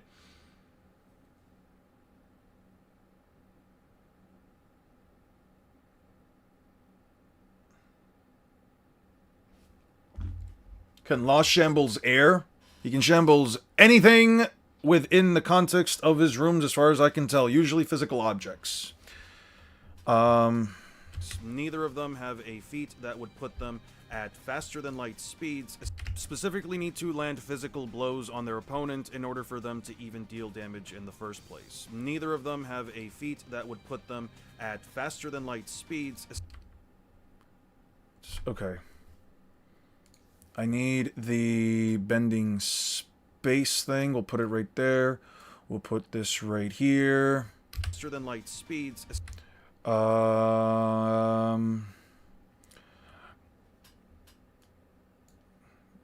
even with calculations, even with L calculations, that still just puts him at relativistic to light speed since he is warping space. Especially in Guy's case, who needs to use the gates in order to even amp his speed in the first place. They get... Okay, wait, let me think about this through for a second. Because I didn't actually... Okay, I need the page where Tsunade shows up with A at the 4th Great Shinobi War battlefield. I need that feat specifically. Madara shows up. Tsunade says she'll survive with that. Okay. How do I do this? Tsunade was capable of teleporting. Tsunade was capable of teleporting right out of, and Guy does usually require the 6th or 7th gates, which means that you have to genuinely believe Guy can activate these.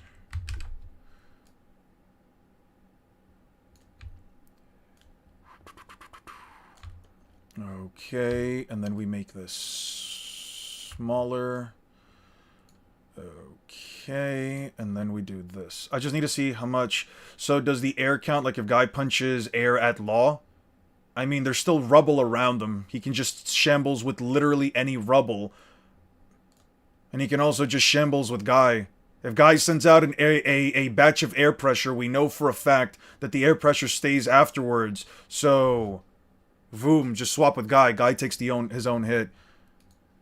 Guy does have long-range options, but Law can just shambles with him. Yeah, Law can literally just shambles with him. Shambles after the first hit. Okay.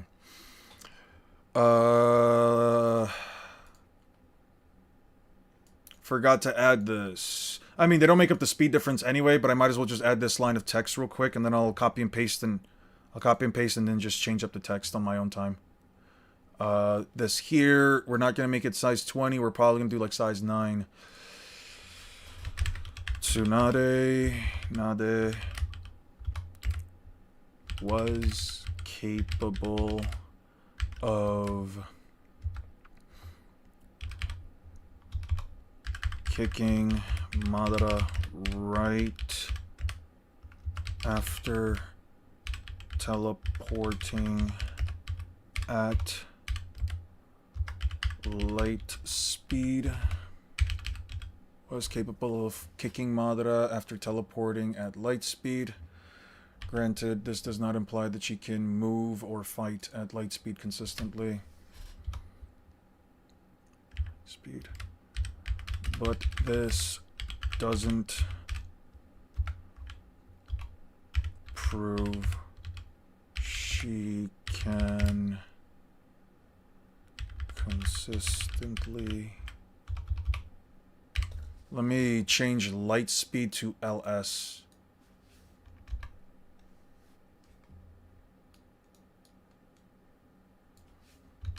Light speed. But this doesn't prove she can consistently fight or move at light speed anyway. She can... I think we have space. Yeah, we have space.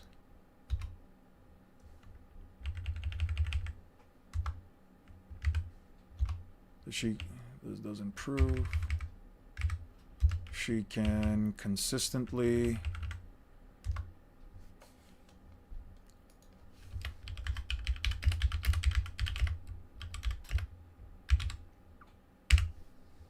okay, and then we'll just copy and paste the next one. Could you add how far Madara makes it into the One Piece verse? I mean, it does not really relevant to the topic at all. Because this is Law versus the Naruto verse. And Madara, if you give him every benefit of the doubt... I mean, if I give him every single benefit of doubt, he makes it to, like... What? Dressrosa? He makes it to, like, Dressrosa. Consistently, he probably makes it to, like, Dressrosa, probably Whole Cake Island at best. And also funny the fact that Madara gets tagged by slower characters and is somehow, he is FTL. Also, I provided a great resource for people making power scaling videos. It's a playlist that has great background tracks, and all of it shouldn't have issues with propaganda. Where'd you put that up, Lapis? I haven't seen this. I meant a video to react to. Oh! Oh, okay, I'm sorry. By the way, did anybody tell me which, no, they didn't tell me. My favorite arc, currently it's Elbaf, because I'm really fucking with Elbaf. Usually anything that has Gear 5 Luffy in it, but I'm really enjoying Elbaf and, Egghead. Basically, anything Gear 5 onward, it's just my favorite arc. I don't care. Is there any line of skilling where you can get Tsunade above lightning speed? Nope. Nope, unless you think that her having combo attacks with the other 5 Kage somehow implies that because A, at certain points, is able to tag Madara, that Tsunade jumping in there, it should be in server announcements. Got you. I'll check that out when I can. How far Madara gets into One Piece. What's the title of the video? How far Madara makes it into One Piece first. Is it a short? Is it a short? Tig?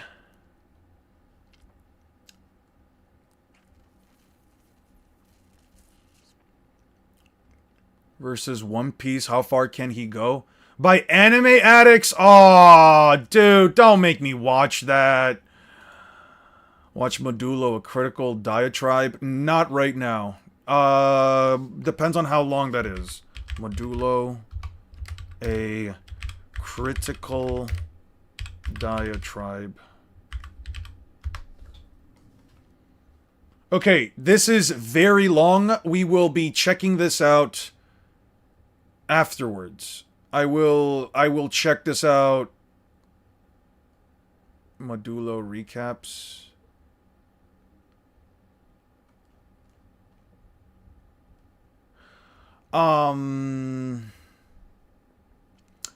Remind me of this at some other point in time. I'm not gonna read this. I'm not gonna watch this right now.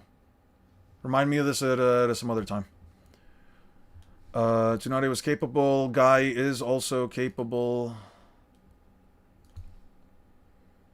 Is that channel terrible at scaling or something? From what I remember, Anime Addicts. I don't remember if it was Anime Addicts. Maybe I'm getting the name wrong, so forgive me if I am. But I remember Anime Addicts having a fucking terrible ass take, dude. It was pretty good. I would give it about a 7 to 8. I would give it about a 7 to 8. I don't think JJK Modulo is like offensive or anything in terms of what it tried to do. In terms of what it tried to do, I don't think it's like offensive. Guy does have long range options.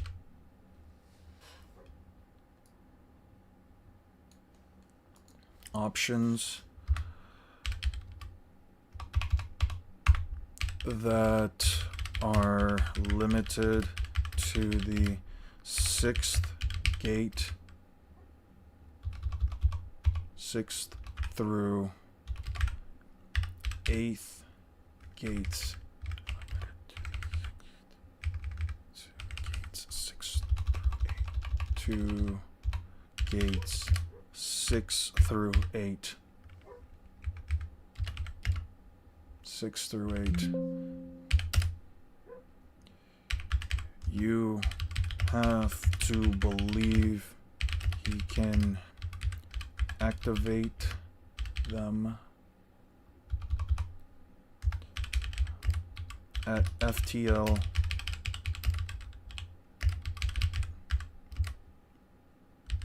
before Law puts up a room. Really love the sirens. Okay. Especially in Guy's case, who needs to use Even calculations.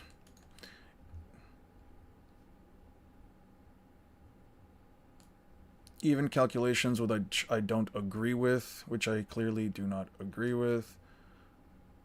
Only really scale this. Okay. I'll do that later. they get sliced up instantly. I know. I'm such an asshole for that. They just get sliced up instantly.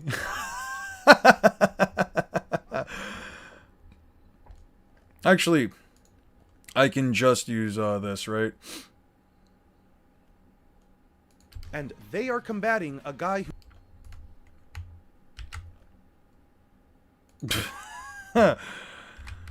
How small can I make this? I can't make this any smaller.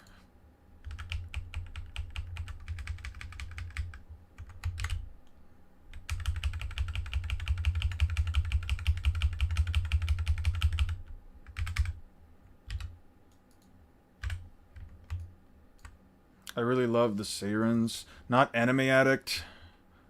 Maybe I might be wrong. It might be thinking about somebody else, but usually those, like, very... There are some channels that are just, like... How do I put it? They're very, like, general about, like, their names, like Anime Addicts. Usually channels like that usually have, like, a lot more, like, mild takes about things. I don't know. I know that some people are going to argue that Kakashi or Sasuke could potentially snipe Law with Amaterasu or Kamui, but those abilities are reliant on them getting Amaterasu or Kamui, but those abilities are reliant on them getting a perfect line of sight on Law, and he has... I know that some people are going to argue that Kakashi or Sasuke could Okay. Give me... Copy. Paste. Copy, paste. Okay, move here. We move here. By the way, do you guys enjoy?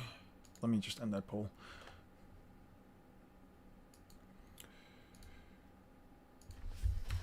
Do you guys enjoy these editing streams? I'm only asking because there are points in time where I do wonder if I should go out of my way to do the editing streams, because it does also take up some time for me. I am a bit slower when I do work on editing while streaming, but that's also because I'm talking back to you guys. I don't really find that as to be an issue, but if I really want to, like, sit down and, like, just get through as much time as possible, I would likely just go out of my way to just edit through and through, no issues, and I'd probably get a lot more time out of the way. Could potentially snipe Law with Amaterasu or Kamui, but those abilities are reliant on them getting a perfect line of sight on Law, and he has Observation Haki. This is technically a potential win. Could potentially snipe Law with Amaterasu or Kamui, but with Amaterasu. Okay, I'm gonna stretch these out to here. Move this here.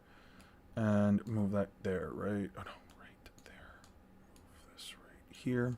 I think it's nice, personally. Yeah, it shows you guys a bit of, like, the editing process. It's also not as scary as people think.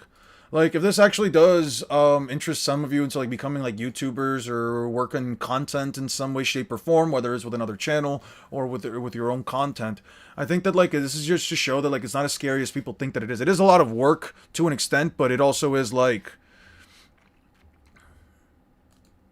Okay, thumbnails. No, not thumbnails. I need an image of Amaterasu, and I need... No, here's what we're gonna do. I'm gonna do Amaterasu and Kamui. Do I have an episode of Naruto? Do I have an episode of Naruto? This is Sasuke then. What episode does Sasuke first use Amaterasu? What episode does Sasuke fight the Raikage? 201. Okay, we're gonna go to 201. WCoStream. Do we have that already? 20. We have 207. Okay, so we're gonna do Naruto. We're gonna do Naruto Shippuden. Block. Said 201. I just need the first fight. Oh, look at Naruto, all depressy, all up shitty spaghetti, all shadge. Alright, over here. Let's mute that real quick. We're not trying to get demonetized. Those guys, who cares? Who cares? Who cares?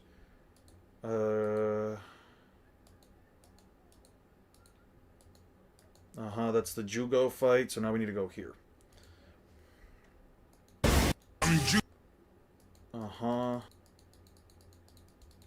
Yeah, okay, that's the scene where he dodges. Save. Not profiles. We don't go to profiles. Naruto.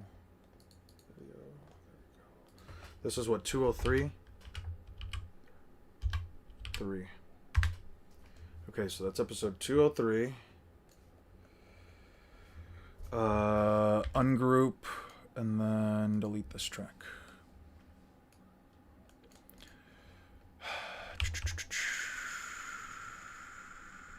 No, that's a bit too far up. He had a Susano ribcage up. He activated...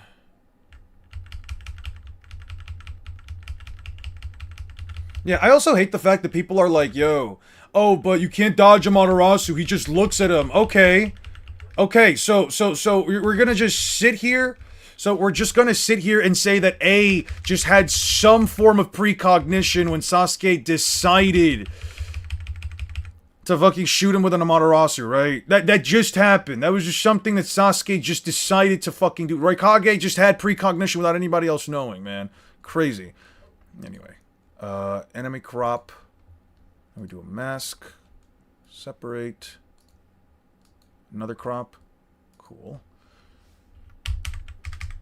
We'll do here. Excited for the new Two Blue Vortex chapter? Yeah, I'm excited for it too. With Amaterasu. Alright, we'll just take this.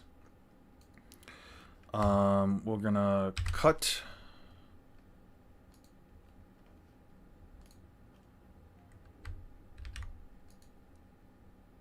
Or Kamui, but those abilities...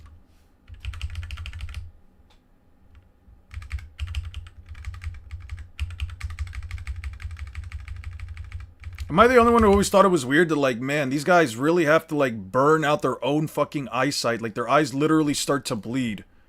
But those abilities are reliant... Okay, now I need a chapter for Kamui. Kamui. I need a chapter where Kakashi uses Kamui.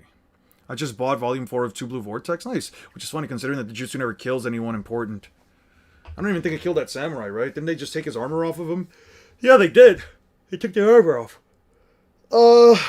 Come on. What's a good... Anybody know a good, like, scene for Kamui? Sasuke's eye twitch when Masu spawns on the after image. It's pretty impressive. What's so impressive about his eye twitching?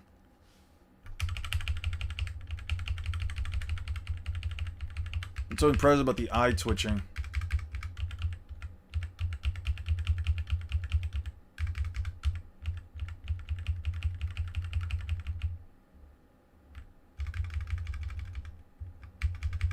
Also, this is definitely not light speed, because in between this guy, like, falling down to the floor after the Raikage dodges, you literally have some random shinobi run up, they yell him to do all that stuff, and then the Raikage decides to blitz Sasuke. Yeah, this dude was not moving that fast.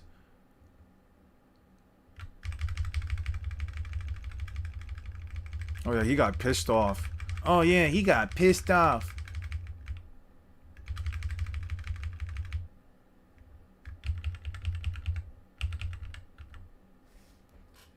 Long or short range? It doesn't matter the exact range. I just need Kakashi's Kamui specifically. Could have worked on making ninja eye drops. True. Kamui against Deidara. I was thinking that one. One thing for the playlist react to the Kaido agenda is dying. The Kaido agenda is dying. It's impressive from the Raikage's end. I guess. Agenda is dying. What's up, Foreign Soma? Bipolar Stone.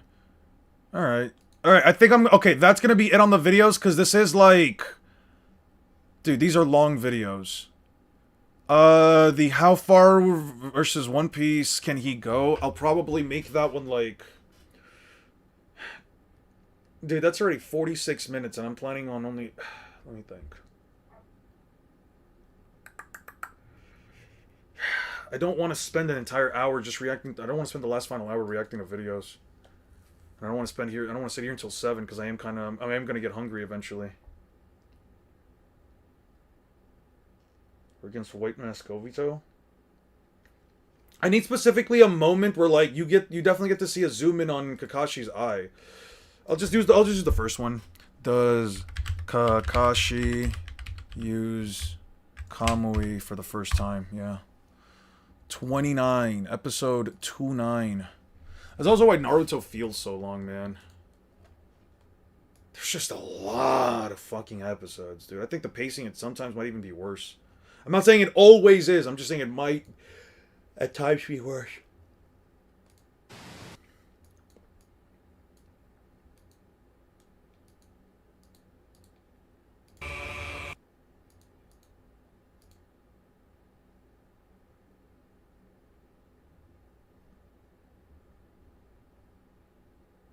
Yeah, sure, we'll take it.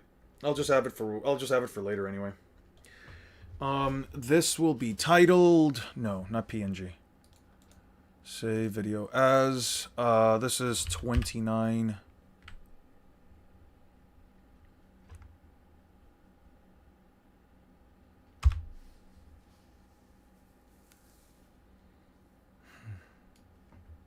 Okay. We'll do ungroup, delete that.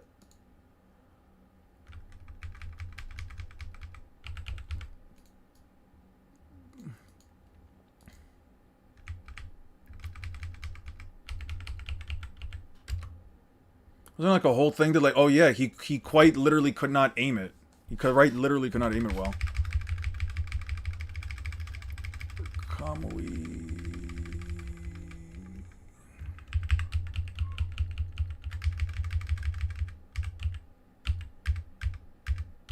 Okay, we'll do it like right here.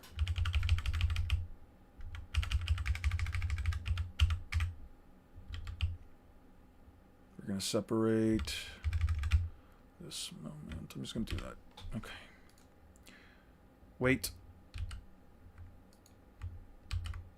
Let's first actually edit this because I don't want to have to do like multiple different edits. So we'll do this, crop, and then we'll do video crop. Yeah, this is fine. This is fine. Yeah. Okay.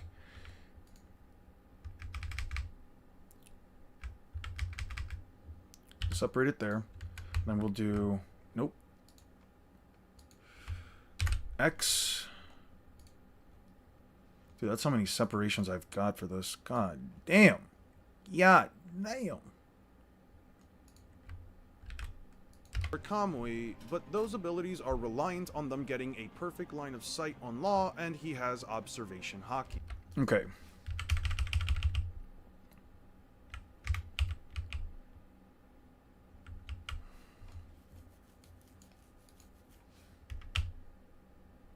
Amaterasu.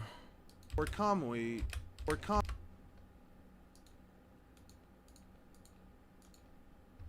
Kamui. Or Okay. Sweet. Okay. I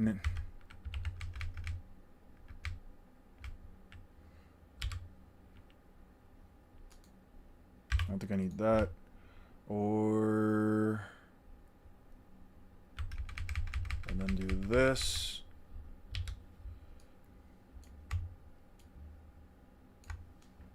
with Amaterasu or Kamui, but those abilities are reliant on them getting a perfect line of sight on Law, and he has observation hockey. This is on Law, and he has observation hockey. Okay. Let me see. Where the hell's the Sasuke video again? Right here. We're gonna do the Raikage.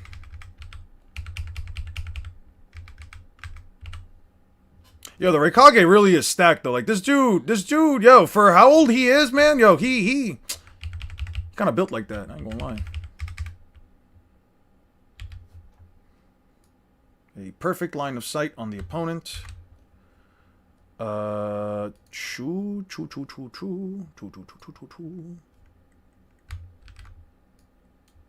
Getting a perfect line of sight, or against. And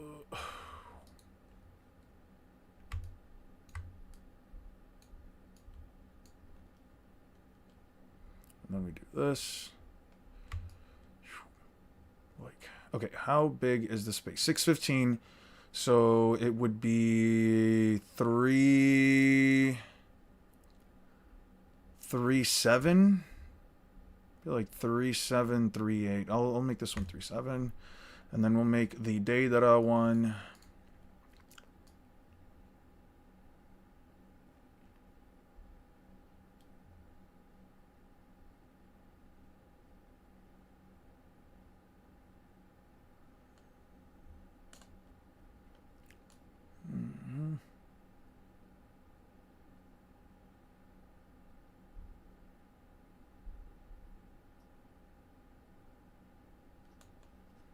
Okay.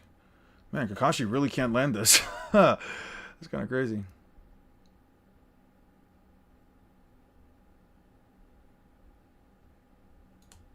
Either Amaterasu or Kamui. It could even be directly dangerous to perform such a ploy because Law can time of Wano would get caught off guard by an attack he even remotely pulled him off, so I have no reason to believe that a more powerful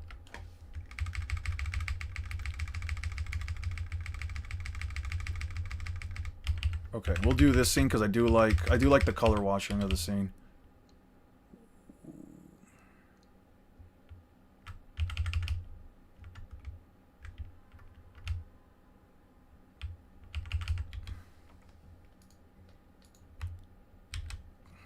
Take that. Take that. Paste it here. And then zoop it down. Okay. Those abilities are reliant on them getting a perfect line of sight on Law, and he has observation high. Would be issues for monster expeditions in One Piece. Here's the thing, I don't think that the Ninetales is just something that like a random character is taking down. Like, I don't think that the Ninetales is also weak enough that, like, you know, your random fodder-ass character from, like, part 1 is easily one-shotting him. But I do think that, like, you would at least need some kind of named character with actual feats to go up against Kakashi, not Kakashi, to go up against Kurama and actually, you know, fight the Ninetales for long enough and hard enough that it would, like, you know, that they could, you know, take him down. Like, Hashirama Senju, for example, was a character that, like, yeah, he was stronger than the Ninetales, but he also had jutsu to completely suppress it so that he didn't have to, like, have a large-scale cataclysmic fight with the thing. I mean, just look at what happened when he was fighting it with it and Madara at the same time. They were literally, like, crushing mountains, splitting them apart. Like, the land itself wasn't going to survive their battle if Hashirama didn't, you know, put the Nine-Tailed Fox on his sealing jutsu and basically put him to bed. But at the same time, it's like... So for, like, the One Piece verse... There is a legitimate argument that, you know, they would have to fight the thing for quite a while in order to bring it down. But if you throw them up against, like, a Yonko, any commander, characters from, like, specifically the post-time skip era from the New World, it becomes a bit of a harder thing for you to argue that, like, you know, Kurama kind of walks away from this, right? It is also under, like, the implication or, like, the indication that, like, Kurama doesn't just fight against someone like, let's say, Crocodile, who can, like, or Mori, who can, like, out-hacks him by either drying him up or turning him into, like, taking away his shadow and turning him into a zombie. You know what I mean? Dude, my finger is finally healing. What the fuck am I doing? Let me just...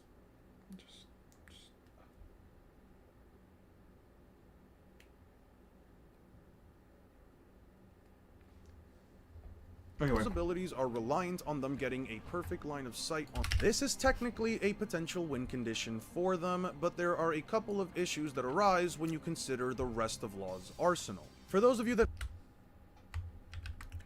Okay, now, here...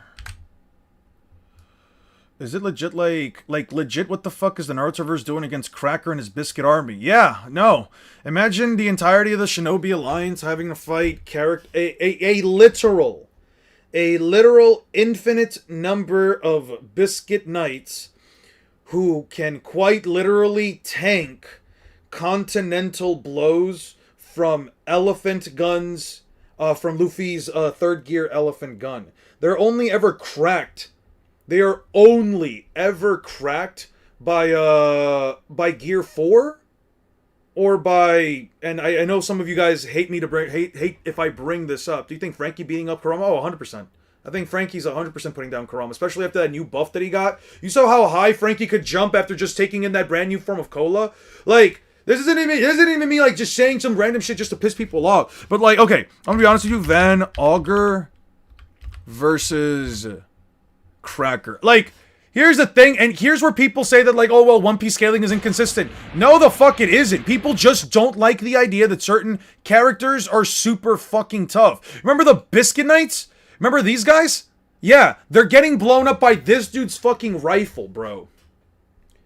By this dude's rifle, Van Augur, this guy, yeah, he hits this, his rifle shots are unironically, without me even remotely making up bullshit, are as powerful as Gear 4 Luffy's fucking blasts, dude. As Gear 4 Luffy's fucking Kong guns.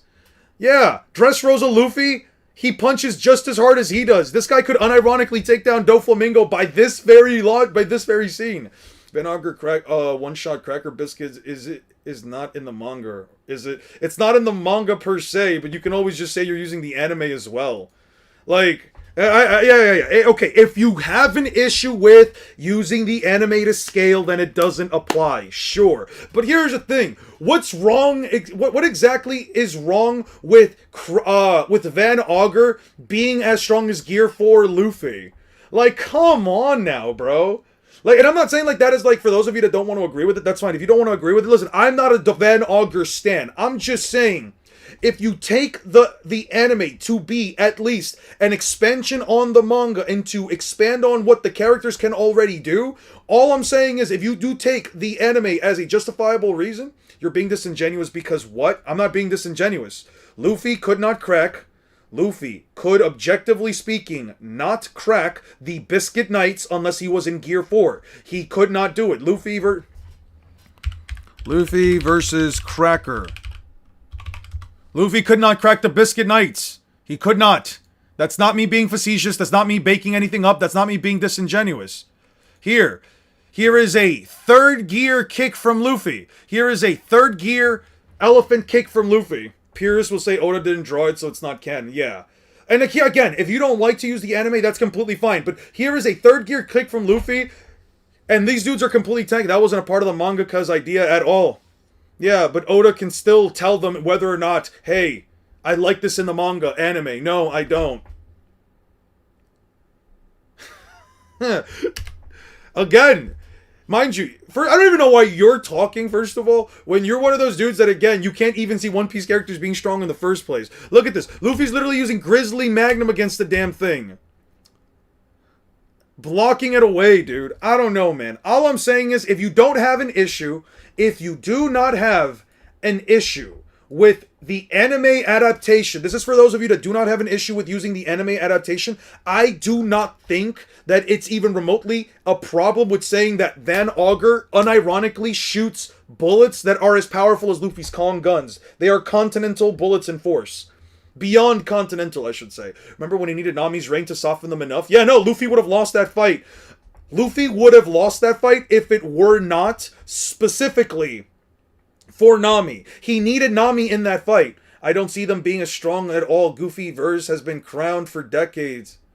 And you guys are trying to act different. Okay, who the fuck says that? Okay, so because some random people on the internet that don't know as much about One Piece as either myself or anybody else here in this chat, we're supposed to just sit here and say that, oh yeah, they have any right to tell us how strong the characters are? No. Again, you keep saying that it's been crowned for decades as the weakest verse of the big three, but again, I don't give a shit what other people's opinions are. I care about what my opinion is because I am generating it in real time while giving the characters the benefit of doubt that they are at least being granted. You have no argument against that. You are just now going back to, hey, the series, everyone agreed with it in the past. Okay. Amaterasu, Rasen Shuriken, Rasarda's MS, Naru Suigetsu's near a lake. He's not near a lake, that's a lie. Damon, Shino's bugs, and probably more.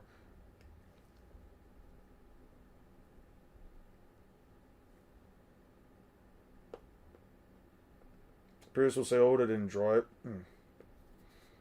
These same moves a random Cracker Knight is tanking are way stronger versions of the ones he used in Water 7 where they completely destroyed huge towers. With raw physical strength with no inklings of fucking leverage, mind you.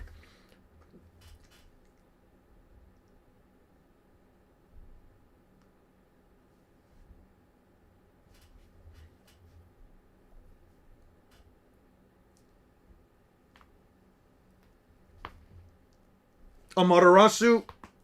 What was Amaterasu gonna do on the Biscuit Knights? They're not real, they don't matter. Rasen Shuriken does not matter because you have to prove that the Rasen Shuriken has beyond continental attack potency, which in most cases it does not. The Sarada's MS, I mean, you have to bring in a Boruto character, and even there, you have to prove that Sarada's MS can crush with greater than continental amounts of force. I mean, sure, I guess it's a black hole, sure. So I guess that's one you can give him, but that's more Boruto. Suigetsu's near a lake. I don't know why you're even bringing up Suigetsu near a lake when he never made something as large as a lake. Near a lake. When he's not always near a lake. So now you have to give Suigetsu a specific location where he needs to fight in. I don't know why Shino's bugs would even remotely be a problem when they only grow to massive size. Specifically because they're absorbing a fuck ton of chakra. And Damon? I mean, why is Damon destroying the Biscuit Knights? Can you prove he hits with multiple continental amounts of force? Softened, they lost to Van Augur. What do you mean the cracks may have been softened? So now you're appealing to a probability, to a possibility that isn't even remotely implied or canon within the context of the verse. Yeah, no, a Biscuit Knight that has absolutely no problems right here, just shot straight through its head. Yeah. A Biscuit Knight that's just shot straight through the head, right here. You can see it plain as day. Just blasted. No damage, no cracks, yeah, no. I don't know if they're actual black holes. I think they are based on some wording that they used. They don't do it for Dragon Ball Z because it's the godfather of anime. You're already going to have a bunch of people, especially from the same level of scaling capacity, which are the dudes that say, oh, well, how are they tanking a Rasen Shuriken? They're not tanking a Rasen Shuriken, so they're not, you know. The same people that make those kind of arguments, yeah. That's why they don't come after DBZ. They don't come after Bleach because Bleach is weird-ass cosmology and they're quote-unquote death gods. Therefore, because the word god is in there, then all of a sudden they have to have this belief that they're supposed to be just all-powerful. Naruto because, well, they grew up with Naruto and you had Naruto scalers be some of the first real scalers across social media, so and because they inflated the verse beyond what it's actually capable of, then they have these beliefs. Trust me, if you didn't have people like Suikage or Seth essentially overblowing how powerful Naruto characters were from the very start of like you can call it power scaling niche really started to like popularize, I promise you people wouldn't think they're as powerful as they are now.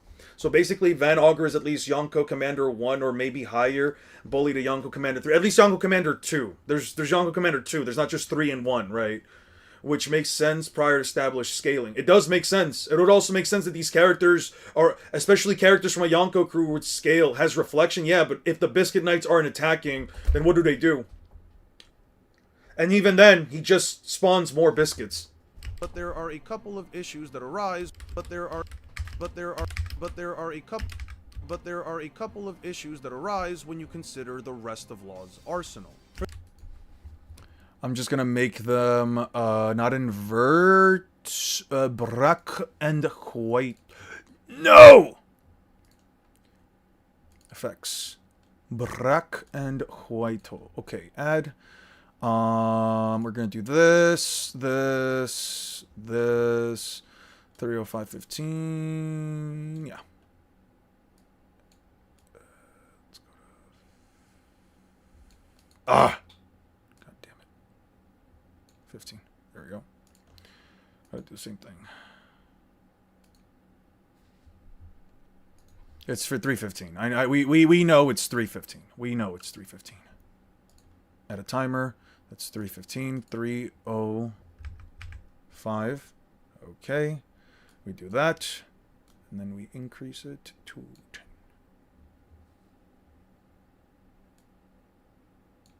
And then we do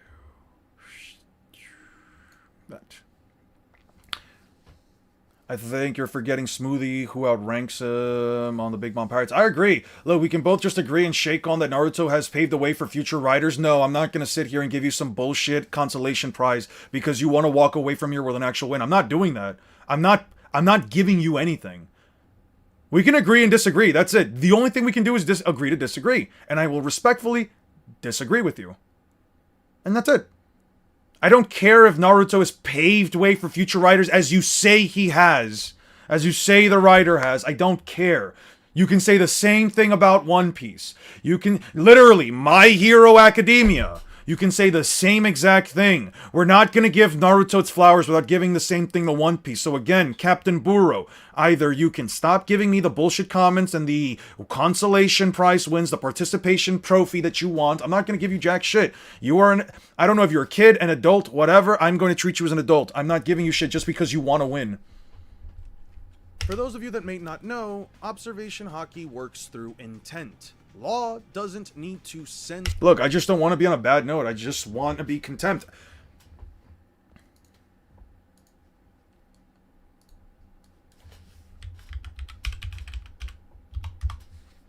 A powerful, poisonous emotion combining disgust and anger, characterized by a lack of respect and sense of superiority over another.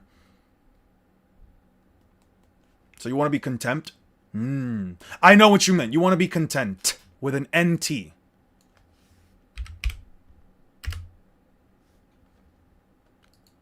You meant content. Inner peace. Contempt is negative. Yeah. Anyway, let me put it like this. I'm gonna just make it very simple for you. We don't have to end on a bad note. I personally don't have any negative feelings towards you. I personally don't really care. Yeah, probably a typo. No, I don't think it's a typo, and not to be like, actually kind of guy. No. People actually like confuse these two quite often. It's not a typo. People just confuse these two quite often. I've confused this myself quite a bit. As a matter of fact, the only reason why I point this out is because during my trip, I was having a conversation, with my girlfriend. And I said the word contempt at one point. I was like, oh yeah, no, I'm just filled with a lot of contempt right now. And she was like, contempt or content? And she explained the whole difference to me. Funny enough, I'm just bringing this up because of that. Just in case you didn't know, yeah, you want to use content. If it has an MPT, it's negative. If it's an NT, it's positive. Just to let you guys know. More of like just a grammatical thing for everybody here in chat, because I'm not sure if everybody here knew that. Yeah, both of these are different, and I also do agree, it's very stupid that both of these words sound and are spelt very similarly, and yet they are complete and utter opposites of definition. It's very weird. But anyway, I think they're antonyms, I think would be the right word. But anyway, not to do the whole like, I'm actually smarter. Anyway, now, just to be clear, Captain Buro, I don't really care. I don't have any negative feelings towards you. If you don't want to leave it on a bad note, that's fine. Again, just agree to disagree. That's where we can end it. Agree to disagree. At least to me, things don't really end on a bad note. But, that being said, yeah, no.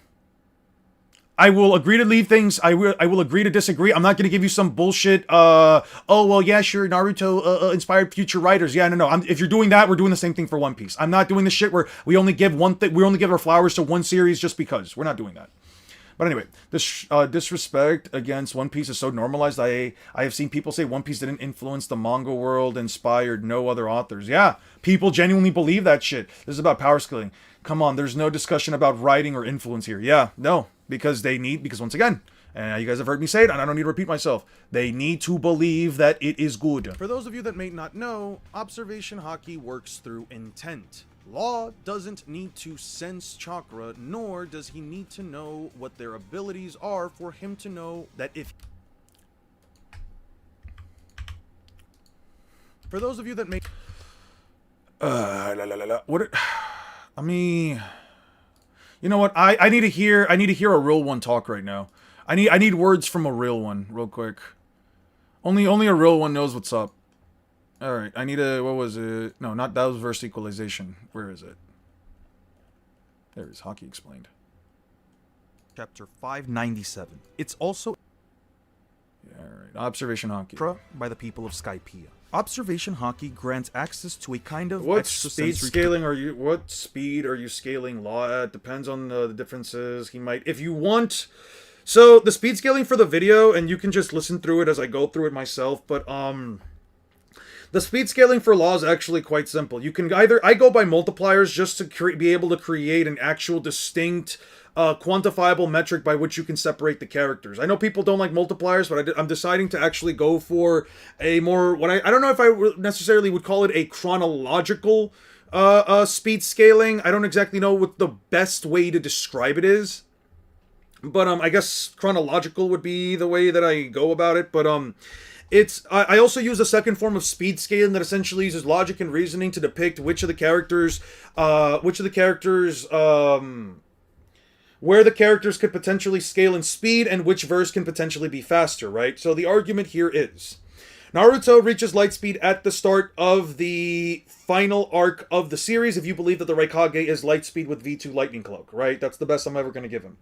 So Naruto's Lightspeed by the final arc, by the start of the by an early midway point of the final arc of the story. If we go canonically, it is the day before the final war ends, right?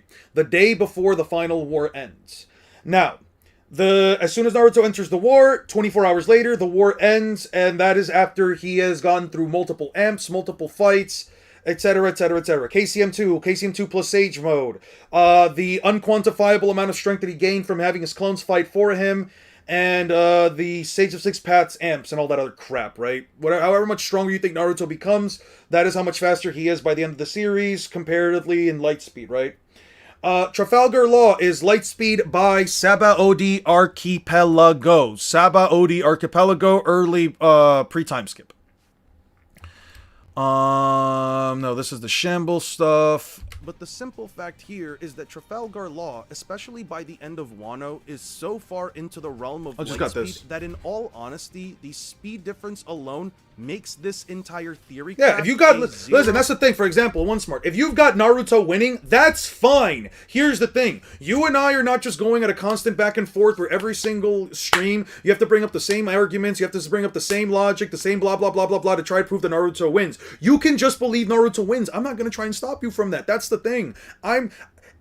The only reason why I bring up the points that I bring up against the people that, come at me and all that stuff, and, like Bruno and Ismai and Izilmai and all those other guys, is because they are incessant. They are constantly trying to prove that they are right. And that's why I go to the extents that I go to. That's why I bring up feats. That's why I bring up statements. That's why I bring up logic. That's why I bring up actual sizes and metrics. Because they are being incessant about it. If you just believe that Naruto wins and we're just not having a back and forth, we just agree to disagree, that's fine. We're not having this back and forth. I can agree. You can sit down, have your beliefs, I can sit down, have my beliefs, and we can have the conversation move along. It's not a incessant circle where we're constantly circling back to the same thing. One that I do appreciate about them is that whenever we have our back and forths, they don't usually go to this bullshit like, well, at least Naruto's more special in my heart. At least Naruto helped me learn how to poop. At least Naruto told me to believe it. At least Naruto inspired future generations and requires an IQ of like 50 billion in order to understand. Like, no, they don't do that.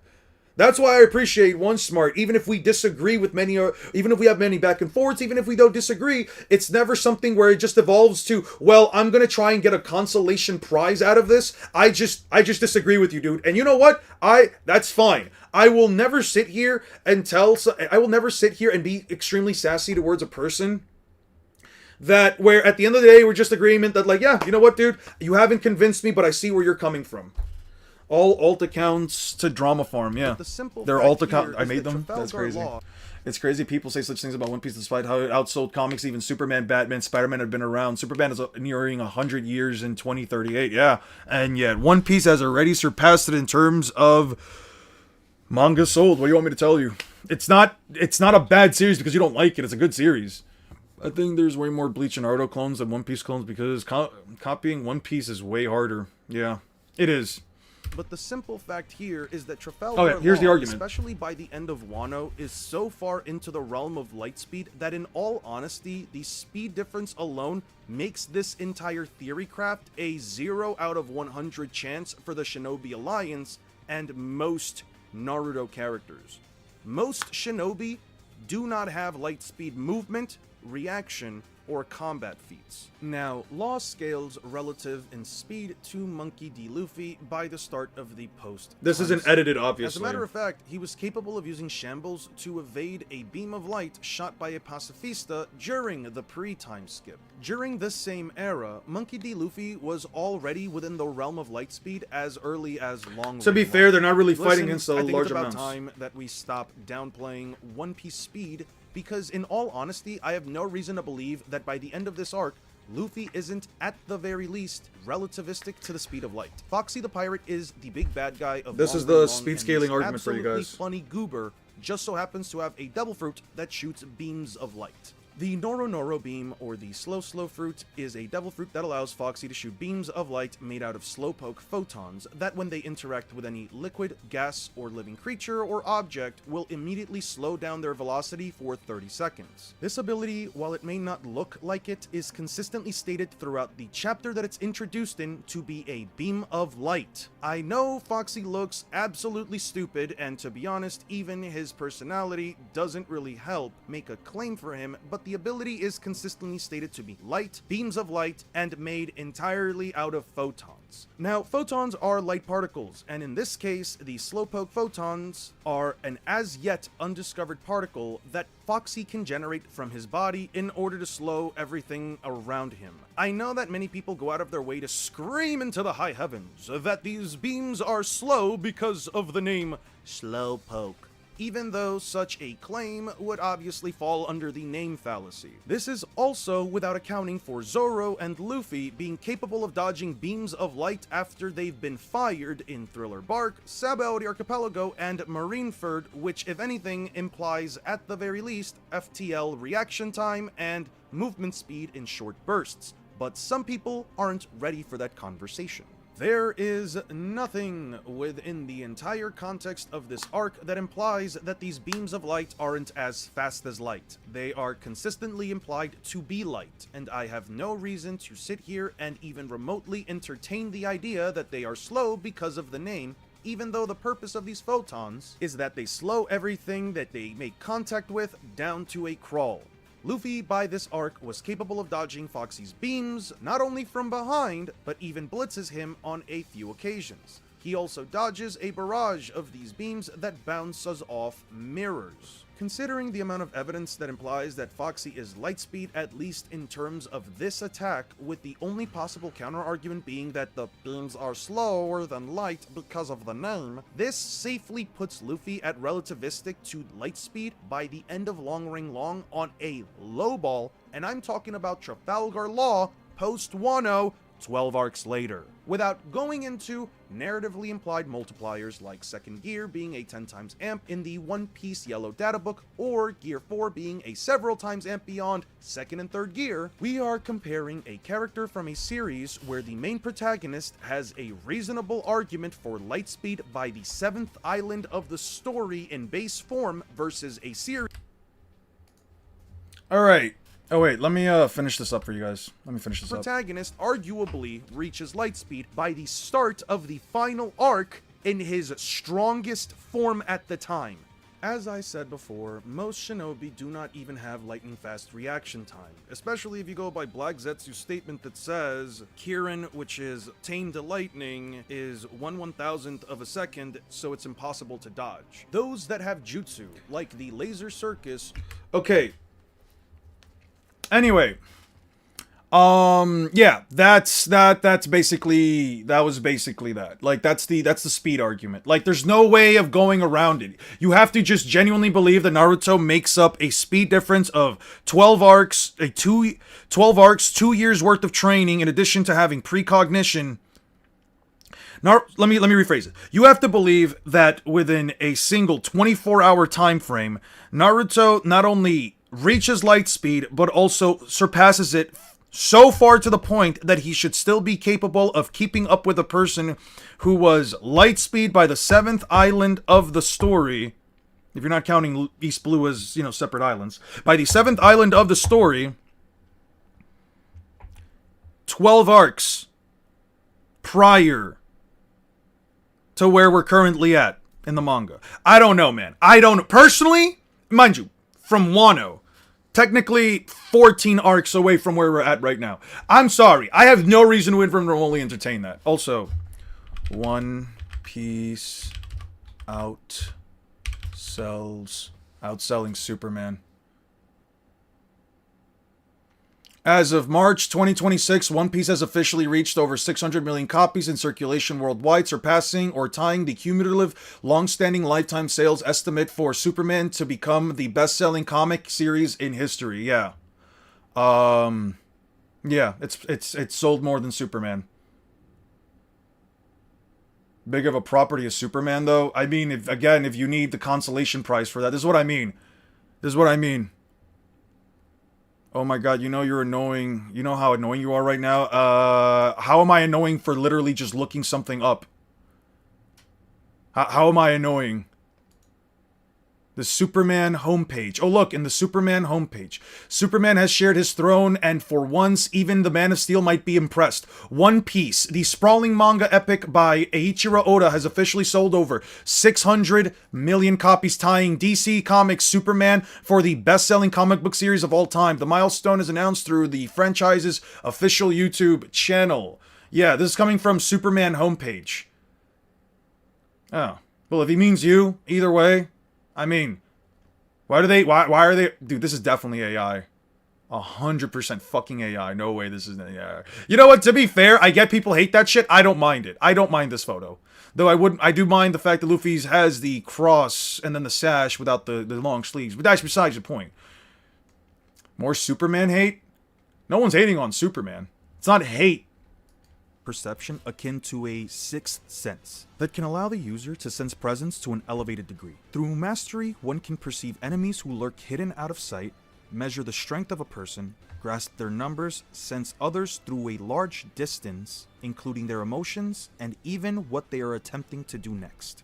Within the confines of this color, some people can be attuned to specific applications, like how Luffy is especially attuned in a way to at the all emotions of living things. Katakuri. I don't really find it to be that crazy. I guess it's just because I don't really understand the full scope of it. You could also just attribute it to that. You can genuinely just attribute it to that. But like, I don't know. I'm cool with it. Like, I don't really care. It's just like, yay, it happened. Wish they got an actual artist to draw the art. I think it would have been cool. Honestly, it would have been at least more profound if that were the case.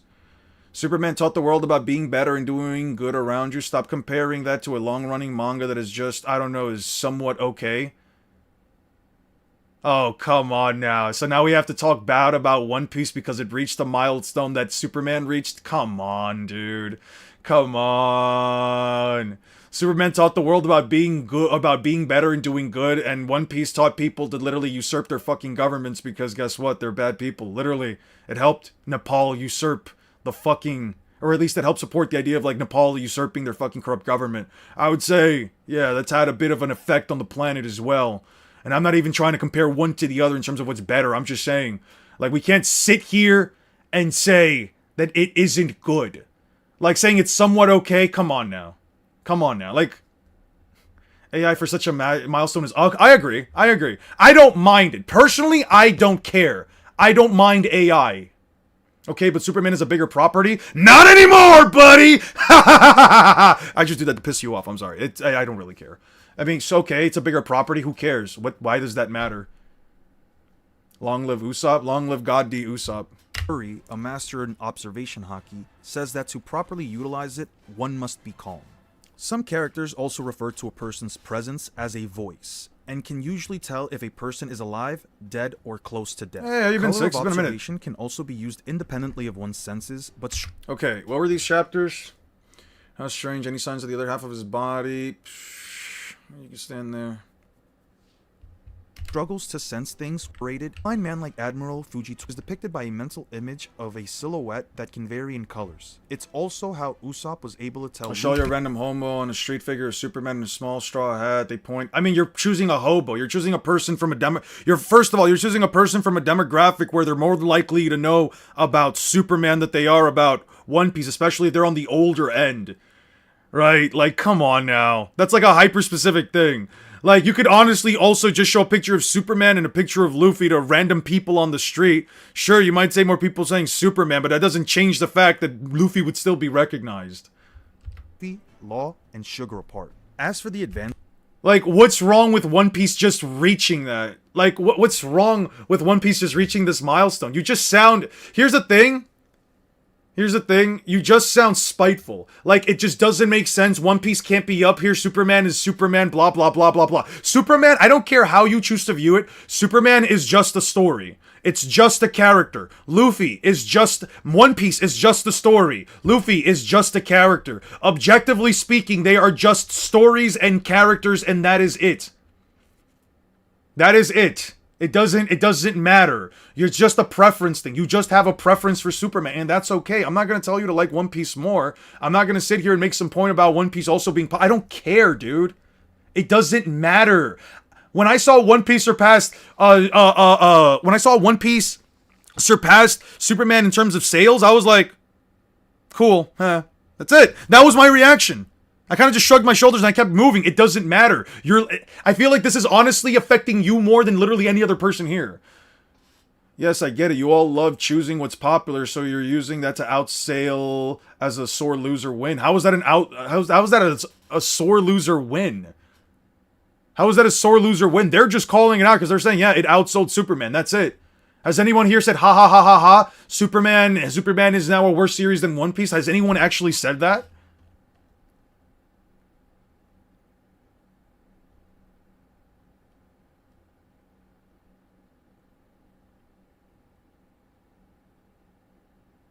I also think Oda gets attacked more often than Kubo and Kishimoto. Why? One Piece's hate must be studied, yeah. Light speed scaling and Modula, but I see a random pirate dodge a light beam for the 5th time. Holy shit, yeah. Like, I don't get it. Like, I'm trying to see here, but it's like... I don't get what the issue is. You guys are just getting upset about people saying, yeah, it outsold it more. That's it. There's no... I don't... Like, is there an actual Superman hate?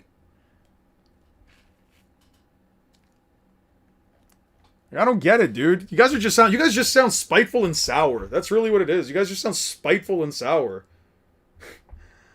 Yeah, well, you love Superman. That's okay. Yeah. I don't get it. Stands with Batman, another iconic property. And you know what else is an iconic property? One Piece. One Piece is, objectively speaking, an iconic property. My mom is a 68-year-old woman. 68? 66. My mom's a 66-year-old woman. She doesn't read about any of this shit. She knows who Luffy is. What do you want me to tell you? She literally picks out One Piece shirts for me if she ever goes out and buys stuff at, like, souvenir shops. Can't say I really wear them that often, but I still like them. Still nice. It's okay. There's no issue. Wasn't he saying that Superman is more popular now? He's saying that the same argument against One Piece. I don't know, dude. I don't really care.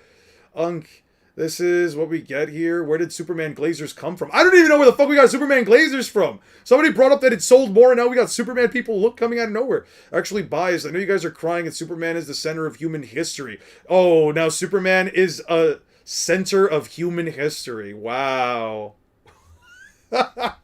Dude, do you hear yourself?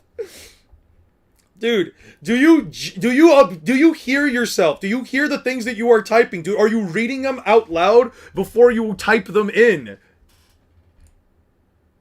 Do you actually hear the words that are coming out of your mouth? Superman is the center of human history. That shit isn't even 100 years old. That could be at the center of human history. Maybe to an extent of, like, I don't know. Maybe to, like, an extent of, like, I guess... I don't know. Maybe to, like, the extent of, like, I don't know, like comic book fans, Western audiences? Sure, I guess.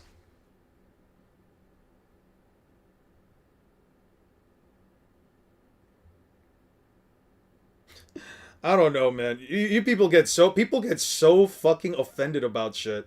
Yo, you compare anything to anything else, people all of a sudden just lose their shit. Like, oh man, One Piece is on the same level of Superman in terms of sales. Why'd you say Superman's better than One Piece? Superman is the greatest iconic series of all time. He's the most iconic superhero. He is the superhero. He was the first one. One Piece can never be compared. Dude, we just said it reached the same number of sales. You can give Superman every single flower in the fucking planet. The one thing you can't say is that it's outsold more than One Piece. That's it. No one's even saying that One Piece is better in anything. No, it surpassed it in sales, objectively speaking. It's still popular. No one's saying it's not popular. No one's saying it isn't popular. What the fuck? You guys are literally arguing things nobody is arguing. Shouts out to Mama. Shouts out to Mama. Honestly, I miss her a lot. I miss seeing her. Grandma's not feeling well, so Mama's out there taking care of her mama, and I will always respect that. I do miss her though. Practically kickstarted the okay, and that's fine. Nobody is arguing against that though. It outsold, it did not reach the same sales. Well, whatever, same shit. I don't give a fuck about it. They're in my rare evening, so when One Piece won, I was happy, but I wasn't throwing a party announcing. Yeah, I wasn't announcing it to the world. I was just like telling my mom, oh, look at that. One Piece outsold more than Superman. Really? Yeah. And then we just kind of did our day. It was literally a 3-minute interaction, and then we moved on. You need to move on. Will always be a smiling ray of bright hope. Yeah, and Sushvi will always be a smiling ray of fucking drums of liberation. It's the same fucking thing, my guy. Dude, I don't know, man. You people need to be studied, yo. People that get so antsy. No, I'm not gonna stop. People that get so antsy about other people saying things or comparing things. You people need to be studied, dude. I don't get it. You people just feel some type of way about anybody comparing anything to anything that you like.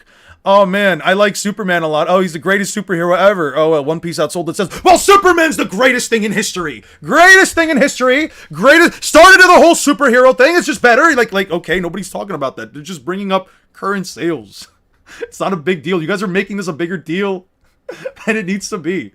Seriously, yo, Drake, Six, Lapis, put these guys on timeout. If you guys see anybody go into this bullshit, just put them on timeout. You have my, if they start going into like these whole like, what is it? If they start moving into these whole like, moving the goalpost. Oh, now we have to say that it's the best thing since sliced bread or all that shit. Who cares if it outsold Superman? Nobody does. They're just stating a fact. Dude, no one cares. They are just stating a fact. There you go. Mute these guys. Fucking hell. Yeah, we're gonna move on. Jesus Christ. For those of you that may not know, observation hockey works through intent. Law doesn't. Okay.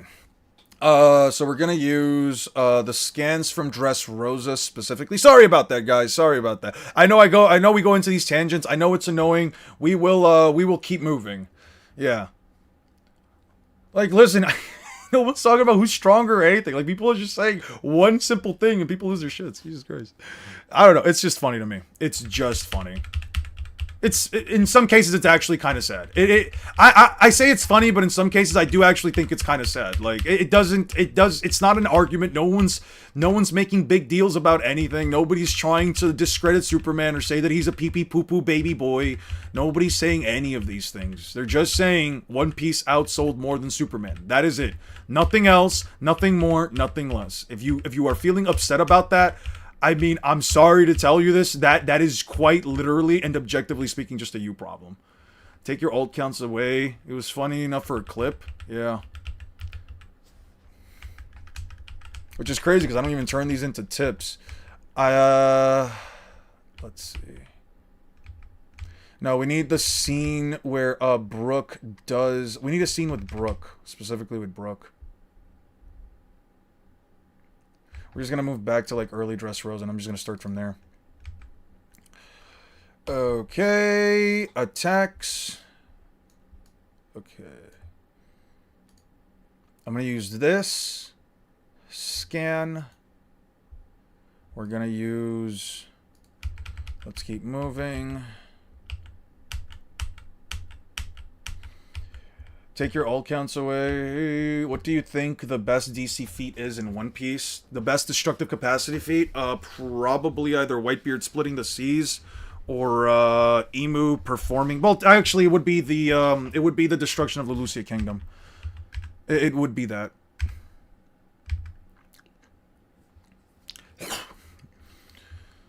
I was only going to make a snowman. Yeah.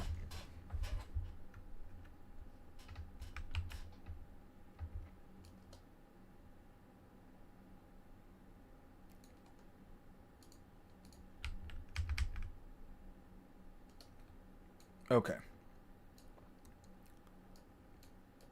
I'm not going to use this scan, actually, but I will keep it in the backdrop for later. Secretly clip farmer.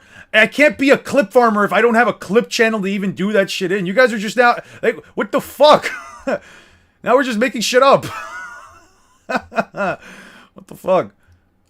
Jesus Christ. I can't even have people come at me without you guys saying, oh, Eon's clip farming. Like, Jesus Christ, have some faith in me. I'm not that big of a... Listen, I'm not that content-brained. Believe it or not, I do stop thinking about content as far as, like, what the shit I'm gonna do. No doubt, that shit was planetary in reach. Well, it affected the planetary.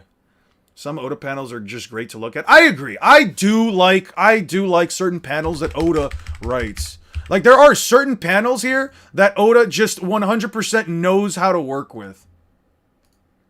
You know, I feel like his composition, his art style, I feel like it's fantastic. You know what I'm saying? Oda just definitely knows exactly what the people want. Yeah, Oda definitely knows exactly what the people want. I think his composition, his lighting, his characters' anatomy, I think that the detail... Yeah, it's all great. Yeah, it's all fantastic. I honestly don't know how many manga artists are better at Oda than this. And this is why I get called a gooner. Fuck.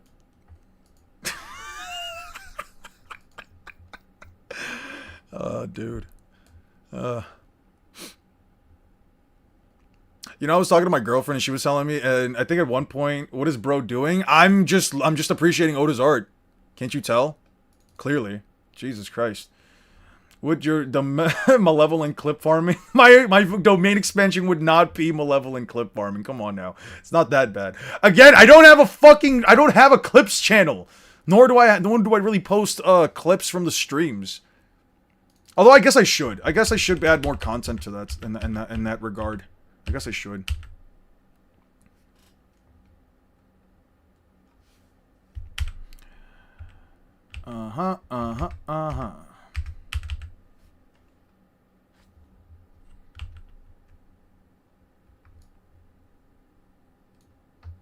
Okay, so we're gonna use this. And yet there are so many people whining about One Piece and Oda, especially Agenda Piece. Because here's the thing. Do you ever seen that video or like those like memes? You ever seen like those video or memes? The farming of clips has levels to it. Look how they all come and leave at the same time. You can't pull a fast one on us. They come and leave because you guys timed them out and they have nothing else they can do here, so they just have to listen to our bullshit. How could it be me anyway? It's not like I'm stopping what I'm doing. Jesus Christ. Why the fuck would I raise my own fucking blood pressure and cortisol levels just for the sake of a clip? It's not that serious either. I'm not that content brain, guys. The fuck? We'll use this one instead. Okay, we'll use these two, and then I'll type some stuff up here. You need to know what their law doesn't need to sense chakra, nor does he need to know what their abilities are for him to know that if he senses malicious intent from Sasuke or Kakashi, he immediately knows exactly where he needs to dodge. As seen with Boa Sister, senses malicious if he senses malicious intent, I think I will be keeping these clips.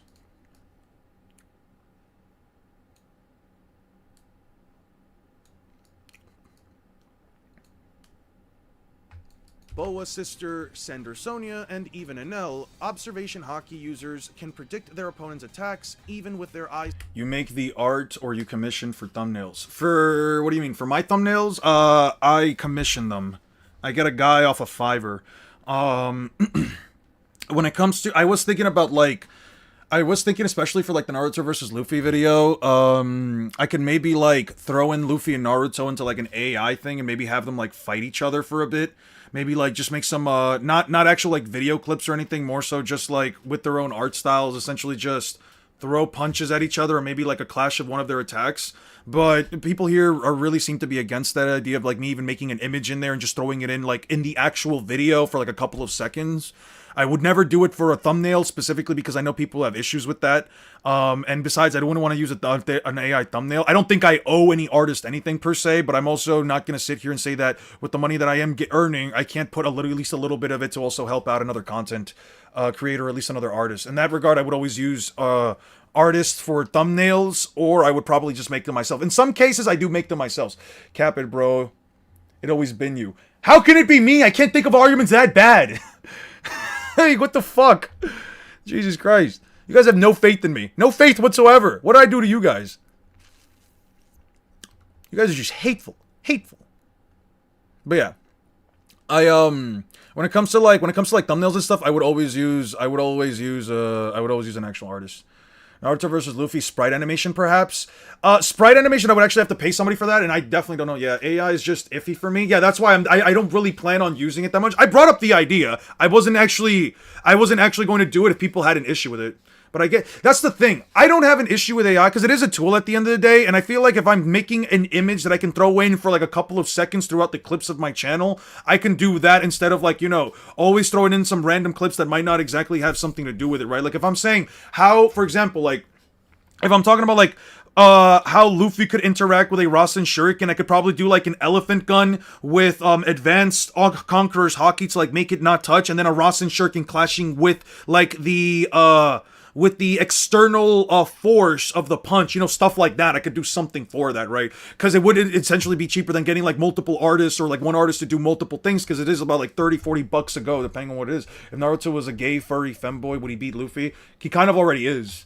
Maintaining clip farming has always been our top priority. As an artist myself, I am very against generative AI. I get that. And that's part of the reason why I'm like, again, if people genuinely do just have an issue with it, I'm just not going to add it to the channel. It were thoughts that I were having, but I wouldn't employ them if anybody, especially the mods, necessarily had an issue with it. I won't do it. Don't worry. Knowing that people have an issue with it, I'm not going to do it. I personally don't have an issue, but I do understand, and especially for artists. For artists... I'm not even going to remotely even touch the subject. Sasuke or Kakashi. Of course we would. You would use bots. Of course, I actually wouldn't use bots. There was a whole conversation about that's been having, especially with Twitch, that I've been seeing throughout the past few weeks. People have been talking about a lot of Twitch streamers using bots to get their names out there, because it is just part of the game out there. With the way that Twitch streamers work, it's actually less about the algorithm for Twitch is actually much different than the one for YouTube. It really just is about whoever has the most amount of views, etc. Whoever has the most amount of people currently in chat are the ones who are going to be pushed in more towards the algorithm. So I can understand why it's more prevalent over there, but I don't think I would ever actually view bot. View botting is just one of those things where I'm like, if the channel grows, it grows on its own. I don't need anything else to like help out. I remember my family, who has the most broken hacks in One Piece in your opinion. Law's definitely up there. Emu's definitely up there. Sugar's definitely up there. Uta, if you throw in the movies. Probably those characters. I can probably be missing a few. You can definitely make the argument for Mont Dor sealing people inside of his books. I'd say those dudes are definitely up there. I would say. But yeah. When will the video be posted? We're 14 minutes into setting up the images. I hope to get at least up to 16. If I can maybe get up to like 20 something by the end of this week, I'll be close to halfway done with the video. Observation. Thursday. What day is the 19th? Thursday, I will not be streaming. I will be streaming tomorrow. Thursday, I won't be streaming, so Thursday will be the full brunt of my day in terms of working. Stand proud, you were clip farming. That's crazy. Observation hockey users can predict their Boa sister, Sender Sonia, and even Enel. Okay, so I need to bring up Enel. We need to bring up Enel. That's the thing. Winnie the Pooh versus Sengoku. Oh, Winnie the Pooh is curb stomping Sengoku. Sengoku can even be pre-time skip Luffy, and Winnie the Pooh works with Christopher Robin, who is a real-world human, a living human. So by the tangent of Winnie the Pooh being able to interact with a being from an entirely separate dimension, bring him to his world, and then bring him back, I think just puts Winnie the Pooh at a higher dimensional level than someone like Fraud Goku. Everyone bots, especially the music industry. A lot of them bot like Kendrick. Kendrick Lamar bots? Really? Kendrick Lamar bots? I don't know about this stuff. I don't really pay attention to like the music industry, so this is new to me, but wow. So Uni Luffy is already canon. Damn. Uda's canon? Yeah, but the events of the movie aren't necessarily canon, to be fair. Listen. As far as, like, the generative AI stuff, you guys don't need to worry. I'm not going to go out of my way to, like, actually do that stuff if I know that you guys have an issue with it. In terms of that stuff, don't worry. You guys won't have to worry about it. I'm not doing that stuff. I'm not going to sit here. I don't like being a hypocrite when it comes to that kind of stuff. I'm not going to sit here and do it. Don't worry. I'm allowed to think up of things. I am allowed to think up of things that I can use for the channel. I don't have to necessarily employ them. And the only reason why I say this too is because I feel like some people also like take things to like a certain streams where they're like, oh, you thought about using generative AI? Well, that's it. There goes this YouTube channel. I guess I can't support anymore because the guy thought at one point to use generative AI. It's like, I mean, you have every right to do that. I'm not going to sit here and tell you, hey, man, I'm not going to sit here and tell you, like, hey, yeah, you're wrong for that. You should hear and support, but you don't have to. That's the thing. That's the other thing. Like, I'm also very much a proponent of, like, people, you know, you can support and not support whatever it is that you don't want to support. You don't have to. That's the thing. Eon's clip farming with Sengoku's desk square go hand in hand with the final war. You guys are so fucking annoying. Dude, you guys are so fucking annoying. No, Eon, you must be angry, mobbed for thoughts. Yeah. For my thought crimes. Yeah, I gotta be mobbed, man. Yeah. I'm just a filthy, disgusting, I'm a filthy, disgusting YouTuber with no morals. All YouTubers are weirdos. Obviously.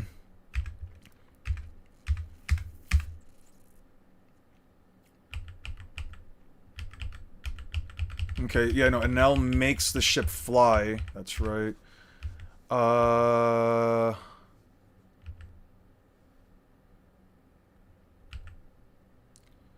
It seems you don't care for the mantra. I understand it's a power that makes me invisible.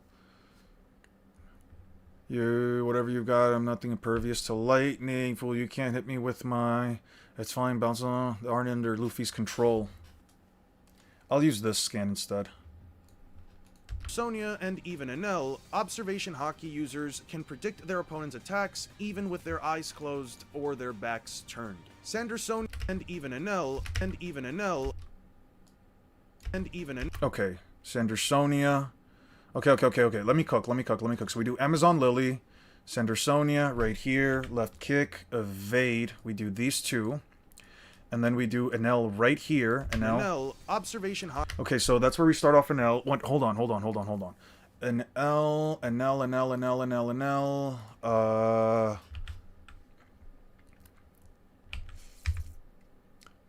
I must avoid it.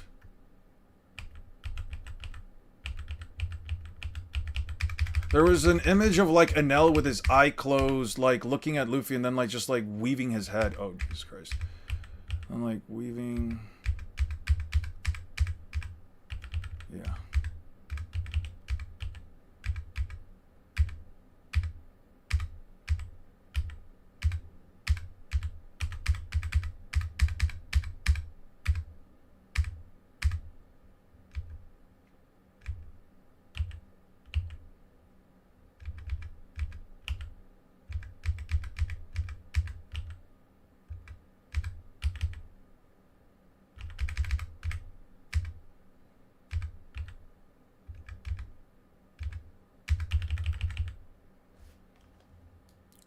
Okay, so even Enel. Enel, observation hockey users can predict their opponent's attacks even with their eyes closed or their backs turned. Sander Sonya was capable of calling out Luffy's attacks, and even Enel, observation hockey users can predict their opponent's attacks even with their eyes closed or their backs turned. Sander Sonya was capable of calling out Luffy's attacks When does the Rayleigh Luffy pre-time skip stuff? It had Luffy in Whole Cake Island, if I remember correctly. Do you clip farm because you are Eon or you Eon? I'm not clip farmer, god damn it! Fucking hell! Naruto fans use the last, I will use red. By the way, where's the SBS where Oda said you can view all movies as canon? You can't view them all as canon. He just says you can insert them into the timeline. It is possible to insert them into the timeline if you want. Oda just makes the claim that you can do it if you'd like to. Not that they are objectively canon. Right here. Right here. Right here.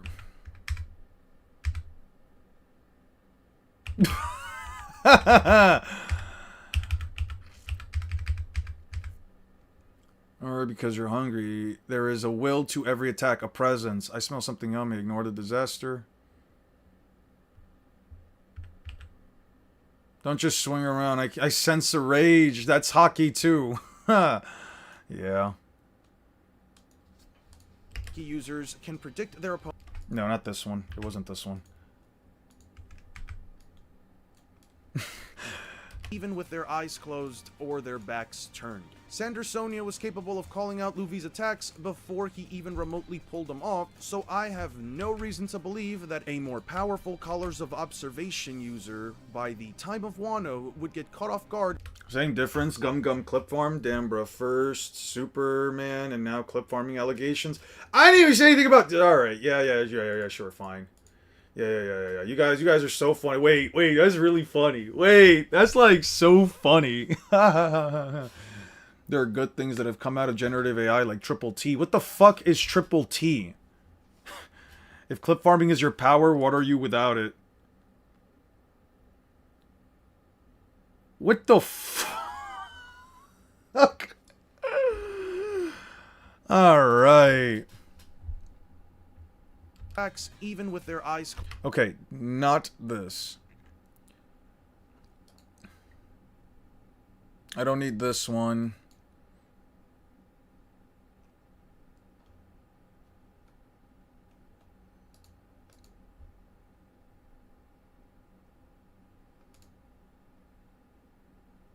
Okay, I'll use that clip. And then I'll use this one with Luffy. Wait, no.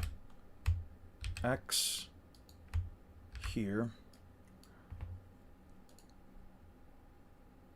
So I have no reason to believe.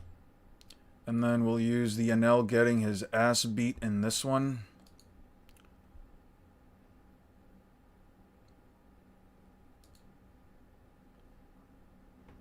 Users can predict their opponent's attacks even with their eyes closed or their backs turned.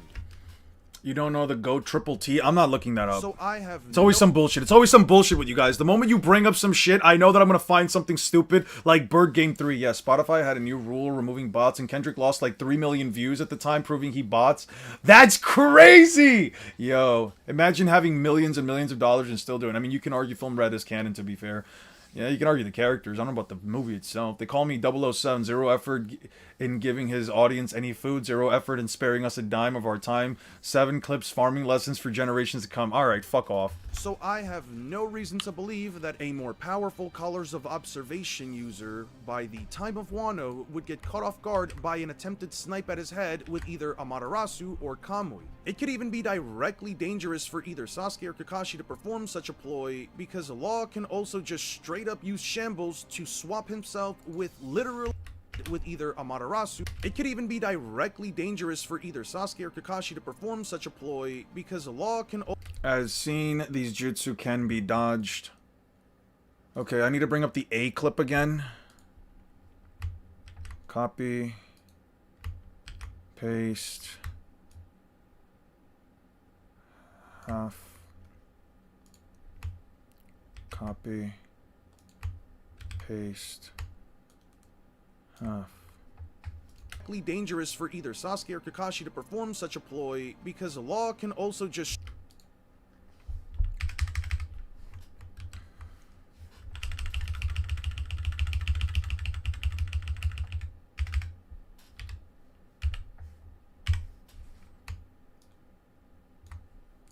such a ploy, because Law can also just straight up use shambles. The clip farming allegations are peak. You don't know Bird Game 3? I know about Bird Game 3! Check chapter 597. Chapter 597. Oh, you're talking about the chapter where Luffy goes and works with Rayleigh. I know what you mean. I know what you're talking about. I know what you're talking about. To believe that a more powerful Colors of Observation user time of Wano would get caught off guard by an attempted snipe at his head with either Amaterasu or Kamui. These are also...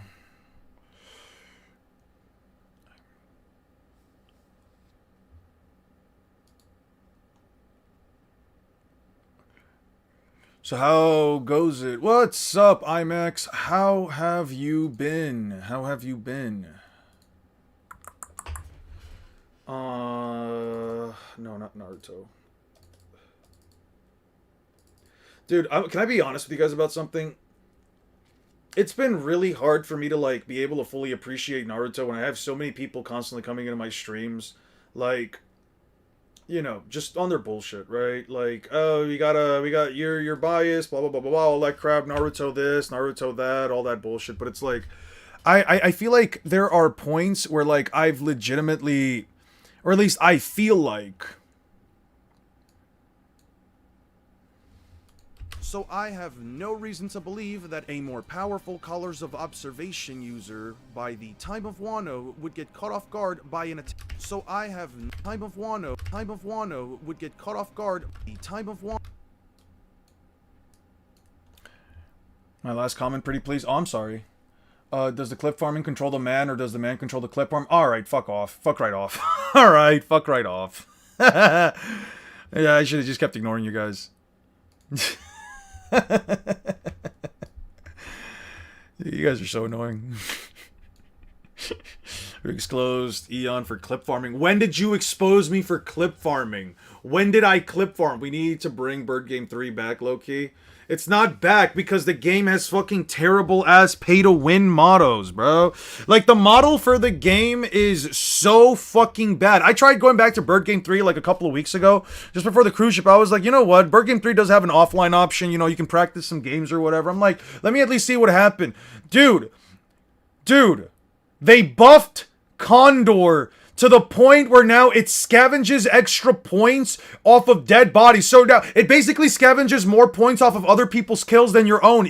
People are just kill stealing at this point. I can't do this anymore, bruh. And mind you, they added an evolution for Condor where they essentially allow it to attack at a slightly higher rate of fire.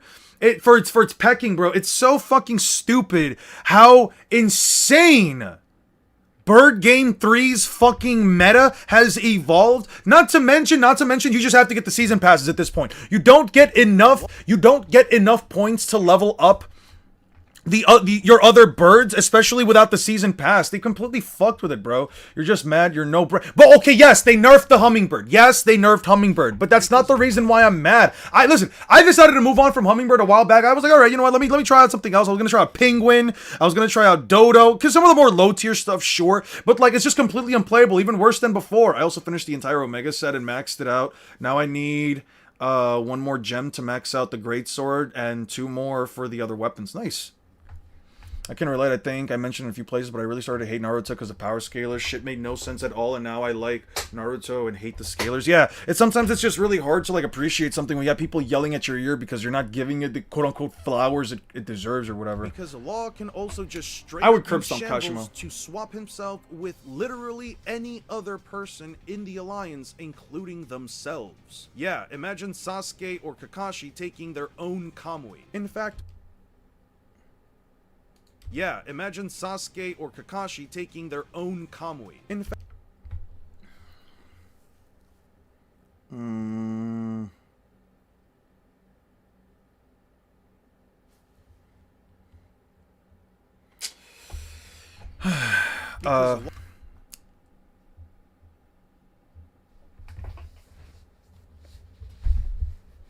where's the clip?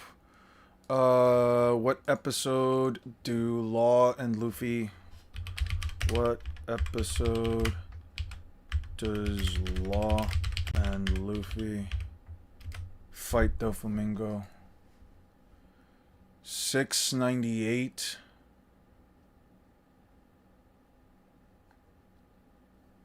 Okay. Let's just start it off. Okay. Cartoon. Dubbed anime. One Piece. Dubbed. 658 it said? Yeah, yeah. Dressrosa must have dog shit as. 658 it said? 698, I was about to say. That's still pretty fucking bad, dude. Or not that many chapters. 698. What game even is that? I never heard of Bird. You should look up Bird Game 3. You should 100% look up Bird Game 3.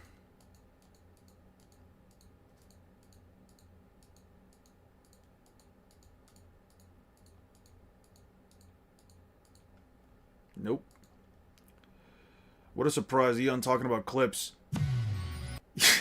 Yo, you people need to stop.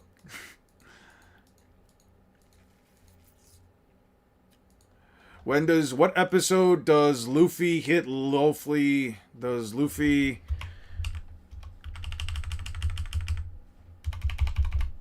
hit Doflamingo with Red Hawk? I just need this. Fuck it. Luffy gets Doflamingo in episode 698. Anger erupts. Dude, I swear to God. Alright. Okay.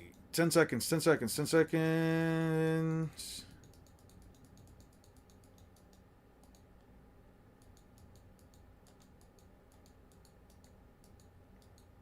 Yeah. Yeah.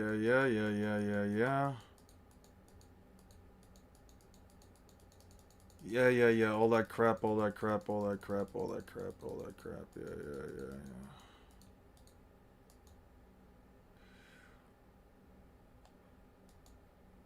Alright, it is this one. HD. Save as. Not Naruto. One Piece. 698. I literally told someone on TT that an L would be as big of a hurdle as if he was tangible if he was tangible. Not the stat difference was not, the stat difference wasn't that wide between him. You didn't answer my question. What was your question? Eon versus Buggy, the greatest clip farmer today versus the greatest clip farmer in history? Fuck off. Jinxie is gonna bring back the game apparently. I don't believe it. I don't believe that he will. What was your question? What was your question, Memento? Are you just every time I read one of your fucking comments, it's just every time I read one of your comments, it's just some fucking lousy ass rage bait, dude. Fuck off. Oh man. Alright. Put this all the way up here real quick for a second. Okay. Yo. The animators really knew what the fuck was up. That's all I'm saying. のケース、どんな毎日じゃいかを気がせない見つだって最高べ桜に強く生きてゆこうだなんてだなんとく進めべき hard dog days Okay. Okay, we're starting here. We're doing room. Shambles. Ha! Yo, I ain't gonna lie, I would be pretty fucking pissed if I was fighting against two dudes and one of them just teleported me between the other one taking a hit. Or aren't you like Mihawk? You see a clip farm off it as an upscale for you. I don't see it as an upscale. You guys are just being annoying. Jesus Christ. Alright. Okay. To swap himself with literally any...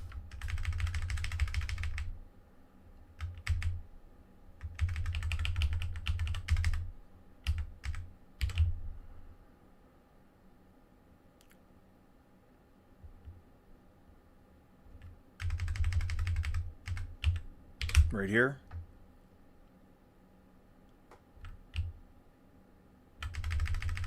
Right here.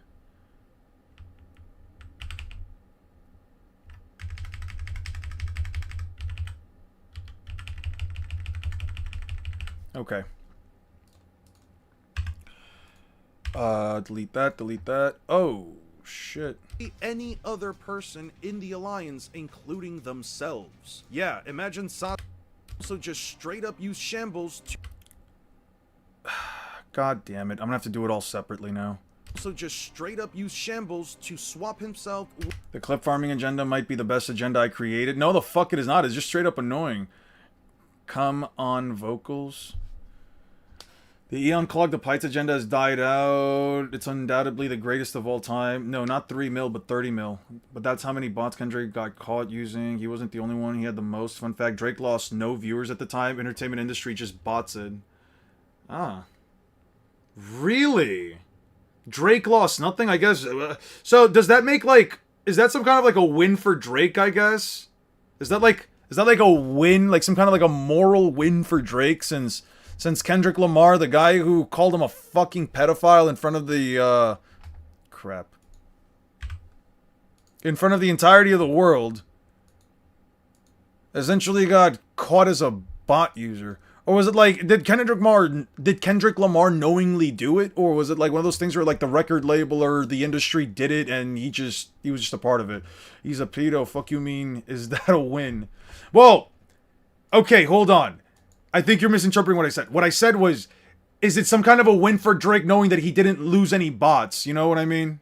Is that like a win for Drake, I guess? Because, you know, whatever.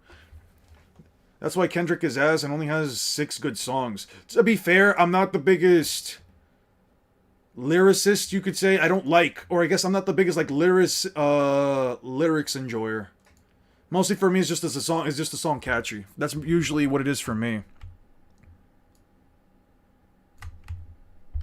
Wait. Group. Because Law can also just straight up use Shambles to swap himself with literally any other person in the Alliance, including themselves. Yeah, imagine Sasuke or Kakashi taking their own Kamui. In fact, we've seen Yeah. He's a Luffy is kind of scary. This small 19-year-old boy just terrorizing the new world like what's going on. Big X the Blood, J. Cole, and King Von Clear. Alright, Drake is the Naruto of the industry. That is a crazy-ass fucking line. So, is Naruto a pedophile? Does that make Naruto a pedo? Not really my sphere of interest, but there is no recovery after Not Like Us. That's what I'm saying. First, the pegging allegations. When the fuck were there pegging allegations? The femboy sand feet?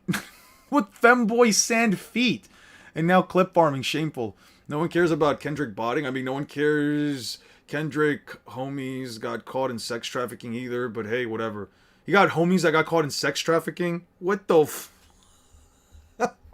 Yo, the limelight, being rich is some crazy shit. It's some crazy shit is all I'm saying. It's some... I have a hard time wrapping my head around that stuff, dude. I don't know. I have like a hard time, I don't know. I don't know, man. I have a hard time, like, wrapping my brain around that kind of stuff. Is that weird? Like, I don't know, man. I don't know. Motherfuckers are weird. The music industry's fucked. All the industry is fucked. Rich people just do whatever the fuck they want with their money. I always told myself, like, I could make... if I ever, like, got to the point on YouTube where I would, like, make millions... Where I could, like, unironically make millions, or at least, like, tens of thousands of dollars, or whatever the fuck. I'm still living where the fuck I am now. I might make my house look a little bit nicer and stuff. Maybe, like, fix up a couple of things. But, like, maybe fix the roof, honestly. But, like, besides that, I'm staying where the fuck I'm at. The money is not going anywhere. I'm not really doing crazy amounts. Damn, 5 hours late. The stream will be over by the time I catch it up. No, we're still gonna be around for, like, another hour and a half. You don't have to worry about it. I remember all the allegations ever since I co-created the Will of Diddy agenda in my second ever stream watching you. Jesus Christ. In fact, we've seen Jutsu like Amaterasu. Yeah, that was not... The Will of Diddy is crazy. In fact, we've seen Jutsu like Amaterasu be dodged by opponents like the Raikage who don't have a single objective lightspeed feat or statement. Dude, I cook sometimes. I fucking cook, man. I cook. I'm so good at this. I feel like I'm really fucking good at this.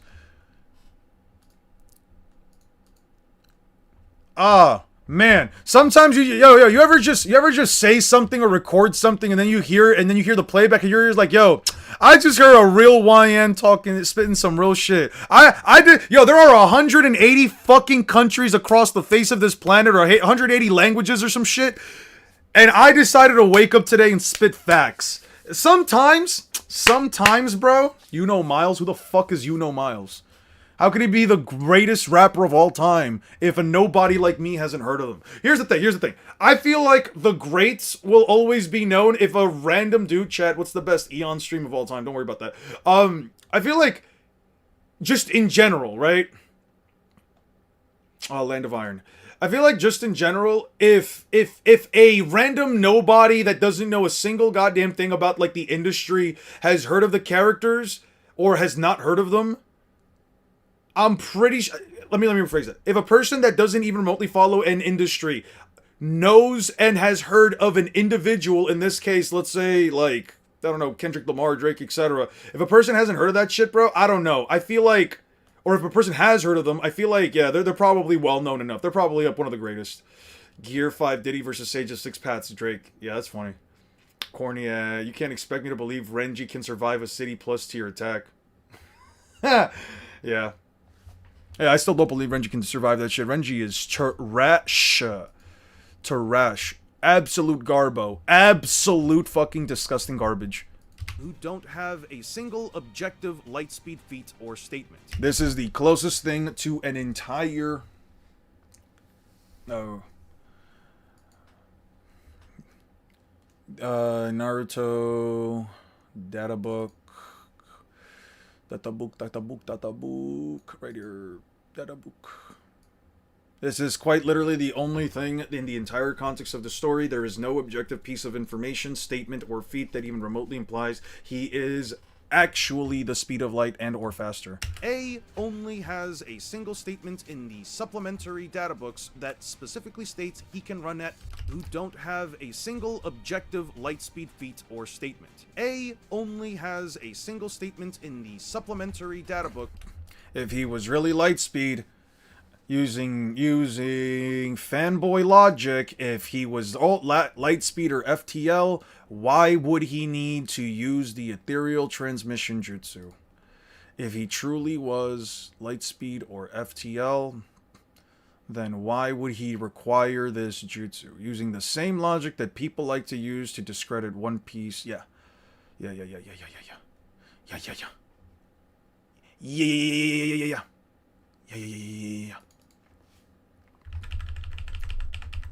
Small ass, fuck ass meteor. Small ass, less than 80 meters tall meteor. Small ass meteor. Small ass. Ugly ass. Dumb ass. Jutsu is...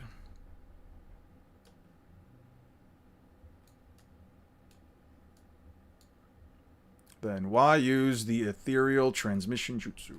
Same logic. Same fuck ass logic.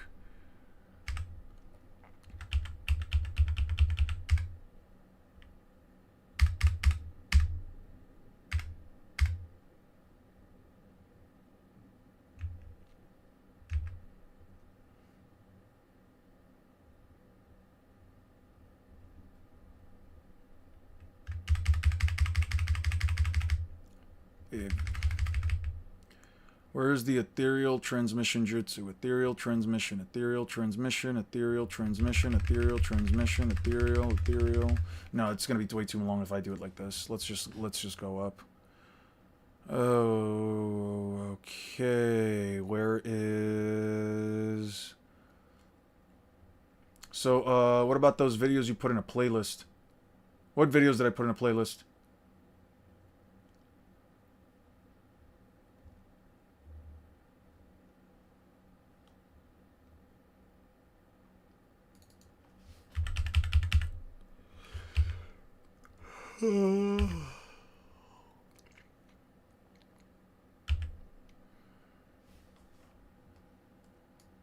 The speed of light. Teleport anywhere. The teleportation jutsu is this is unironically the only jutsu that we would watch on the stream. We're going to watch those at 6 p.m. We are going to watch those at 6 p.m.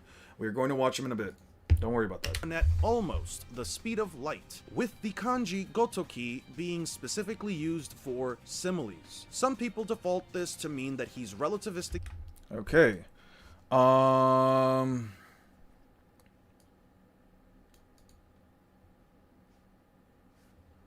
Gotoki being specifically used for similes. Some people default this to mean that he's relativistic to the speed of light while using his version 1 cloak, and the conclusion people usually reach is that if V1 cloak is almost light speed. Gotoki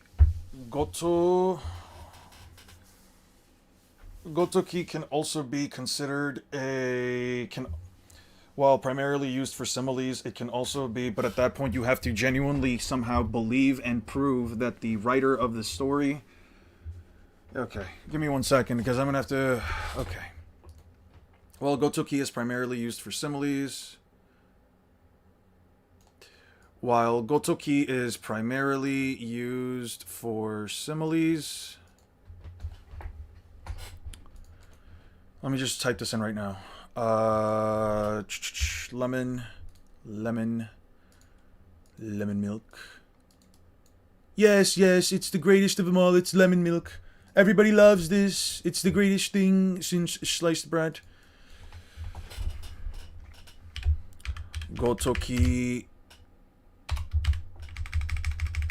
can also be the kanji gotoku, actually. The kanji can also be used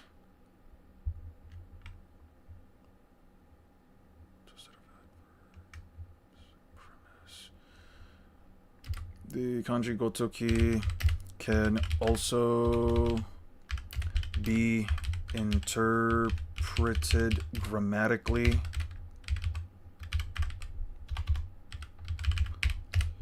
to compare things literally. However, without knowing the actual intent of the person who used, without knowing the actual intent behind the phrase, it's headcanon whether or not the statement should be taken literally. Whether or not the statement should be taken literally. I default to it being a simile because the primary use of the is for similes.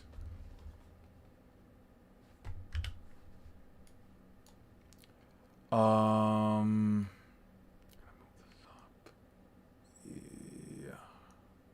Okay, this is good. This is good. Yeah. Okay. Cancel. There we go. I almost closed out of the whole thing and I would have lost all of the data that all the work that I just did. Let me just save right now just to not fuck things up. City level meteor. I have it on good authority. God Usopp is preparing a pop green bean attack as contingency as you ever downplay him. And I have it on good authority that I could time you out for the next 24 hours if you ever threaten me with beans again. Did Mabui's jutsu begin to hurt A and Tsunade as soon as it activated? That would debunk the travel speed thing. It's impossible to tell. They are already somewhat roughed up when they went through. Lizzo might be Majin Buu's long lost. Why the fuck are you even talking? Listen, I don't care for Lizzo, but why the fuck are you coming at her? What the fuck she do? Was anybody here? Oh, my ex-goat Lizzo was in the Epstein files? Oh, that's why you brought up Lizzo. Well, that makes a lot more sense now. I was just, for a second there, I'm thinking to myself, why the fuck are people randomly bringing up Lizzo in my stream? What the fuck did she do? Big Yahoo clears? Who the fuck is Yahoo? How far does Big Yahoo come? You guys, I'm not looking up who the fuck Big Yahoo is. Low-key, haven't been interested in Naruto, won't be scaling lately, been interested in others like Dandadan, E3, Black Clover, JJK. This shit's kinda stale. I know it's gotten stale, 6. I'm sorry, I'm just spending too much time on it. I'm sorry, I'm a slow editor. I might start scaling Overwatch. You should. If you enjoy it, you should. This to mean that he's relativistic to the speed of light, while using his version when close. With the kanji gotoki being specifically used for similes. Some people default this to mean that he's relativistic to the speed of light, while using his version when cloak, and the conclusion people usually reach is that if V1 cloak is almost light speed, then V2 has to be light speed. I have issues with this because there is a direct lack of evidence in terms of statements or There is, without any objectivity to any of these claims. To mean that he's Defending the Epstein co-conspirator. I'm not defending the Epstein co-conspirators. I said all the defense things before I found out that she might be on the Epstein files. I read that afterwards. What the fuck do you mean? I don't worry. Oh, don't worry about it. It's not your fault. It's just a personal thing. Oh, okay, got it. Got you.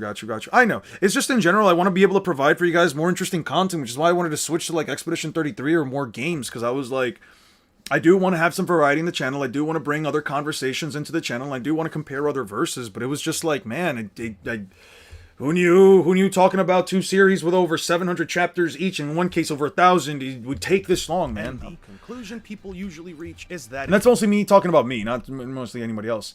Big Yahoo or Ben Yahoo is like Israel's president. And the conclusion I've been sailing Danganronpa has some oddly fast feats for such a weak verse. Please. And the conclusion people usually reach is that if V1 Cloak is almost Lightspeed, then V2 has to be Lightspeed. I have issues with this because there is a direct lack of evidence in terms of statements or objective feats. The V2 Lightning Cloak is impossible to quantify in terms of how much bigger the amp is, so it genuinely boils down to personal belief in whether or not the V2 Lightning Cloak is... Okay, I know exactly what to use for this. I know exactly what to use. Right here. Wow, wow, wow. Ow, wow, wow. Ow, wow, wow. Yeah. It might be able to argue higher with time dilation stuff. Their weapons have good speed off the top, but it's pretty much no one scales them. Got you. Go back. Uh-huh.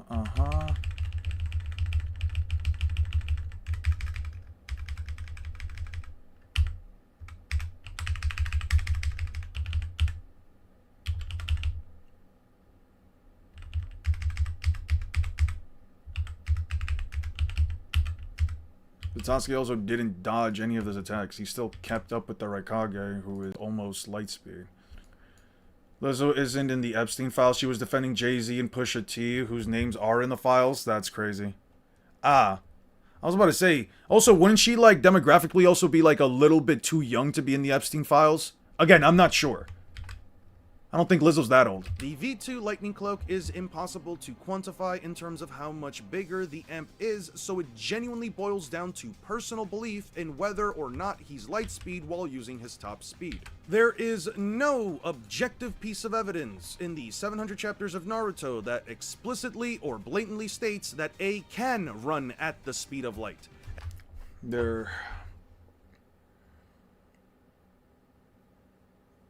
The Yellow Flash. The Yellow Flash has no... Punk Hazard video, 4th grade. Why the fuck do I have multiple 4th grade? Get me out of here.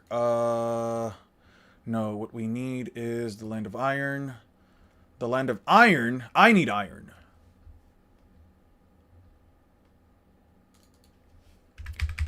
Translations like...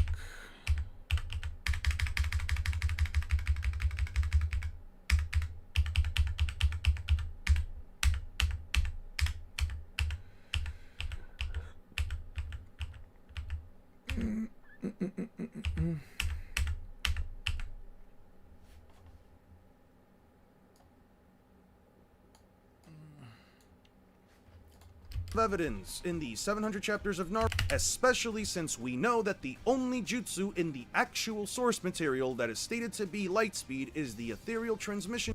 Dude, I spit sometimes, man. I'm just saying. Like, not even trying to, like, pat myself on the back. I feel like I really do spit sometimes. I feel like I have, like, a really good form after making so many videos. I feel like I finally have some level of, like...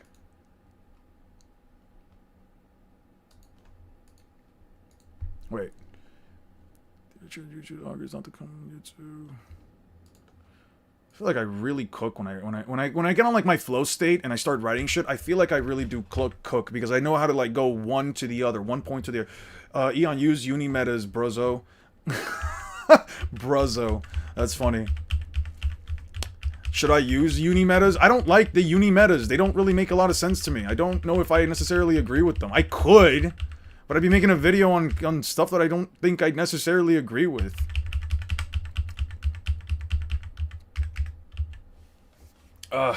Okay. Dude, I need to go use the bathroom. I really need to go use the bathroom. You guys want me to leave you with like some video up while I go use the bathroom? Like, I really need to right now.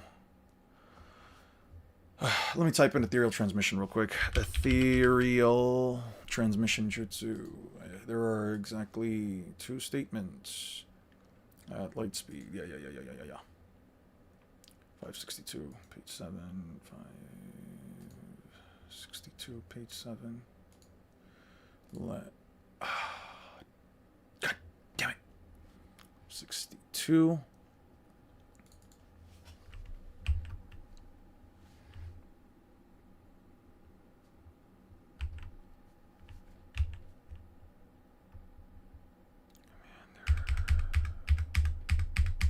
I know there are exactly 2 statements within the entire context of the story that imply the speed of the ethereal transmission jutsu.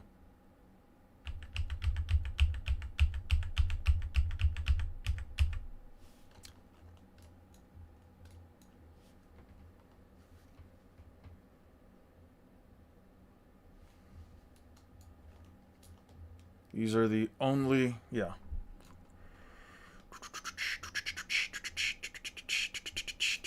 Teleports and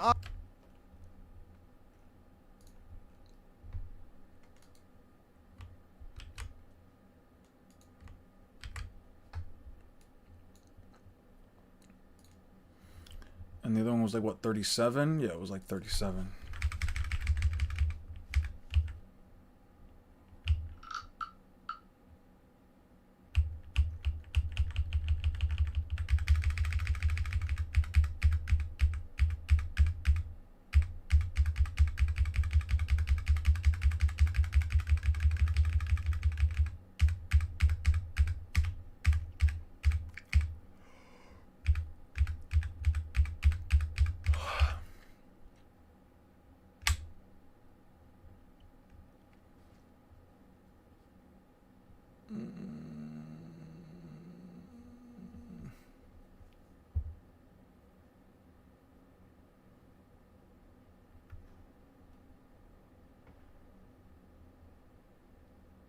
You got both exceptional subordinates, ethereal transmission jutsu. Same other tools trapped inside.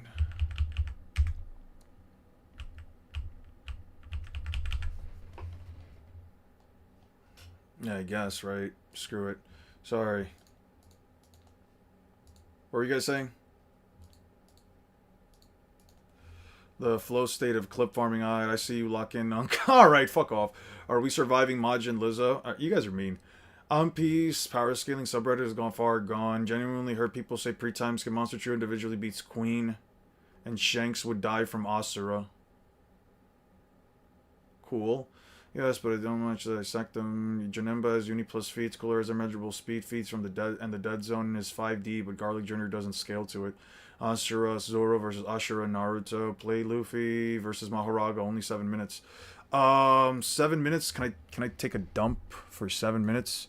Luffy versus Mahoraga. Oh, that's the video you want me to check out. That was the video. Also, let me remove these. Remove from playlist. Remove from playlist. Remove from playlist and remove from playlist. Yeah, please. Yeah, I'm gonna go to the bathroom real quick. Luffy versus Mahoraga.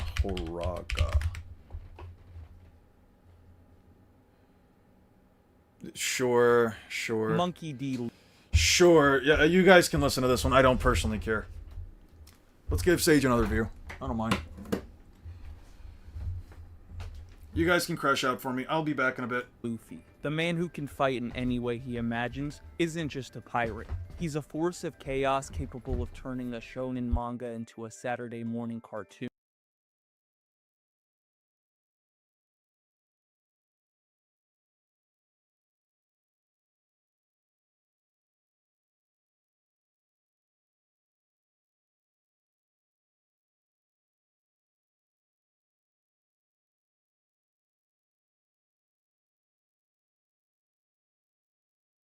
While Mahoraga, the Divine General, isn't just an ordinary opponent. It's a Shikigami whose ability is to adapt to any and all phenomena, making it the ultimate late game throw in a game of rock, paper, scissors. So what happens when raw imagination collides with perfect adaptation? Can Luffy's reality-bending power and devastating physical attacks overcome a creature that can instantly turn the tables on anything it encounters? Or will Mahoraga, the Shikigami that grows stronger with every strike thrown at it, prove to be an absolute counter to the Sun God's brute force and creativity? Well, in today's video, that's exactly what we'll find out. Right off the bat, Luffy clearly outscales Mahoraga in physical stats. I know that across different communities, interpretations of cross-verse scaling vary widely. People use different feats, calculations, and assumptions about what counts towards physical stats. So to keep things simple, I'll be laying out low-end and high-end estimates on both character stats based on what tends to be agreed upon in both communities. So if your view differs, that's fine. You can just note your reasoning and specific scaling in the comments below. At a low end, Luffy's raw punches in base form have split the sky on a regional scale. Comparing that to Onigashima's size, consistent calculations land his striking strength at roughly island level. While in terms of speed, he has point-blank feats of intercepting light, which bare minimum places him in the FTL tier. While Mahoraga on the low end should be able to survive attacks in the multi-city block range, considering Panda in his gorilla form was easily able to tank Mechamaru's ultimate cannon, with his speed typically landing between hypersonic and massively hypersonic levels depending on your interpretation of the Mach 3 Naoya statement and how characters scale to Kashimo's lightning. As for the high end, Mahoraga could easily have mountain to island level durability if we take domain expansions as reflective of physical stats. And his speed could also reach the FTL tier depending on if you think Kashimo's electromagnetic waves actually move at light speed. Meanwhile, Luffy's high-end scaling casually has him moving at massively faster than light speeds based on him calling light slow all the way back in the beginning of post-time skip, with him also having attacks like the Bajrang gun that reach multi-continental level in terms of kinetic energy output, with potential planetary scaling if you compare him to another Yonko like Whitebeard, who is stated to have the power to destroy the world. In any case, whether we're using high or low-end scaling, Luffy outclasses Mahoraga in physical stats. But the real point of contention isn't just raw power, it's Mahoraga's adaptation. As I mentioned in the intro, Mahoraga can adapt to any and all phenomena, meaning once he experiences a type of attack, that attack stops working once his adaptation completes. The reason this matters is because Mahoraga can pretty much regenerate from anything as long as a part of its body remains, and once it survives an attack, it begins adapting to the phenomena that produced the damage. As if Mahoraga survives the initial hit, it can regenerate and continue adapting until that attack eventually stops working altogether and he goes from getting overpowered to overpowering you. Therefore, defeating Mahoraga reliably isn't just about being stronger. You have to destroy its entire body before the adaptation process can really take hold. In other words, the attack has to completely envelop and eliminate the Shikigami in a single exchange. And that's where destruction versus vaporization matters. I say this because for those unaware, there's a big difference between shattering a target with a punch and converting its entire mass to gas. Luffy's attacks, even massive ones, are kinetic based, meaning they pulverize and fragment rather than reliably vaporize. Therefore, even if the energy gap between Luffy and Mahoraga's physical stats is thousands of times, while there may be vaporization on the impact points of Luffy's punches, the worst that can happen is the Shikigami is turned into blood splatter that he can then regenerate from. Now, some people to counter this will bring up Luffy's ability to infuse fire and lightning into his attacks, but that doesn't guarantee vaporization either. For one, fire doesn't vaporize, it burns. And for two, lightning blaster burns objects apart but rarely converts an entire mass into gas. And while Fuga is often cited as proof Mahoraga can be killed by fire, the heat from Sukuna's Divine Flame causes instantaneous detonation, shockwaves, decompression, and extreme pressurization. So it's not just basic fire, nor is something like Luffy's Red Rock the equivalent to it. This is a massive issue for Luffy because Mahoraga can almost instantly adapt to physical attacks, while Luffy's entire arsenal, whether it be internal destruction, Conqueror's Haki, or rubber-enhanced giant punches, are fundamentally physical and kinetic based, meaning it's almost impossible for Luffy to vaporize Mahoraga with a single attack, even if he can punch through it like butter. Now, some people may argue that this can't be the case, since past opponents like Gojo and Sukuna still managed to defeat Mahoraga even after exposing the Shikigami to their techniques. But what they don't realize is that they only did so with amplified or altered versions of their technique that Mahoraga hadn't experienced yet, with them also either having prior knowledge or time to deduce Mahoraga's abilities, unlike Luffy will have his physicality adapted to after a single attack. Additionally, Toon Force and Gear 5, which allow Luffy to turn imagination into reality, also don't guarantee victory, because Mahoraga can adapt to a person's very existence, meaning any scenario Luffy imagines is ultimately something Mahoraga can adapt to and counter. So in summary, Luffy massively outscales Mahoraga in raw power and speed across low and high-end interpretations, but raw strength alone doesn't guarantee full vaporization of Mahoraga's body, with Mahoraga's adaptation ensuring that if the fight continues beyond the initial exchange, all of Luffy's physical attacks would become ineffective and Mahoraga would eventually take over and start overpowering him. And because Mahoraga can adapt to his very existence, even Luffy's most creative and imaginative abilities are countered, which is why if Luffy can imagine something, Mahoraga can adapt to it. And ultimately, that's why I declare the Divine General to be the winner. In savage societies where strength defines worth, Dragon and Vegeta represent the elite of their warrior races. Forged for war and trained from birth, these two aren't just soldiers. They're the end result of what happens when an entire species evolves for battle. Thrag, the undisputed ruler of the Viltrumite Empire, was bred and trained from birth to be perfection incarnate and a killing machine. While Vegeta, the prince of all Saiyans, grew up with the weight of royal pride on his shoulders and an unshakable belief that power and domination are the only truths that matter. These two share more than overwhelming strength. They share a mindset.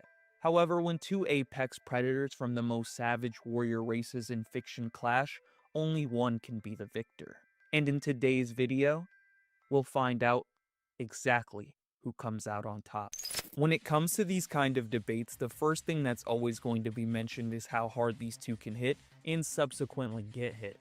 And as I've reiterated many times on this channel, all Viltrumites including Thrag are massively weaker than even the lowest tier Saiyans on planet Vegeta. I say this because when Goku was born, he was so weak by Saiyan standards that he was essentially considered garbage. Yet upon going to Earth, he essentially became the most talented fighter on the entire planet, all without even growing up under 10 times gravity like most of his race, with Goku before the Saiyan saga capping at around a power level of 400. This is important because despite the fact that people hate it, Master Roshi with only a power level of 140 was capable of vaporizing the moon with a Kamehameha.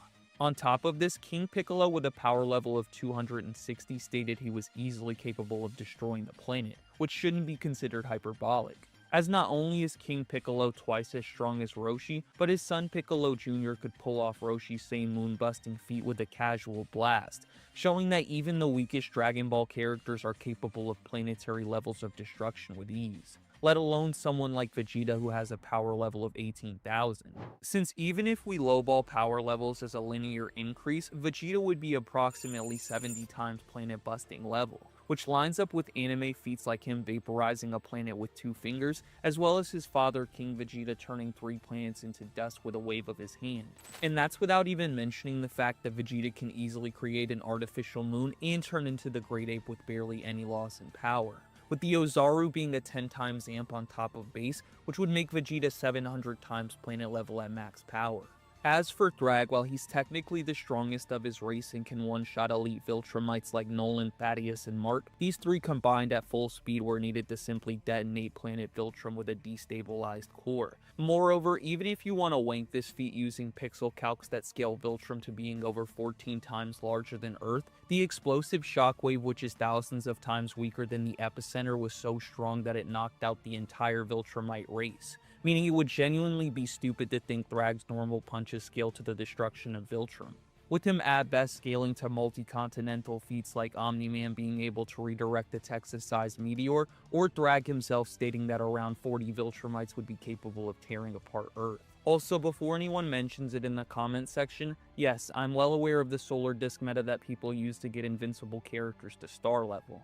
However, as I've explained many times in the past, the main problem with this meta is that it assumes the solar disc needs to be twice the size of planet Ragnar to block its sunlight. When we know that in real life, the moon, which is 400 times smaller in terms of diameter, can cover the sun with no problem. Meaning that realistically, the solar disk is closer to a moon than a star in terms of size.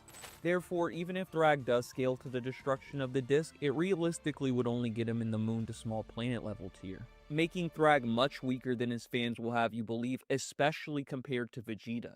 Getting into speed, while you'd think Thrag should be much faster than Vegeta due to being able to accelerate to massively faster than light speeds, the fact of the matter is that Viltrumites don't start by crashing into opponents while moving as fast as they possibly can, and usually engage with opponents at hypersonic levels of speed. With Omni-Man being so slow that he could even be tagged by the Immortal moving at Mach 3, showing that Viltrumites actually have to build up momentum to move at those galaxy-crossing speeds that we know they're capable of hitting.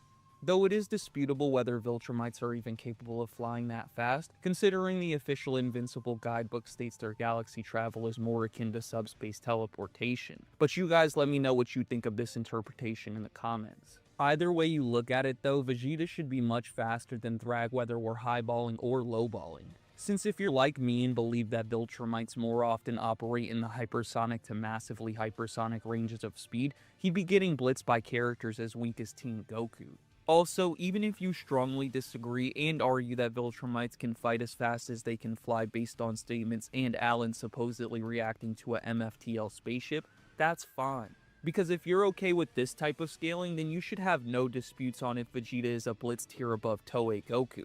The same Toei Goku who was capable of moving at speeds relative to his Namek shuttle, which was moving at trillions of times faster than light when you judge the distance between Earth and Namek. Meaning regardless of which way you slice it, Vegeta is much faster than Thrag. Regarding hacks, there really isn't much to mention for either character aside from things that everyone knows. Like Thrag being able to survive the vacuum of space which Saiyans can't, Vegeta being able to use Ki Blasts, or both characters being able to fly. What's up, guys? So I'll only really mention... Man. I really needed to go use the bathroom, dude. Holy shit, that was nice. Have FTL movement and combat speed via attacking Madara and Kabuto before the light transfer jutsu dissipates, or do you think otherwise?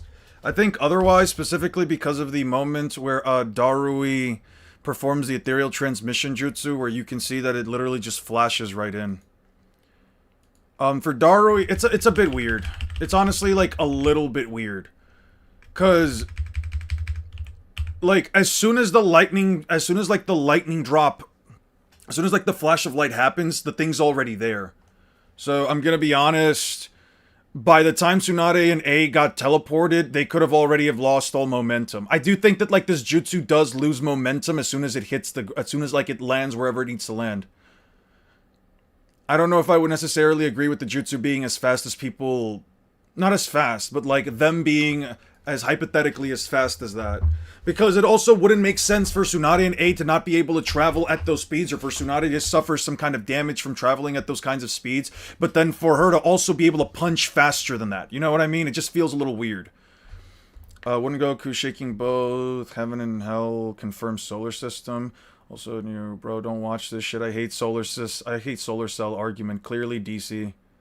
I don't want to watch this shit. I'm sorry, Jake. Holy shit, I just read brief spoilers on...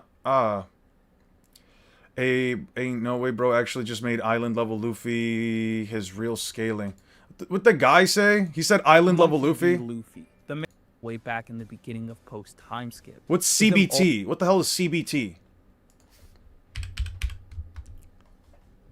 Cognitive behavioral therapy? What the fuck? What the fuck kind of shit is that? There's one constant in Dragon Ball is that the fact that the power scaling makes no sense. The power scaling does kind of make sense. You just gotta wrap your head around Toriyama not giving a fuck. an already breaking planet that was shit with the strongest weapon in the universe made before, and they had to hit it very precisely or died on impact. Bro, generally mad at Also, island level having Luffy attacks RP9. like the Bajrang gun that reach multi-continental level in terms of kinetic energy output, with potential planetary scaling if you compare him to another Yonko like Whitebeard, who is stated to have the power to destroy the world. In any case, whether we're using high or low end scaling, Luffy outclasses Maharaga in physical stats. But the real point of contention isn't just raw power, it's Maharaga's adaptation. As I mentioned in the intro, Maharaga can adapt to any and all phenomena, meaning once he experiences a type of attack, that Cock attack and stops ball working once his BDSM. adaptation Alright. completes. Cock and ball torture. The reason That's this what it matters was. is because Maharaga can pretty much regenerate from I see anything what you're as long as saying. a I part see of what its you're body saying. remains. And once it survives an attack, it begins adapting to the phenomena that produced the damage. As if Maharaga survives the initial hit, it can regenerate and continue adapting until that attack eventually stops working altogether, and he goes from getting overpowered to overpowering you. Therefore, defeating Maharaga reliably isn't just about being stronger. You have to destroy its entire body before the adaptation process can really take hold. In other words, the attack has to completely envelop and eliminate the Shikigami in a single exchange. Shikigami. And that's where destruction versus vaporization matters. I say this because for those unaware, there's a big difference between shattering a target with a punch and converting its entire mass to gas. Luffy's he said attacks, island even level massive and ones, are base? kinetic-based, Sure. meaning they pulverize and fragment rather than reliably vaporize. Therefore, even if the energy When do you gap think Dragon between Ball Luffy reaches and Maharaga's Universal? physical stats You think Dragon Ball reaches Universal in Namek Saga? What's the reasoning for that? I'd say definitively. I don't know, man. That's okay. So in Dragon Ball, here's the thing. People say that in order to be as powerful as XYZ, you have to be able to destroy something in one single go. I get it. I get that. And you could make the argument for like Boo Saga because Boo was basically hopping around like galaxies, wiping them out. We don't know if it was like an in real time thing where you see all the stars black out. When you see like Kid Boo going around doing his things, you have like the Super Boo thing where like in the anime he gets so upset that he like collapses a dimension. He's about to like collapse multiple dimensions. In on themselves in order to like destroy Vegito. There was also the thing where like they literally tear up a time-space hole by simply shouting to get out of the hyperbolic time chamber. So you can make some arguments for like, you can definitely make a lot of arguments for like at least Boo Saga. I don't know about Cell. I don't know what the fuck would make Cell universal. You can make the argument anywhere between like Majin with like you could definitely make an argument between like the Boo Saga all the way to like the yeah, I would say like Boo Saga to Super. Boo Saga to Battle of Gods. Late Cell to Boo Saga Toei only though. Ah, got you. They glazed the hell out of Maharaga. Frieza stated to have enough power to destroy the universe in his second form, which means he didn't have enough in his first form, which means it isn't in reference to not real destruction. Do you think he could also have meant destroy the universe in terms of over time? Because that seems to be a consistent thing, especially with more powerful characters. Like, you would have to genuinely believe that Frieza can pull this off, whereas characters objectively more powerful than him never really demonstrated and usually do it as an over time thing. Yeah, sorry, but for me, Sage is an actual... I interacted with him for some time now, and each time he ghosts you, and if you actually prove his bias or tries to get you into a Discord call, I wouldn't mind a Discord voice call. I wouldn't mind one. It wouldn't even really be to, like, debate the guy. I don't really care to do that. It would mostly just be to...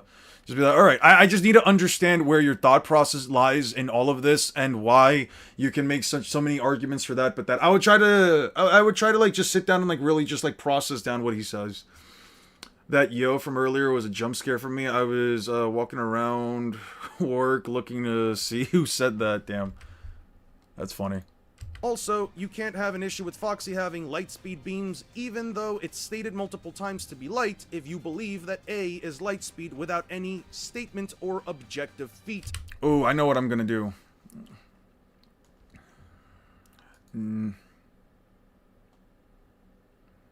Oh, I know what I'm about to do. I know what I'm about to do. Foxy. Silver Foxy. Foxy. Foxy versus Battle Wiki.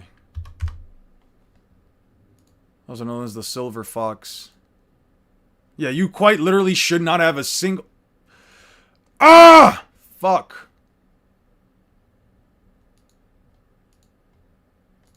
Fuck right off, dude.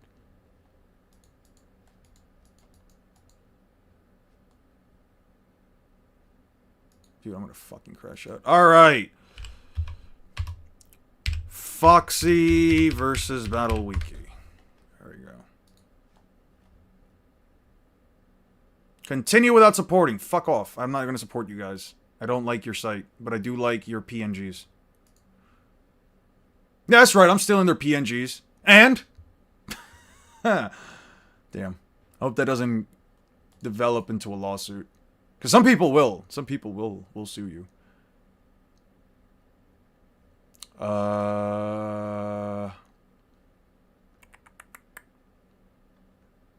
Wait. No, not that. There we go. One Piece. Foxy. Either Frieza is infinite speed or universal plus, since the Dragon Ball universe is infinite and destroying it always references immediate and not over time.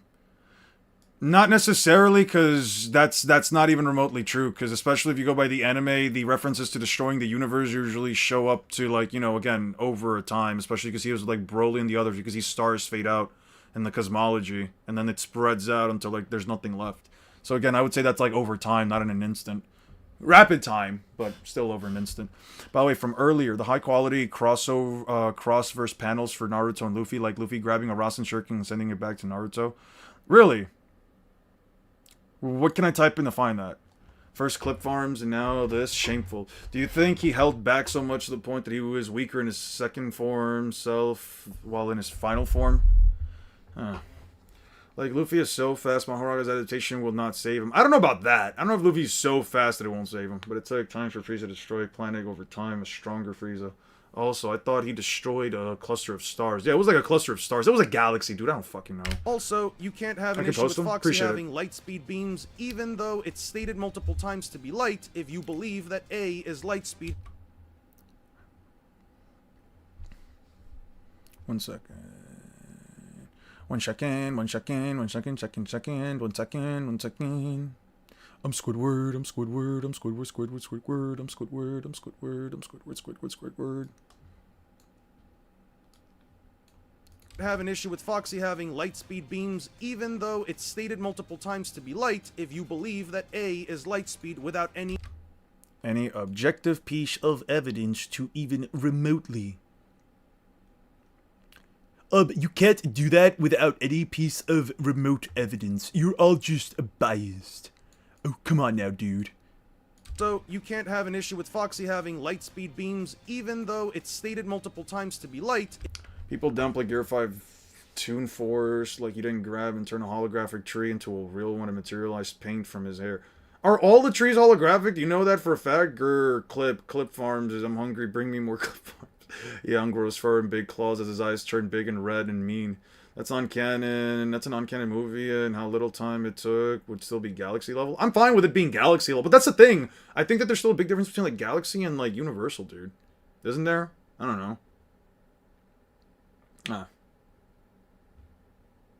Wasn't there one of like Kid Buu about to like wipe out the universe or some shit? I don't know, dude. I don't really care for that right now. Let's see how much we can get done. A is light speed without any state. If you believe that A is light speed without any statement or objective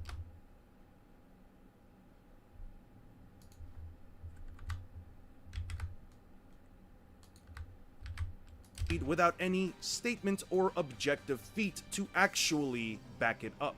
I can't even remotely see the Shinobi Alliance getting out of an event like this with a win, because Trafalgar Law also seems to have a habit of taking people's hearts, specifically to turn them into hostages, something that he also...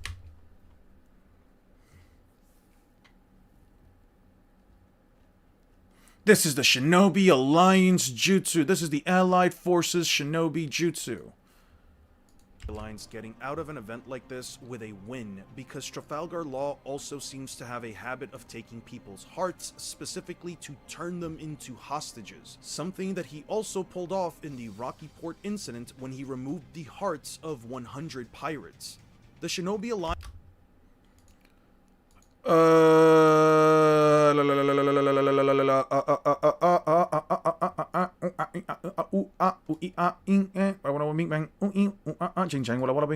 All right.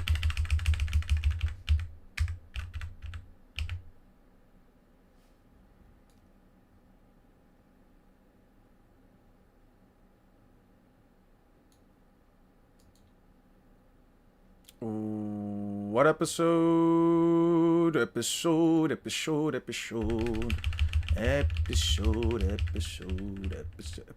Episode. Come on here, fellas.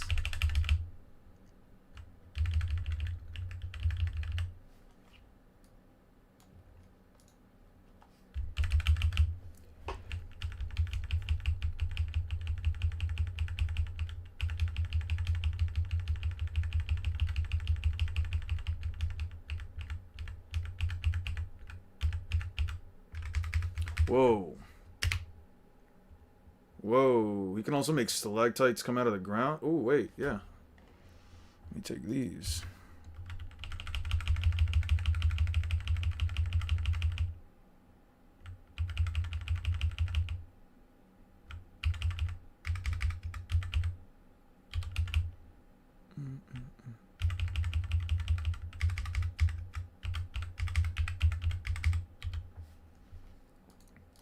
There was a point at some point, I know I made a comment on like him picking up the ground beneath him. and through techniques like the mind only held back do mean basically everything them or hurl them at his opponents. And use this ability to rip large chunks of land out of the ground and reshape them or hurl them at his opponents. Amputate allows him to sever any object within.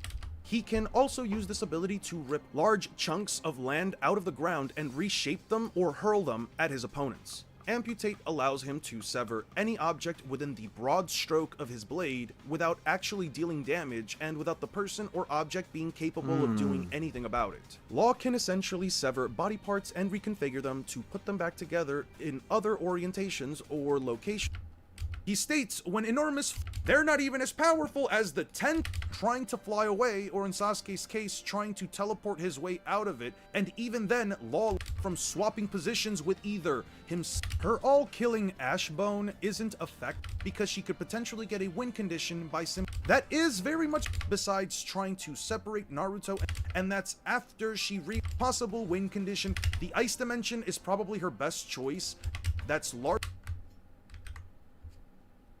area and create a platform for himself from any of the nearby stone, or simply by using her as a platform. The Ice Dimension is probably her best choice.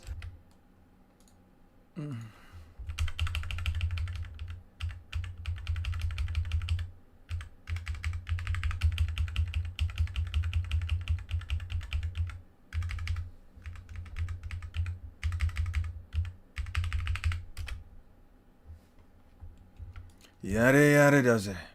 Ian, I've missed you. I missed you too, Dalton. How you been, man?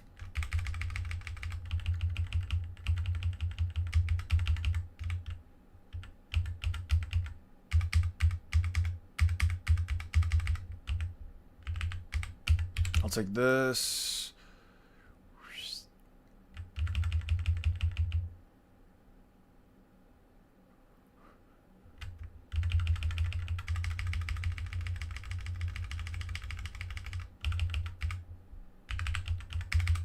It's crazy having someone as a hostage, dude. I'm just saying, like taking a person's heart out and then turning them into a hostage is kind of insane. The hearts of 100 because Trafalgar Law also seems to have a habit of taking people's hearts, specifically to turn them into hostages. Okay, this. Flip.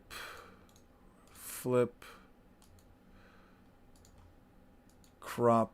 There we go. In people's hearts. Okay. Trafalgar.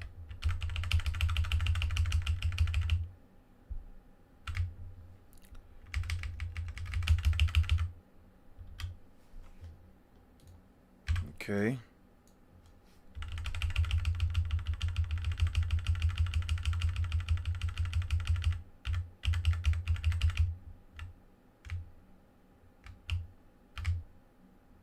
I think I will get into trouble.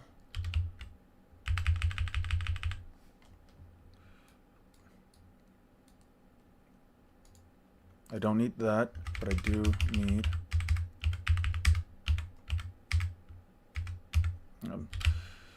By the way, since this is like the last half hour, I'm really going to try to push this.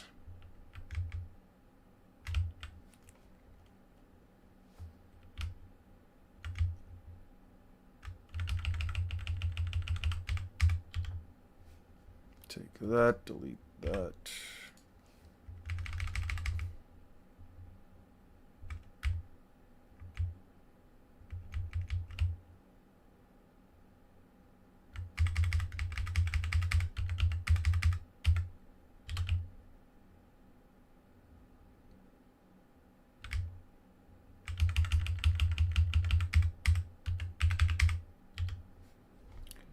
You guys think Kaguya has a heart? Like a physical heart?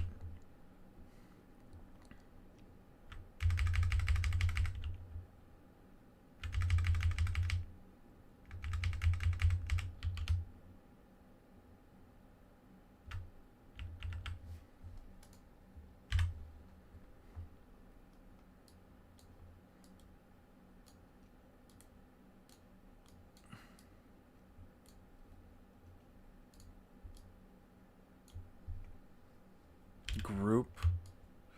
Do this. Because Trafalgar Law also...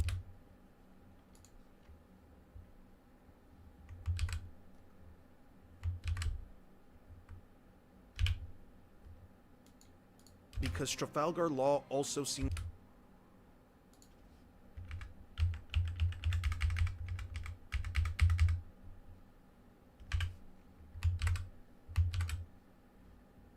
Guess I don't need this. And then this. Copy. Group. Yeah, there we go. At last, we have another character to beat Slay the Spire. At last, got another character to beat Slay the Spire 2. The final foe is taking over 47 billion cumulative damage from all players in the world. Has Slay the Spire 2 already come out? Has the game already come out? No way. Slay the Spire 2. Slay the Spire is out. Where the fuck is Slay the Spire 2? I've been lied to! I've been had! That sucks. That's fine. I don't really care. It's on early access and it is insanely successful now. Well, lovely. Because Trafalgar Law also seems to have a habit of taking people's hearts, specifically to turn them into hostages.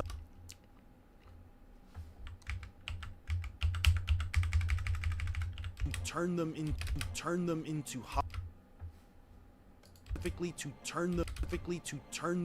hostages. Something that he also pulled off in the Rocky...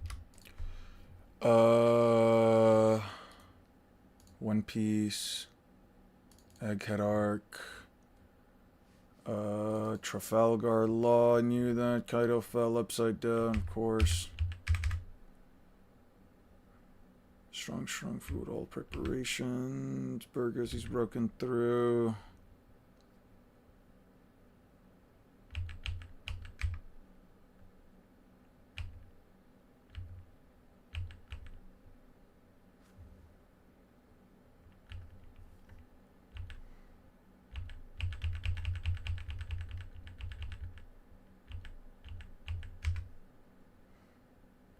The owners of those ones. Specifically to turn Rocky Port incident when he removed the hearts of 100 pirates. The Shinobi Alliance doesn't have any way of getting out of this, even if you believe that Naruto can charge up all of the different parts of his body with chakra cloaks in order to try and pull himself together. Especially when all Law has to do is grab his heart and simply squish it in order to stop him. Might Guy isn't really Lightspeed, like I said before, without any of his gates.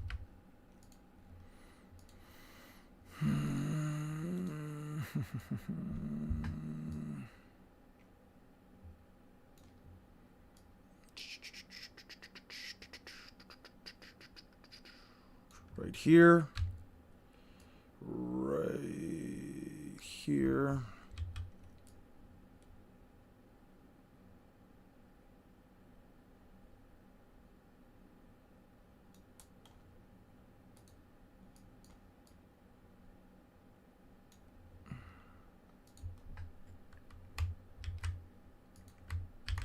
The Shinobi Alliance doesn't have any way of getting out of this, even if you believe that Naruto can charge up all of the different parts of his body with chakra cloaks in order to try and pull himself together. Especially when all Law has to do is grab his heart and simply squish it in order to stop him.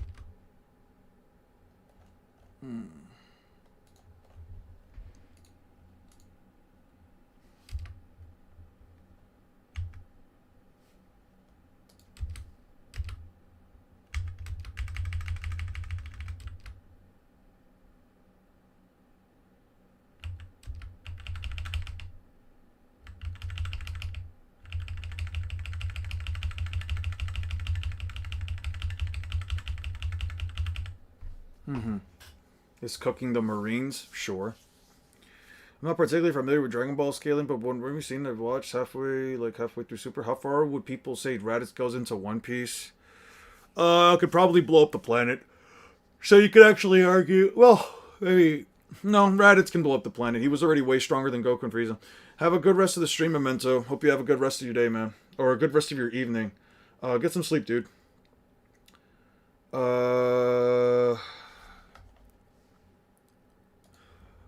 What chapter?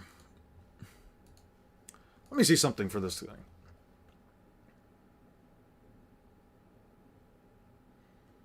Kept up with post Skypiea Luffy who dodged Noro beams. Speed of light attack. Speed with Noro beams. Sure.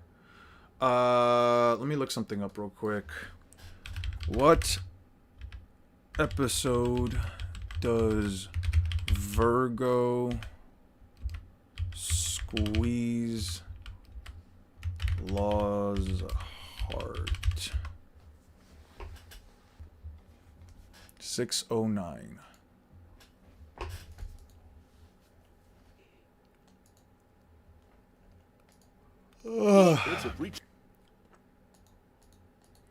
Dum dum dum dum dum.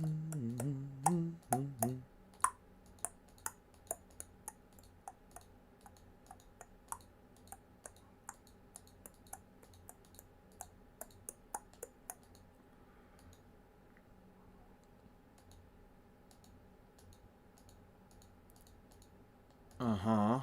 He kicks the shit out of Law. Uh-huh.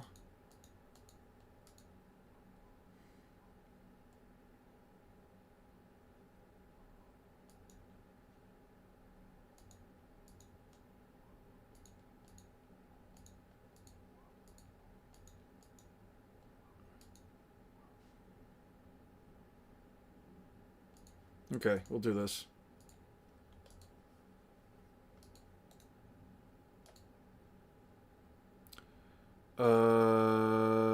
One Piece.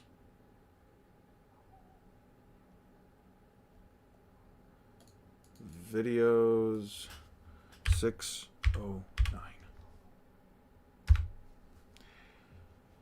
Okay. Come on, we can push you for another 30 minutes. Come on, come on.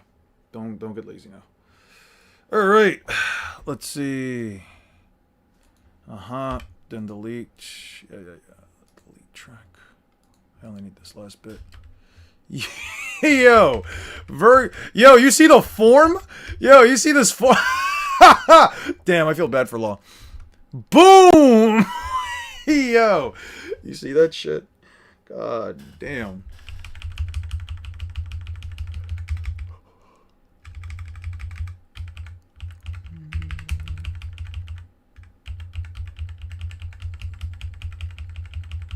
Oh yeah, Law was speed blitzed like crazy by Virgo. You guys are just having a chat right there.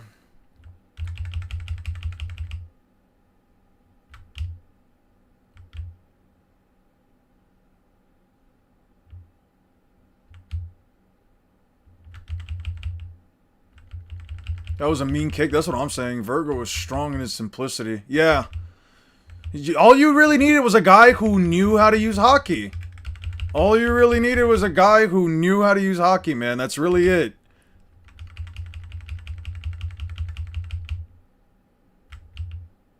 Yo!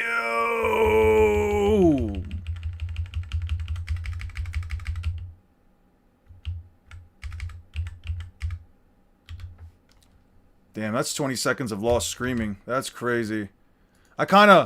I'm not gonna lie. I'm not gonna lie. I kind of wanna listen to that scene now, but we are going to get demonetized if we do that. Okay, I said something about Naruto pulling himself together with like a chakra cloak, which I don't know if he would actually be able to do that, but you know, under the assumption that he could.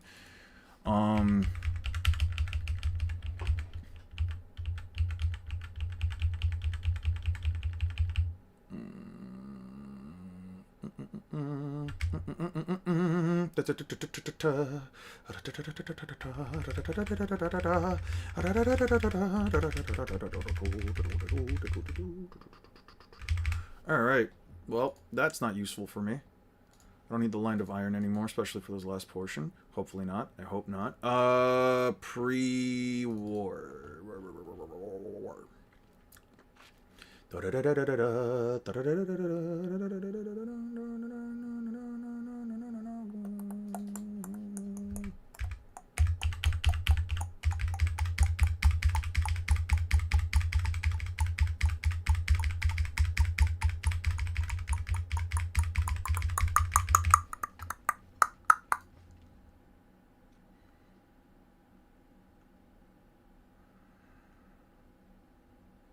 Okay, that's the Kisame stuff. Yeah.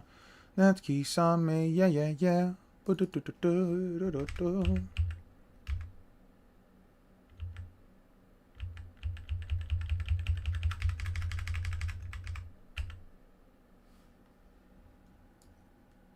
And this is me literally thinking up. Naruto can charge way of getting out of this, even if you believe that Naruto can,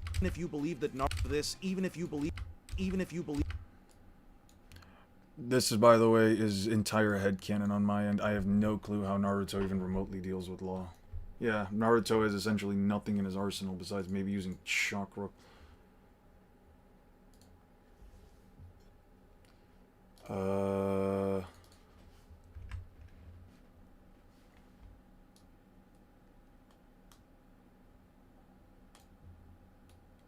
This is me just thinking off the top of my head, the only... Especially when all Law has to do is grab his heart and simply squish it in order to stop him. Might Guy isn't really light speed. When all Law has to do is grab his heart and simply grab his heart and simply squish it in order to... Especially when all Law has to do is grab...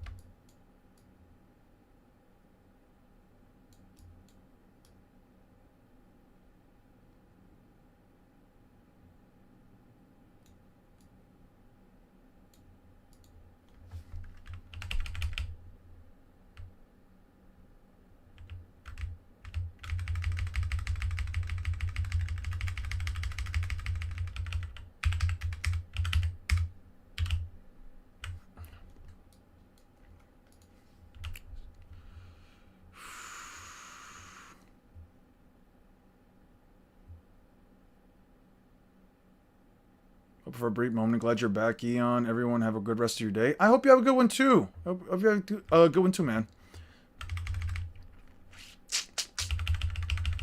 Alright, we'll do this.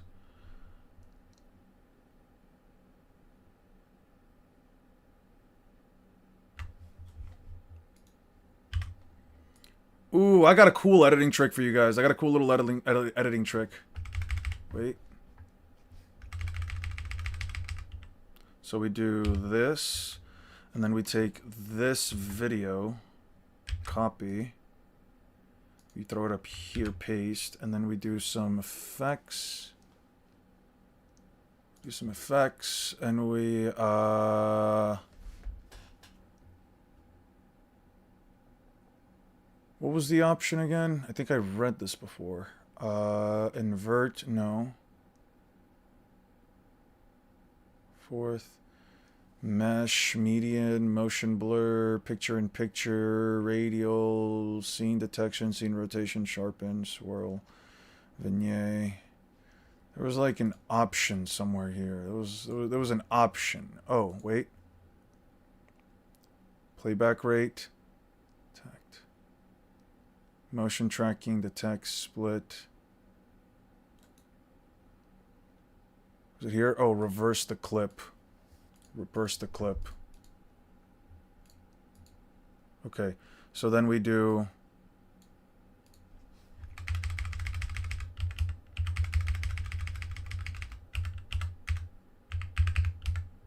We do this. Delete this. Put this here. Move all of this over here. No, not this. I don't need that. I don't need that. Okay. Put this here. Put that there. Put that there.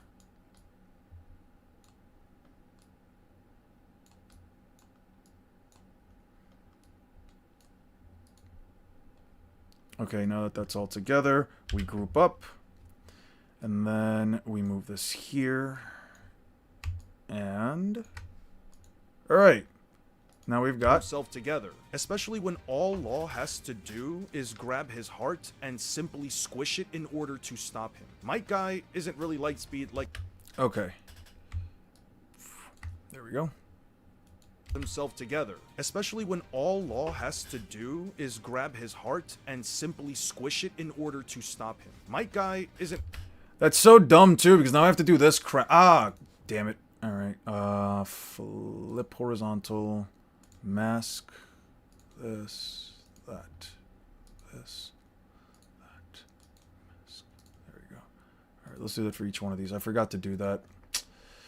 Unfortunate. Never lucky. Never remember, is honestly the case. Oh, you guys are just going back. Oh, wait, what are you guys talking about? What the hell are you guys talking about? What are you guys yapping about? What are you individuals? What are you bunguses talking about? What's chat on about? Are you surviving your heart getting squeezed like that? I'm eating that shit negative difficulty, dude. This fun, I'll finish up the rest later. Alright. Got you. Shreds cells, it just hits the chakra network in addition to other damage it deals. And then why didn't it damage the third Raikage then, who had an affinity weakness? Why did he just walk away from that jutsu then? All Law has to do is grab his heart and simply squish it in order to stop him. Might Guy isn't really Lightspeed, like I said before, without any of his gates. Killer Bee and Naruto are at best Lightspeed if you think they scale to A. Mate. Might Guy is. Even if he was, there's no reason for me to believe that Might... Yeah. Raw durability. Yeah, I got raw durability, bro. My heart's that tough. Someone can destroy 3 infinities, they obviously can destroy 8. If Kaguya has no heart, should be immune to Law taking her heart out. Does that mean the Sai is immune to a personality transplant operation? That's crazy. Ha! I mean, she should have a heart, right? How can you destroy infinity? Yeah. By the way, I literally posted Law stealing Sasuke's heart panel. Did you post it on the Discord? Where'd we post stuff? This is a Lapis Ping. Where'd you post it? One Piece? Poneglyphs? Appreciate it. Oh, man. Oh, these are super fucking Yo, these are funny as fuck. Yo, these are great. Holy fuck. I'm crying. Naruto putting a hole in his chest is crazy. That's criminal. Yeah, I do believe Zoro could unironically burn that, yeah. No way did somebody grab color and then do all of that. Yeah. My, you all look pathetic. Gravity Blade, what is that? No way did he... Okay, Yage, whoever made this one gave the Susanoo way too fucking much credit. They gave the Susanoo way too much credit for its size. They gave that shit way too much credit. That shit would be unironically smaller than the Marine ship. The perfect Susanoo would unironically be smaller than this ship, dude. No fucking way, man. No way. I know. No, the Susanoo is not that big. That shit is like 17 meters tall if you're not talking specifically about Madara's that's like 80. At best. If you give it every benefit of doubt, mind you.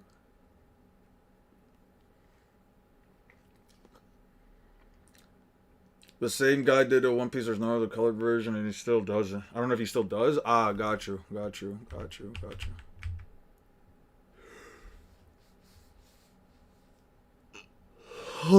God, I'm freezing. We saw the Rasen Shuriken shredding the Pain's paths. Yeah, we also saw the Rasen Shuriken shred one of the weaker Pains that isn't a combat path. Because we know they have they have the paths that are more so for like gathering intel that are non-combative, and then you have the combat paths. It took out one of the non-combat paths, which was the animal path.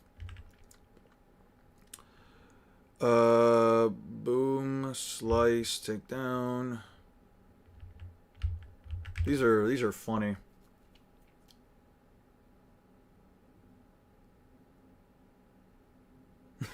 Dude, these are crazy.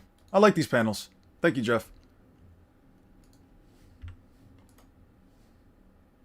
How about we both go get a little serious? At least you made me put away my knife. Yo, no, this is honestly a feat I believe Mihawk could pull off with relative ease.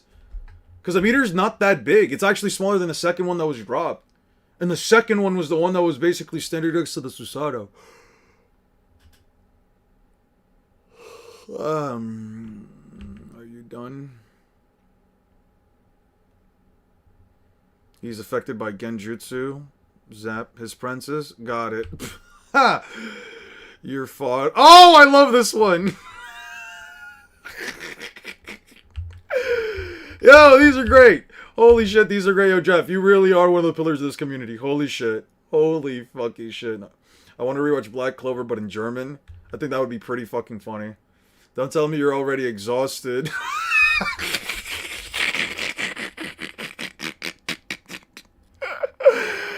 Oh, that's funny. The beginning of past Naruto and Strength because of Elbaf alone. Just because one series is still running, the other is over. It's not really rocket science. Is beginning to pass Naruto and Strength because of Elbaf? No, they passed Naruto and Strength a minute ago. Huh. I disagree with that, Whipple Vegeta. I really disagree with that. I really do disagree with that. But anyway. So if your skin / bones are strong enough for Rasen Shuriken can't attack the cells, I imagine that to be the case. That's funny as fuck. Oh, that's sick as fuck. I gotta learn how to edit like that. I would be a menace if I could edit like that. Which channel are these memes in? One Piece Poneglyphs. That's because One Piece is longer and still ongoing. Naruto isn't. Yeah, but you can also just make the easy-ass argument that One Piece around the same chapter length as Naruto had already surpassed it, especially in terms of speed. Like, with only like 17, with only like less than 100 more chapters, you've already got consistent continental scaling for One Piece. You can't really say the same for Naruto. You genuinely can't say the same for Naruto. By the way, I dropped a bunch of Perota, the art channel. Did you drop a bunch of Perota? I think, dude, I think it's getting to me. 6.5 hours streaming back to back. Oh, these are nice. This one's like, or is this one AI? No, it's not AI. No, wait. Actually, wait. These little things right here kind of tell me it might be AI. Are these, any of these AI? I think that one might be. What the, what the fuck are you sending to the chat? That one is cute. Do you like that one? I hope these, no, none of them are AI. Okay, cool. Perfect. Even better. Ooh, okay, you can definitely tell right here. Weibo, whatever the name is, I'm not pronouncing that. Du Yao Wuxing? Is that how you pronounce it? Du Yao Wuxing. Du Yao Wuxing. Ooh! Yo, Mihawk's in the background. Yo, that's a really nice picture of Mihawk. Why is he walking in on her like that? Happy birthday, Perona. That one's pretty fucking cute. This one's cute.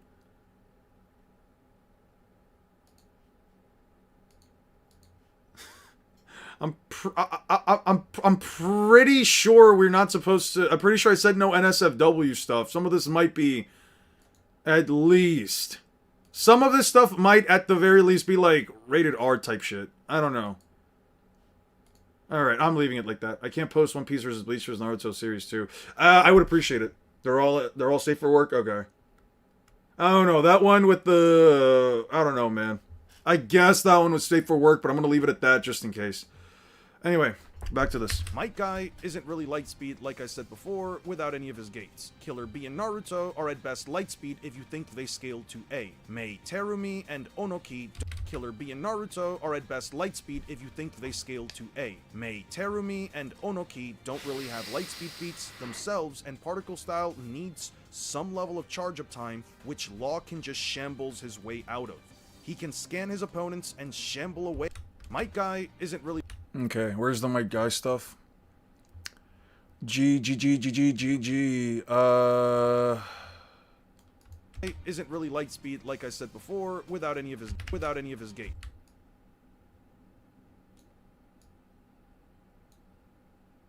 Lightspeed, like I said, isn't really light. Effects. Black and white. Boom. Boom. Wow. Then we go to 28. And then we take this off. Isn't really Lightspeed, like I said before, without any of his...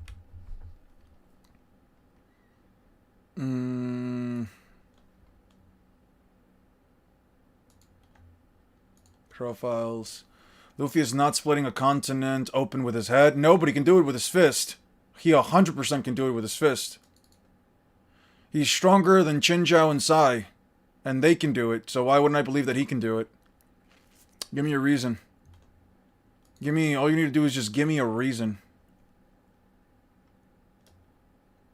Let me do a little transition magic here. Video effects, transitions.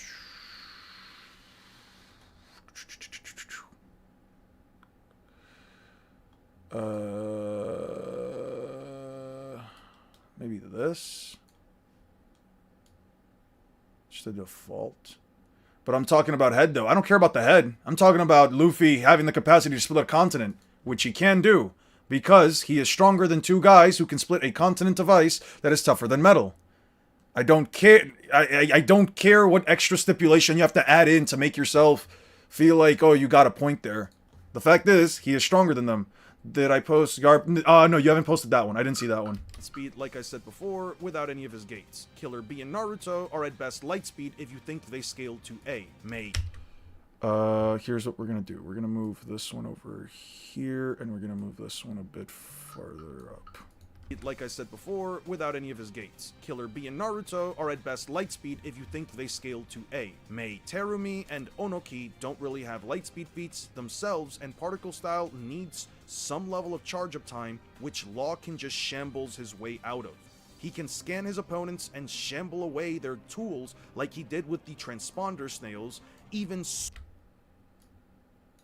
they scale to A. Mei, Terumi, and Onoki don't really have Lightspeed feats themselves, and Particle Style... That's just punching strength, though, unless there's some kind of wacky statement or evidence that implies Luffy's punching strength is above Don Chinjao's pinhead. He fixed the fucking head. He scales above Don Sai, who we know for a fact Luffy is stronger than, and then Don Sai unlocked the ability to split the continent of ice because his grandfather stated it verbatim. Why would Don Chinjao tell Luffy that he can split the continent of ice in fear that Luffy goes out of his way to actually take the treasure? That's his treasure. He would only tell that to his grandson because he wants the damn treasure.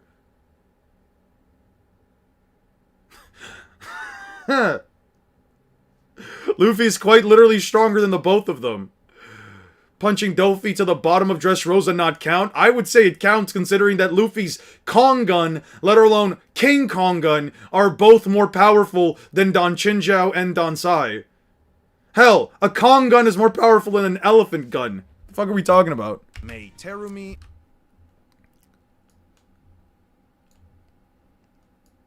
How long until the law vid? Give me like a week and a half. You give me like a week and a half and I got it out. Yeah, just give me about a week and a half. I'll say about a week and a half. Let me get to 18 today. And particle style needs some level of charge up time. Everyone in One Piece has their own stats. It's not DBZ scaling. And yet, the stronger the character, the faster the character. Yeah, sure, some stats. And you could definitely make the argument for some characters also being tougher than others. But at the end of the day, Luffy hits harder than Don Chinjao and Don Sai. Objectively speaking, he hits much harder than they do. They are not as strong as Luffy. They are never even remotely implied to be stronger than Luffy. So yeah, I would say if Luffy does the exact same hit on the exact same continent of ice, he would probably actually shatter it to a greater scale than they could. Naruto can upscale to uni or nah? Can be upscaled to uni or not? I mean, if you choose to believe hyperbolic statements and give the characters benefit of doubt that they don't inherently apply towards the series and use flawed logic like creation feats somehow equating to attack potency, then sure, you can upscale Naruto to uni, but you also have to do the same thing for Luffy. You can literally do the same thing for Luffy. You can just say he scales above Montdor, who can create an infinite array of worlds within an infinite array of books. But Luffy can't replicate hitting his head to crack open the continent, though. But he doesn't need to replicate hitting his head on the continent. He doesn't necessarily need to do that. And if anything, if you want me to be straight up honest, if you want me to just to tell you like a straight up fact, he's actually stronger than Ulti, who's stronger than Don Chinjao and Don Sai. He's stronger than Ulti. What chapter was it? It was like before 10,000, right? It was something like that. Let me see. Where the fuck is the... Yeah, give me a second. Ulti,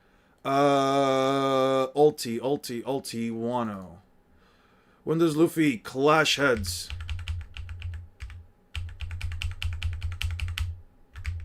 Oh yeah, I don't have it. Ah, well. It's after like 1080, right? Sure. It's after like 980, so it's like 990. Let's go like 990. I think 990 will work. Army of One, Gear 4 Bounceman, he does the thing, blah blah blah, blah blah blah blah blah blah blah blah blah blah blah blah.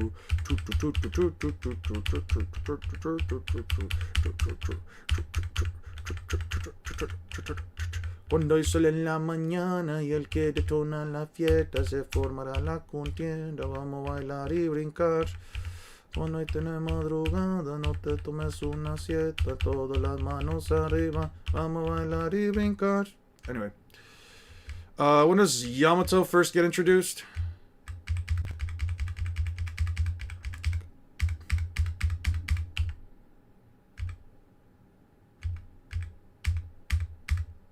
Anybody know when Luffy smashes his head against what's-her-face? What was that, like 9 something?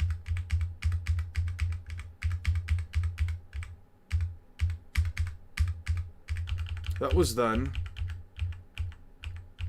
What chapter does Luffy clash heads with Ulti? What chapter does Luffy clash with Ulti?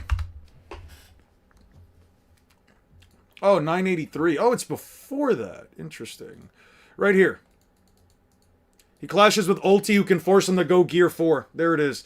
Ulti couldn't even properly kill off Nami with a head, so by that logic, yes, Nami has continental durability. It's not reaching. Nami has continental durability. She's way weaker than Luffy. Luffy is way above continental by this point. Luffy is above his Gear 4 self. Luffy is above his Gear 4 self from Dressrosa. The continental shit is some fodder shit from Dressrosa, my guy. Also, before you say anything, Ulti was going to force Luffy to go Gear 4. He literally says it. Her power's too strong. Gear 4. He is objectively speaking stronger than his Gear 4 self. And if you don't believe me, I can just show you the chapter where he quite literally hurts Kaido. Quite literally hurts Kaido when he couldn't do it before with a beyond stronger version of his already continental self. Just undeniably, which is whack because before, Horty Jones versus AK Guys would have been a good debate. It was an insane jump. What makes Sakura... Sorry, not Sakura. What makes Kaguya universal? What the fuck makes her universal? Ha! Like, what the fuck are we talking about here? This version of Luffy here in base is hurting Kaido, where his previous Gear 4 self, like 80 chapters back, couldn't even do it after being stronger. Mind you, stronger than the version that fought Doflamingo, who already had continental scaling. Like, we're comparing Dressrosa Luffy to Wano Luffy, and that version of Wano Luffy couldn't hurt Kaido. Couldn't even hurt him in Gear 4, yet you expect me to believe her realms are universe size? No, they're not. What makes them universe in size? What statement says that they're universe in size? She doesn't move them themselves. She doesn't move them themselves. She simply switches the dimension. She simply jumps between one dimension to another. And she wasn't going to destroy them. She was going to destroy the root dimension where all of them were connected to. Also, how do you like them apples? Yeah. This version of Luffy, literally, Kaido walked away with no damage. You see right here? Absolutely no damage. Those are beyond continental punches. He's not even hurting Dude, when people come in here saying it's not true, and then I give them evidence that it at least implies that it might be, yo, they get really upsetting spaghetti. I don't know, man. I don't know. Naruto fans love to cope nowadays. They love to cope because once they realize that the funny-tucking rubber that can get really mad and turn into a big bouncy boy one-shots their favorite guy by simply punching him in his heart and it blowing up. Yeah. Also, she needed the chakra of the planet in order to make a quote-unquote universal attack. Why would I believe it's universal? Okay, and here is what we're going to do. We are going to time you out for at least 10 minutes because I'm not going to sit here and have you insult anybody. Don't insult somebody. Don't call them brain dead, dude. That's what we're not about to do. That's exactly what we're not about to do. Listen. I could sit here and at least laugh at their logic and saying that these characters can't be as strong as they are. That's one thing, but to actually sit there and insult them, that's what we're not going to do. Anyway. Superman Solo's your GOAT? Probably. Probably. Anyway, guys, I'm going to switch to the viewing version of the stream, to the viewing portion of the stream. I think I'm done. He explains the universe stuff very well and why the data books, unfortunately, are valid. I mean, who makes the... I watched Sage of Thick's Calves. Oh, yeah. I mean, you can believe it if you want. I don't have to agree to it, though, especially since, again, you have to believe the hyperbolic statements as if they are not flowery language made by a group of people who simply got a sign-off of Kishimoto. Not to mention, the data books are not inherently created for the sake of power scaling purposes. So to take them as absolute fact is... Yeah. Yeah. I'm not doing that. Anyway. I didn't hear the Luffy versus Maho stuff. I don't really care for that one. I'm going to watch... I'll watch the Kenpachi versus JJK tomorrow. We'll start off with the Neon Odyssey. We'll watch Mikan's. And then we'll do the Kaido Agenda Power Creep. In savage societies where strength... Give me 1 second. We'll do... Let me spread this one out. In savage society... Okay. Go to this one. In chapter 790... 1 second. We're gonna delete this one. We're gonna remove this one from playlist. We're gonna remove this one from playlist. I gotta remove this one from playlist. We're gonna do these, and then I'm going to leave this one for tomorrow. Why Kenpachi versus JJK isn't close. I'll check that one out tomorrow. I don't really have the energy to keep on going. I've been streaming for 6 hours and 44 minutes. I don't think Toriko beats Soups. There's probably an argument for Toriko, but anyway, we'll watch these because they're small, and then we'll watch those. I'll watch this one tomorrow. Let me throw this in. All right, it's in my thing now. I'll check it out tomorrow. Less toxicity, more Perona type shit. All right.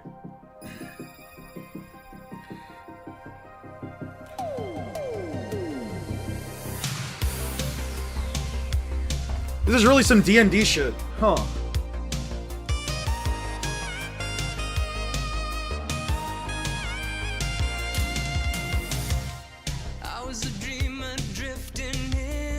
It's a D&D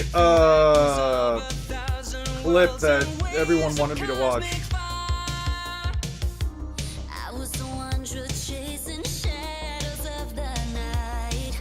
In a rhapsody of stardust, I was lost to space and time.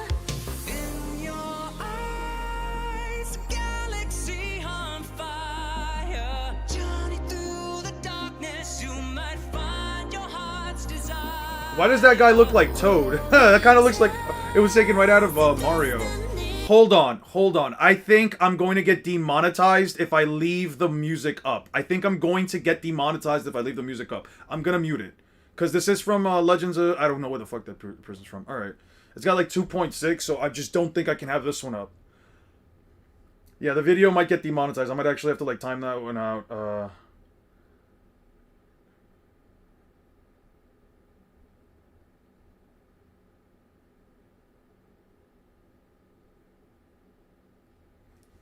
The music is the best part. I know, but I don't want to even remotely risk it, dude. Because remember that one video that we watched, after we got that one video that we watched where I got demonetized just for the music? I don't know, man. I don't know how I feel about that. Like, it's just, dude, I've been streaming for, this is a longer stream that I've done in the past. I could use the revenue. Let's see. Although this is kind of crazy. Like, I do like the visuals of it. You always gotta give animators their props, man. Animators are really, like, the backbone of, like, the media industry. I could have it, like, very low. Dude, I think that song is definitely copyrighted.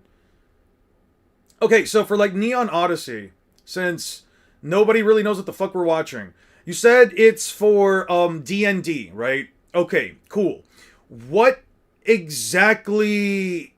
I know that, like, D&D specifically has, like, specific races, like owlbears. They have, like, different specific creatures to, like, their lore, etc. Are they adding more stuff to the context of within the context of the verse? Are they adding, like, more races and stuff? Because I know they have, like, dwarves. They have, like, dragonkin. They have, like, a lot of, like, medieval-styled creatures. They have demons, right?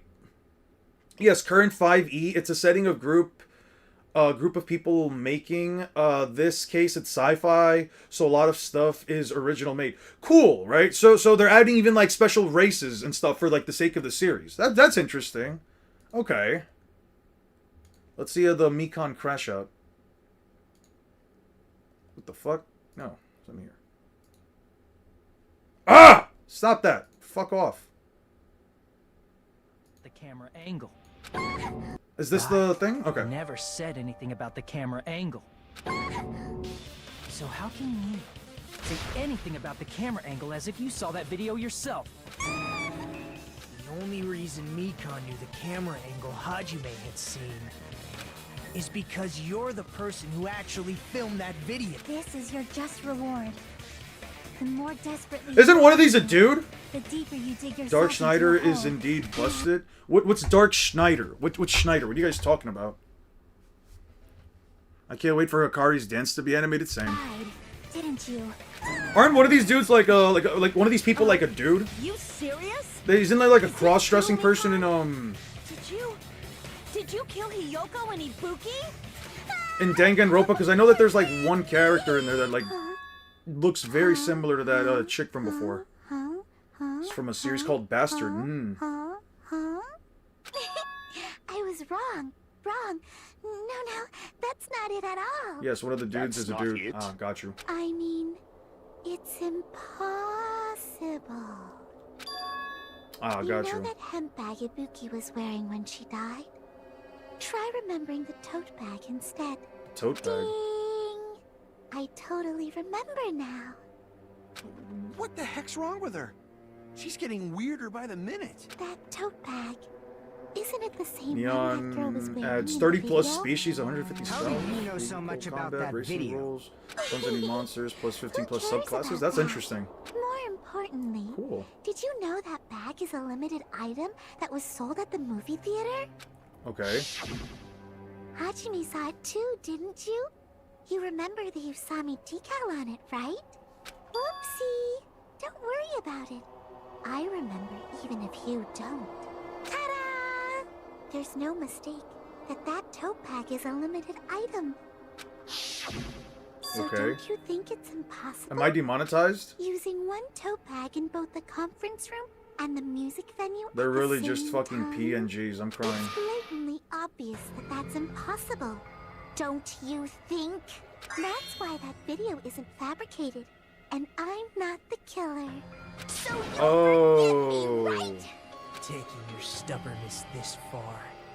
Such despair. You never know. Then you're gonna forgive me? You never know. I Sure. won't stop until you forgive me! See, well, not really. It's time for the third panic talk action. This is going to be the last job of the class. Please humor me while I taint your ears one last time. Starting with this PTA, reload and ammo features will be added. You will no longer be able to do with things such as pressing the X button. Oh, the tempo markers. Okay. Is that the Mika crash out? Explaining it until you forgive me! I'll keep explaining it until you forgive me! That bag is a limited item! In chapter 795, What the fuck just happened? Why was I asked to watch that? I heard that like the didn't Lapis say that like the crash that was supposed to be like legendary? What the fuck? That series scares me. Fair enough, but like, okay, hear me out, right? That wasn't much of a crash out. That's what I'm saying. That wasn't much of a crash out. She kind of just lost her shit for like a little second. Maybe it's because like with more context of the series, I imagine that like she's a lot more, you know, I guess kept to herself. I don't know, maybe a lot more well spoken, and then she kind of just loses her shit. But like, what the fuck? Huh. Kaido, the King of Beasts, makes his official debut to the story where the narrator makes their iconic statement about him, stating that people say in a one-on-one fight, always bet on Kaido. Land, sea, and air, out of every living thing in the world, this pirate is said to be the strongest creature alive. And with this statement and just the feats we've seen in the story, Kaido is without a doubt one of the most impressive fighters we've seen in the story so far. But today I want to have an honest and genuine conversation about Kaido's placement in the hierarchy of One Piece. What web do you get the manga panels from for One Piece Piece and Naruto? Weeb Central. Primarily in Weeb Central. discussions, there are pockets of the community that believe in an honest 1v1 match. Kaido would be able to beat individuals such as Prime Whitebeard, Prime Garp, and even Prime Roger. But, you know, can he really, like I said, we're going to have an honest discussion about the nuances of the topic. If you're new here, I encourage you to Polar check out the other Stone. videos Oh, on the come on channel now. You don't gotta and call him expect a more in bum. the future. Now let's go ahead and start breaking down Kaido. Now, let me be clear before we begin, I personally do not like the old generation being over the current generation. That doesn't mean I hate the characters themselves, but from my perspective, it just really sucks that we're going to have Luffy and the Straw Hats face off against these high-level opponents in the future, like Mihawk or Akainu or Blackbeard, and as they overcome all these adversities, it won't matter because the old generation still scales higher. You know, that is just so lame to me, and I'm sure it is for many others as well. So when you switch things up and look at Kaido and his performance in Wano, you kind of can't help but be impressed. Like, the dude kicks things off. I was waiting for the hours to entire see what the island, fuck which that is shit was always good to about. see. Island feats Kinda in One disappointed. Piece are badass in my opinion. He's dominating during the fight on the roof. He has a strong hybrid form, crazy devil fruit abilities like conjuring up tornadoes and having a fire transformation. And to top it all off, he has all forms of advanced hockey. Like, the guy was a true raid boss, all things considered. But when you look at Kaido in relation to Luffy, cracks start to show when truly evaluating him. Like, first off, a lot of people tend to be split on how much the other supernova truly contributed to Kaido's downfall, and in my opinion, yes, they were able to hurt him, but it was truly only when Luffy was landing consistent shots on Kaido did he really start getting big chunks of his health bar to drop down. That's what I'm Which is saying. Really bad overall, because this was Luffy's first time using advanced Conqueror's Haki. Now, obviously Luffy didn't get the job done the first time around or even the second time too, but again, it's really bad when you have this young and inexperienced fighter in comparison to this battle-hardened war vet with decades of combat experience really start to go blow for blow with you. Ban for ban? I was already Go concerned ban for ban, with Luffy getting FN. the red Ban rock off for on Kaido ban? in chapter 1000, but Kaido just flat out acknowledges Luffy as a worthy opponent in 1037. His words literally are, "It's a sign that I've accepted you. I wonder how long it's been since I fought someone who could truly go toe-to-toe with me." And please don't misinterpret what I mean when I say worthy. Kaido Worthy just regenerated. He literally said it himself. It's been so long since I fought somebody who could go toe to toe with me. Yamato's strong. I don't think she's fighting Kaido strong. Battle experience continues being insignificant in 2026, huh? I agree. I don't think battle experience really matters in most cases. Unless the series makes a consistent remark to that battle experience is something that characters should have. Yeah, in most cases, I don't really think it matters. I can only really think of like Dragon Ball from the sense of like Goku overpowering Kefla in base while she was in Caulifla in base while she was like in Super Saiyan 2 and he was exhausted and he was just like just outdoing her at every fucking. Like, when it comes out, I do plan to run it. You could join and create Nova Volpine. And totally not a rip-off of Star Fox. Alright. Sure. Clearly, me and Luffy is straight up equal to Kaido at this point in time, but he is relative at the bare minimum. It is Kaido who literally I call says that greater Luffy can skill, to truly be go honest. Kaido was toe-to-toe stated against going him, all and out when in you two read different ways, when Yamato fought him for a long period of time. Only a couple chapters. And even reverted him to base. The only reason she lost was her ass stamina. I don't agree with that. Having slightly higher AP? Nah, I don't know, man. It's a sign that I've accepted you, bwahaha. I wonder how long it's been since I fought someone who could truly go toe-to-toe with me. I don't know, man. That kind of right there just goes to show. the fight, it's as clear as day. Like, you're gonna tell me Kaido wasn't affected by this over this? How about this one? This one here too? Can't forget about Snake Man either. Like, the fact that Kaido needed to whip out Future Sight Has just high for relativity? Snake Man I would is not say really high telling. relativity Like I at said all. earlier, Kaido is a She didn't really powerful land a guy. I'm not single hit calling on him him weak. besides like Luffy one. literally threw I everything think she at him, landed exactly pretty much 1 to died 2 and had hits. to revive himself against Bloods does not equal damage, but it does at least indicate, it does not innately equal damage, but it does indicate that some damage was dealt. this major threat. But that's the main issue here. I don't know. This I Luffy feel that we're like seeing blood in Wano is equals not slash prime Luffy. damage That's just a does not fact. Like, equal can we damage. all I don't know agree on about that. Like, that Luffy To an is extent, at I his would prime say while he's so. fighting Kaido. And again, circling back to Kaido's own words, he believed Luffy, before Gear 5, was someone who could genuinely go toe-to-toe against him. Yeah. That is not good. And this is where the split about the other fighters comes into play, because the Supernova and the Samurai, their contributions to bringing down Kaido are considered negligible by one side or really downplayed by another. Like, I'm not even trying to be mean or funny. So did the Pockets of mermaids damage Sanji? Most of the fights was off screen. She landed like 4 hits. At least 4 hits. The shit was on screen. Let's count. I'm actually not sure myself. Let's count. I haven't really scaled Yamato personally. What is it, like 1022? The stars take the stage. Yeah. Okay. So we'll do 1024, so that means they've already been fighting. Let's go back. Okay. So we'll go to... Jesus Christ, Oda.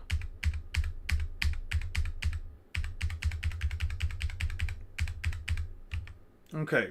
So, this is around the point where Yamato shows up, right?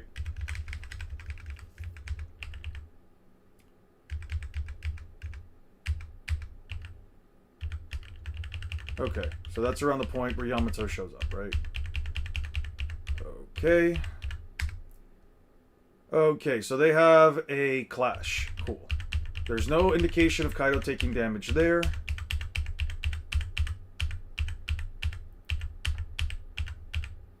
Okay. By the time it starts up, Yamato has already taken damage. She is at least bleeding somewhat. Yeah. Kaido sends her flying back. She shoots out a breath attack. He shoots out his. That clashes. Cool.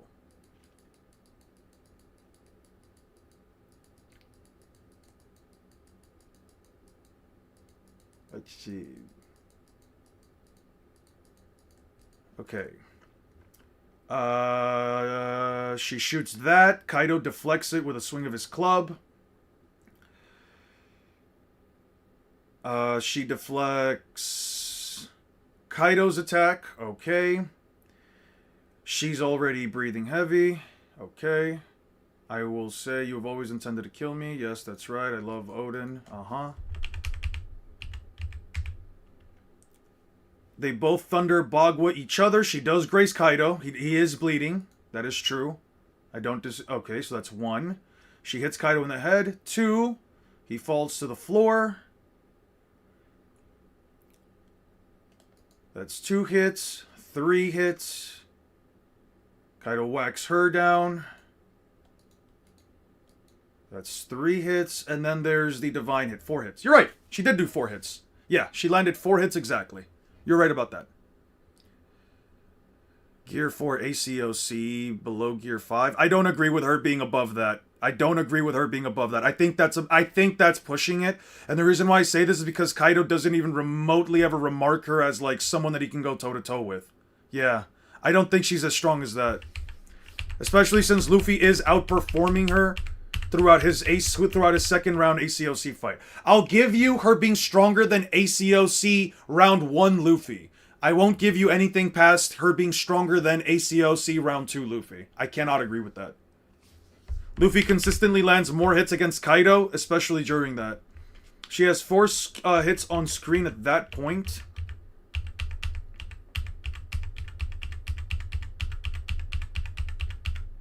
Kaido is also trying to break her spirit into being Shogun. I thought you said that he was...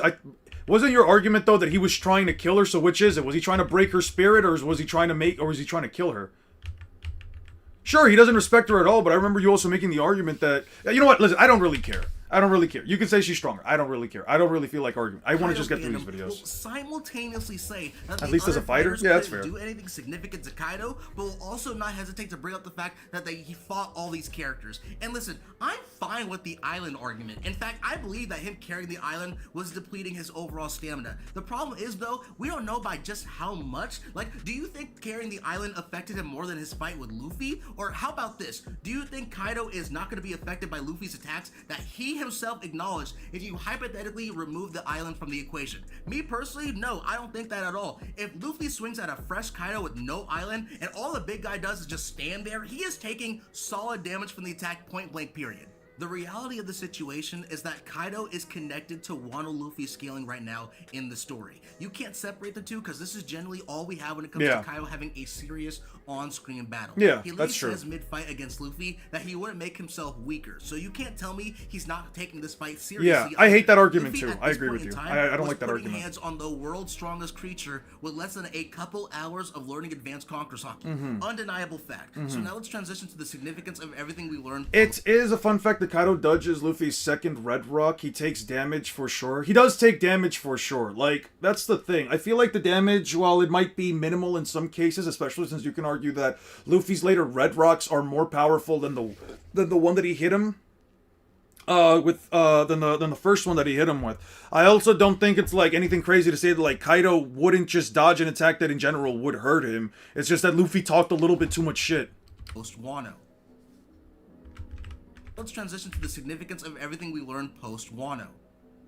Okay.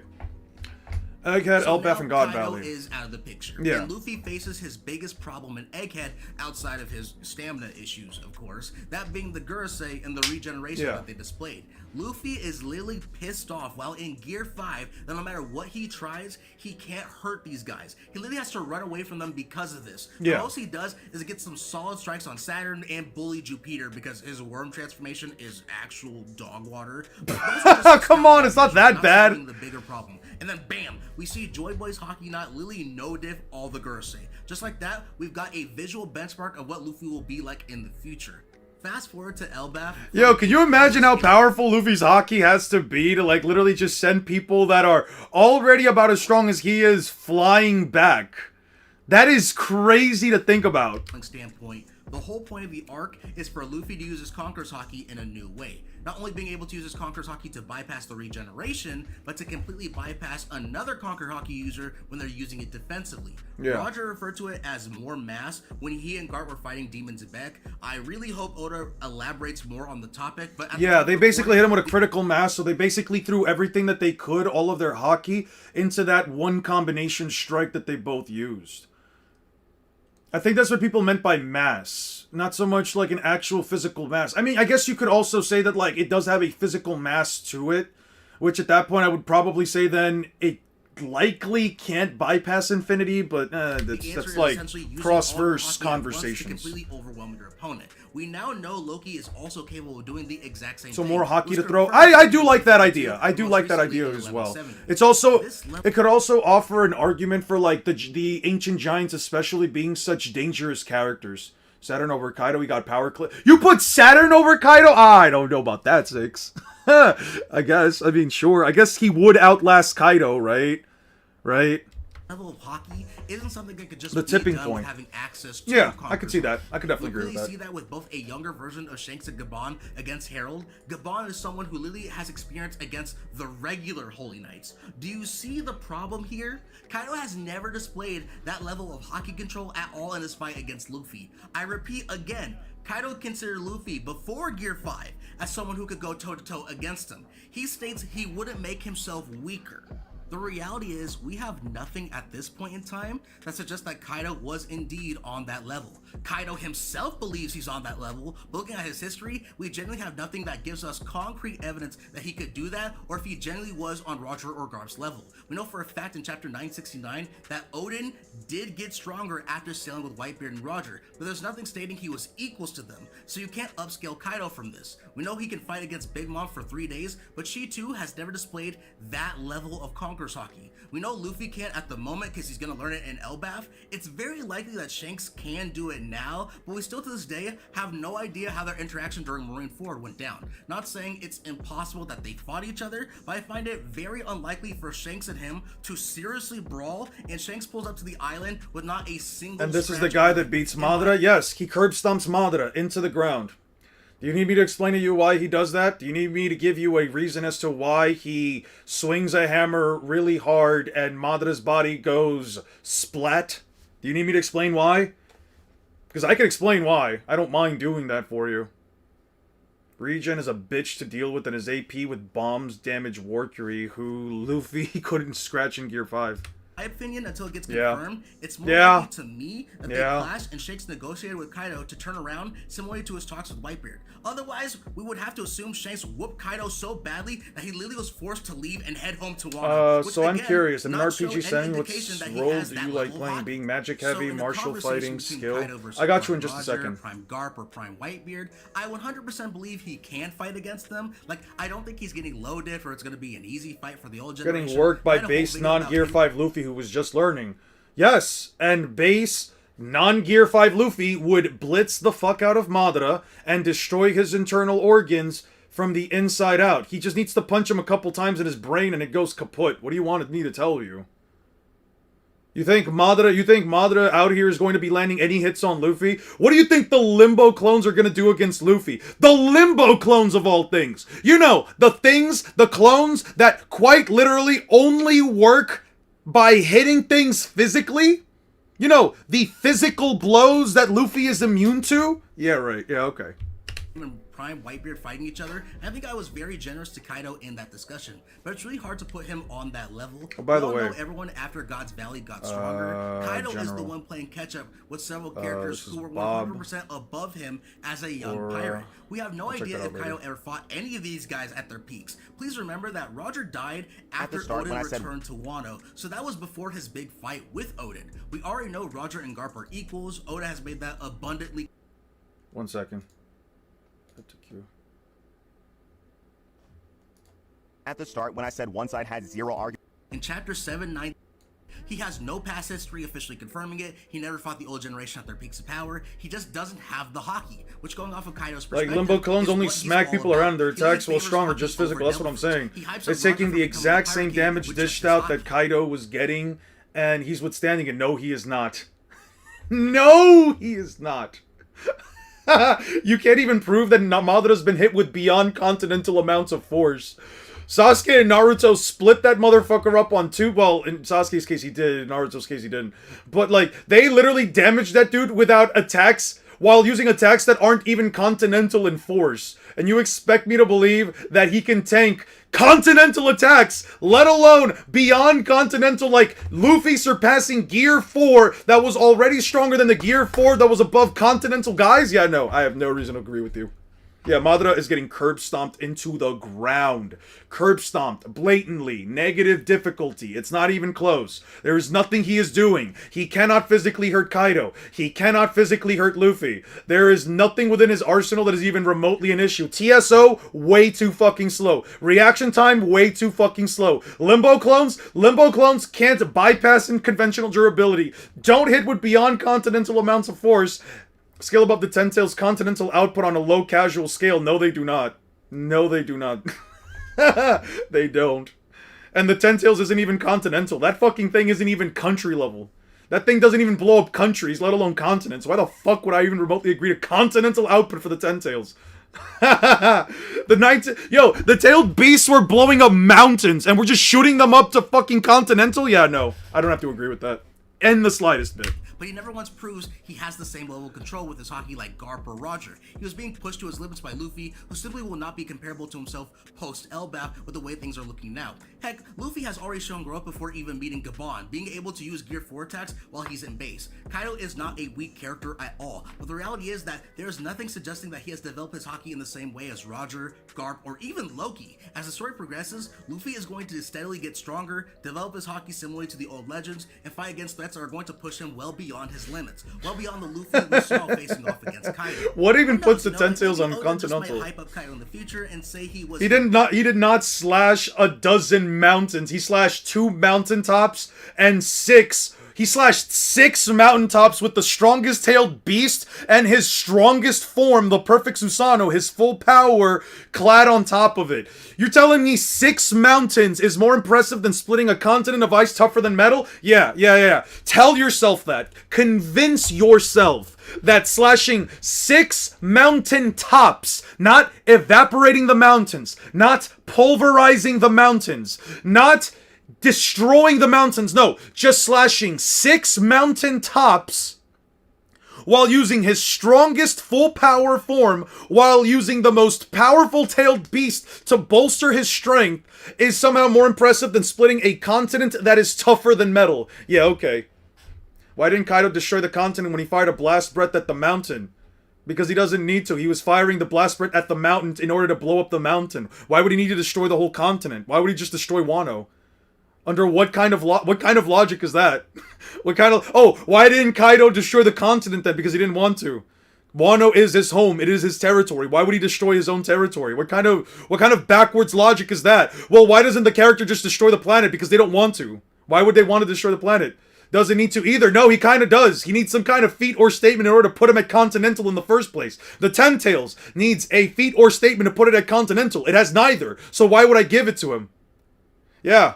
Why would I give it to them? Why would I do that? Why would I remotely entertain the concept or the idea that these characters are as strong as you say they are without any feats or statements to back it up? Kaido is Continental because he is stronger than characters who split a continent that is tougher than metal.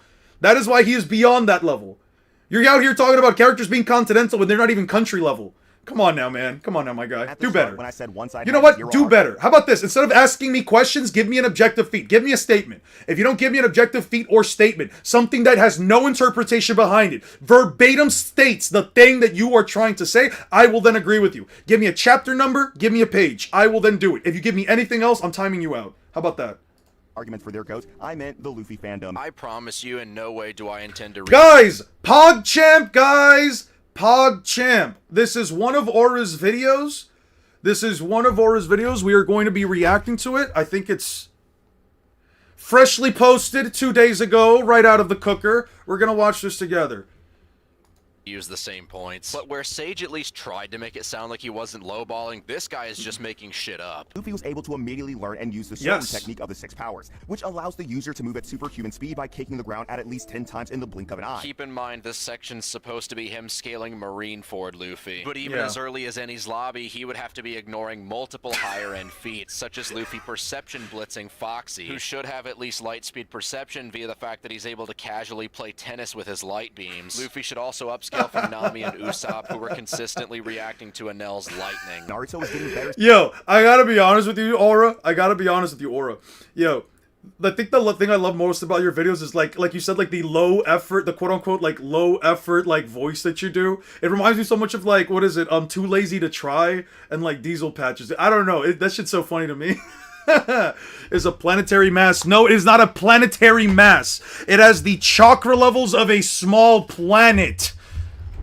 It has the chakra levels of a small planet, and nowhere is it even remotely implied it can just blow up the planet. I'm not even gonna remotely. It was just your voice. That's so cool, man. Oh shit. I don't know. I love this. Like, I love this whole like no give like these like I don't give a fuck style like content creation videos, just because it's like man, it just works. It just works. I wish I could do it. I feel like my voice is just too animated for that. I can't get it to work. It just works though. I love that shit, man. Speed feats much earlier than Luffy. Back in the first arc, Naruto was able to completely overwhelm Haku. Here comes the light speed Haku Wang. Yeah. You know where he's going with this. The data book states that it's possible for Haku's technique to allow him to move at the speed of light, but only under the condition that he's traveling between mirrors, not coming out of a mirror to attack Naruto, which is the scene where Naruto blitzes him. The use of the word possible in the statement indicates that the technique can vary in speed, meaning that even if Haku is hypothetically capable of light speed travel between mirrors, it's highly unlikely he was using it at any point, given the fact that we get multiple statements that Haku is holding back. And by the time Naruto does blitz him outside the mirror, which is outside his quote-unquote light speed win con, it's already been stated that Haku's burning through a lot of chakra, which is causing him to slow down. Regardless of which interpretation you go by, no one scales to this physically. Even so, between Naruto catching Haku mid-jump and Luffy using Soru, which do you think is more impressive? Neither. Without further context or quantification, blitzing a normal human gets you to subsonic, being generous. And this is one of the worst Luffy speed feats you could have possibly brought up. What are you talking about? Sasuke, who Naruto scales to, was already outperforming supersonic sound-based attacks. So Naruto blitzed a supersonic speed character. That's awesome. Good for him. The weakest members of Luffy's crew and much weaker incarnations than they would have been at Sabaody were consistently reacting to lightning. Massively hypersonic. There's no comparison here. Ultimately, Naruto wins the speed exchange here. Of course, the logical conclusion. Supersonic is faster than massively hypersonic. Rasengan is simply going to grab the 676 when he brings down all the meteors that are significantly larger than the ones before, and it scales to like half the planet. No, it doesn't. It really does not. Let me show you something funny. Here, let me bring these down. All right. Give me 1 second. All right. What is it? War Arc Part 2. You said 676. Yeah. Okay. 76. Yeah. Okay, so you see these, right? You see these things? Yeah, you see these things? They're not that big. And you know why? The area that they're fighting in is a single small country at best. A single small country at best. B, even if they were larger than the ones that Madara dropped before, the biggest meteor that Madara dropped prior is less than 80 meters tall because it is smaller than the perfect Susanoo, which is quite literally, I'll show you right here, taller than than both meteors stacked on top of one another. Well, one of them is like inclined in, but that's beside the point. Let me see. Where the fuck is it? 80 something. Susanoo right here. Yeah, the perfect Susanoo is taller than them, which is also the same size. Are you still streaming? Damn. Yeah, it's been a minute. It's been 7 hours. The perfect Susanoo is taller than the second meteor being stacked on top of the first meteor. That means these meteors are less than 80 meters tall if you give it every benefit of doubt. Kishimoto has a habit of making things seem bigger than he's actually scaling them, and we know for a fact that the location that they're fighting on is a small country in comparison to the rest of the verse. Not to mention, they're not even taking up the entirety of the country. Let me show you something on this panel over here. War Arc panel over here, just before the War Arc... Actually, no, it has to be pre-war, just before the War Arc starts. Let's see. Yeah, no. The entirety of the ward takes place in this tiny area right here. So you see how big the leaf is? You see how big the Land of Clouds is? You see how tiny this fucking country is? And mind you, it's in this area right here. So these meteors that you're talking about, they're taking quite literally a small amount of space within this area over here of this country. Yeah, he's country level at best. No. The Susanoo is not way bigger than that. Because Gamma Bunta, let me show you something. Let me show you something very interesting that you don't seem to understand. Gamma Bunta, according to the data books, is... Guys, say it with me. Oh, you all know where I'm going with this. 17 meters tall. And as you all know, Gamma Bunta is about the same size as the Shukaku. You can give the Shukaku 20 meters in height if you damn so well please. But in the tuning exams, we know for an objective fact that Gamma Bunta is only about the same size as this big-ass, fuck-ass Tanuki. Here you go. Here you go. About the same size as the Tanuki. The best you could give this thing is like 20 meters. If anything, the best you could do is give the Tanuki about 20 meters or so. And that's if being generous. I didn't have the old Gamma Bunta scam. You'd be so helpless. Oh, I wouldn't be so helpless. No, I feel like you're helpless, buddy. I feel like you're helpless. Also, just to add to that, just because I'm feeling a bit funny right now, just because I'm feeling a bit hee hee ha ha about this whole thing, yeah. Let me just show you something. Yeah, Mumu. I'll bring back up Mumu. Guys, you guys know I love me talking about some nice old Mumu. Let's see. Let's just skip on ahead. Yeah, this giant sea cow right here, 36 meters tall actually. Twice as large, over twice as large as Gamma Bunta, by the way. Over twice as large as Gamma Bunta, and Luffy's tossing him around. But that's just for me. That's just for me because I love bringing that little feat up. Anyway, back to the Naruto stuff. So, then you have, let's go back to the war arc. Let's go all the way back down to the war arc where Naruto's got all the other tailed beasts. And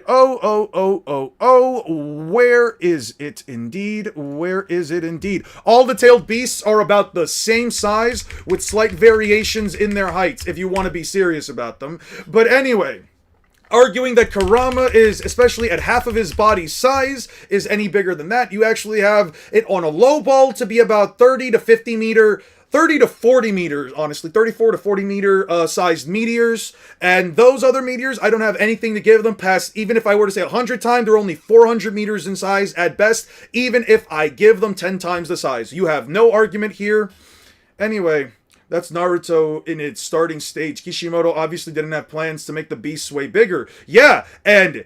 you know who didn't have any idea to make his creatures bigger? Oda. And this is also within the 100 chapters of the story. As a matter of fact, and just to make this even a harder thing for you to, a more concise little point, this is Gamma Bunta and Shukaku on chapter 135. This is Luffy performing a feat on chapter 82. Comparing a tailed beast to a goofy cow, my guy, I'm falling. Wrap my head around your logic. It's bigger. Momu is canonically bigger than them. That means Luffy could unironically lift up either Gamma Bunta or that fuck-ass Tanuki and toss them around like it's nobody's business, and you have absolutely and objectively speaking no counter-argument for that. There is, objectively speaking, no counter-argument that you can have that even remotely implies that Luffy couldn't do the exact same thing to those two creatures.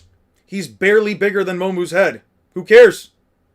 Who cares? Right here. 36 meters. Right here. Objectively speaking. 36 meters. I don't have anything else I need to give you. 36 meters in height. Over twice as big.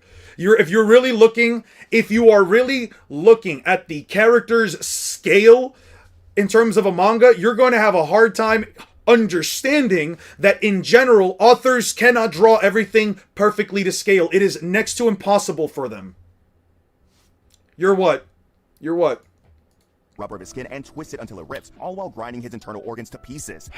Okay, number 1, filler clip of doom. Number 2, even if I grant the Rasengan being a cutting attack, it would still scale to Naruto in terms of AP. And since you've not scaled his AP literally anywhere, I have no reason to believe it's even gonna hurt Luffy. Yeah, you don't have to entertain it. Has always been Luffy's Achilles heel. Just think back to how badly Lucci's 6 King pistol hurt Luffy with its internal impact in chapter 425. Sure, it was a shockwave. 2 direct hits from the 6 King gun and it didn't put him down. I don't see what your point is here. Also, are you talking about the Luffy statement where he compares it to impact dials from Skypiea? Because he also took those to the face and kept fighting too. So Luffy has a... yeah, and an impact dial is 10 times stronger, and an impact dial is 10 times stronger than a... sorry, a reject dial is 10 times stronger than an impact dial, and a reject dial is stated to be able to killing a person.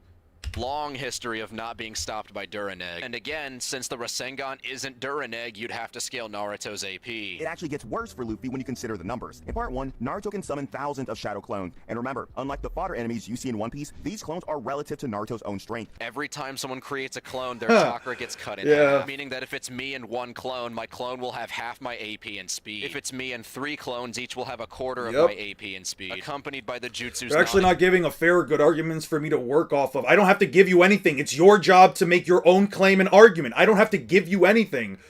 I have provided evidence, I have given you feats, I have given you statements, I have given you an actual map of what the shinobi world looks like and where the war is taking place. I have nothing else to do here. So I'm not as good as I was a day prior. That's why you're obviously missing the big picture. I'm not missing any big picture here. I understand the scaling, and I seem to understand it far better than you do. Unless you can prove me wrong with objective evidence and not just some, oh, look at the meteors, they look really big, I have no reason to even remotely entertain your arguments. I don't have to give you anything. I don't have to do anything here. You don't have to work off of any one of my arguments.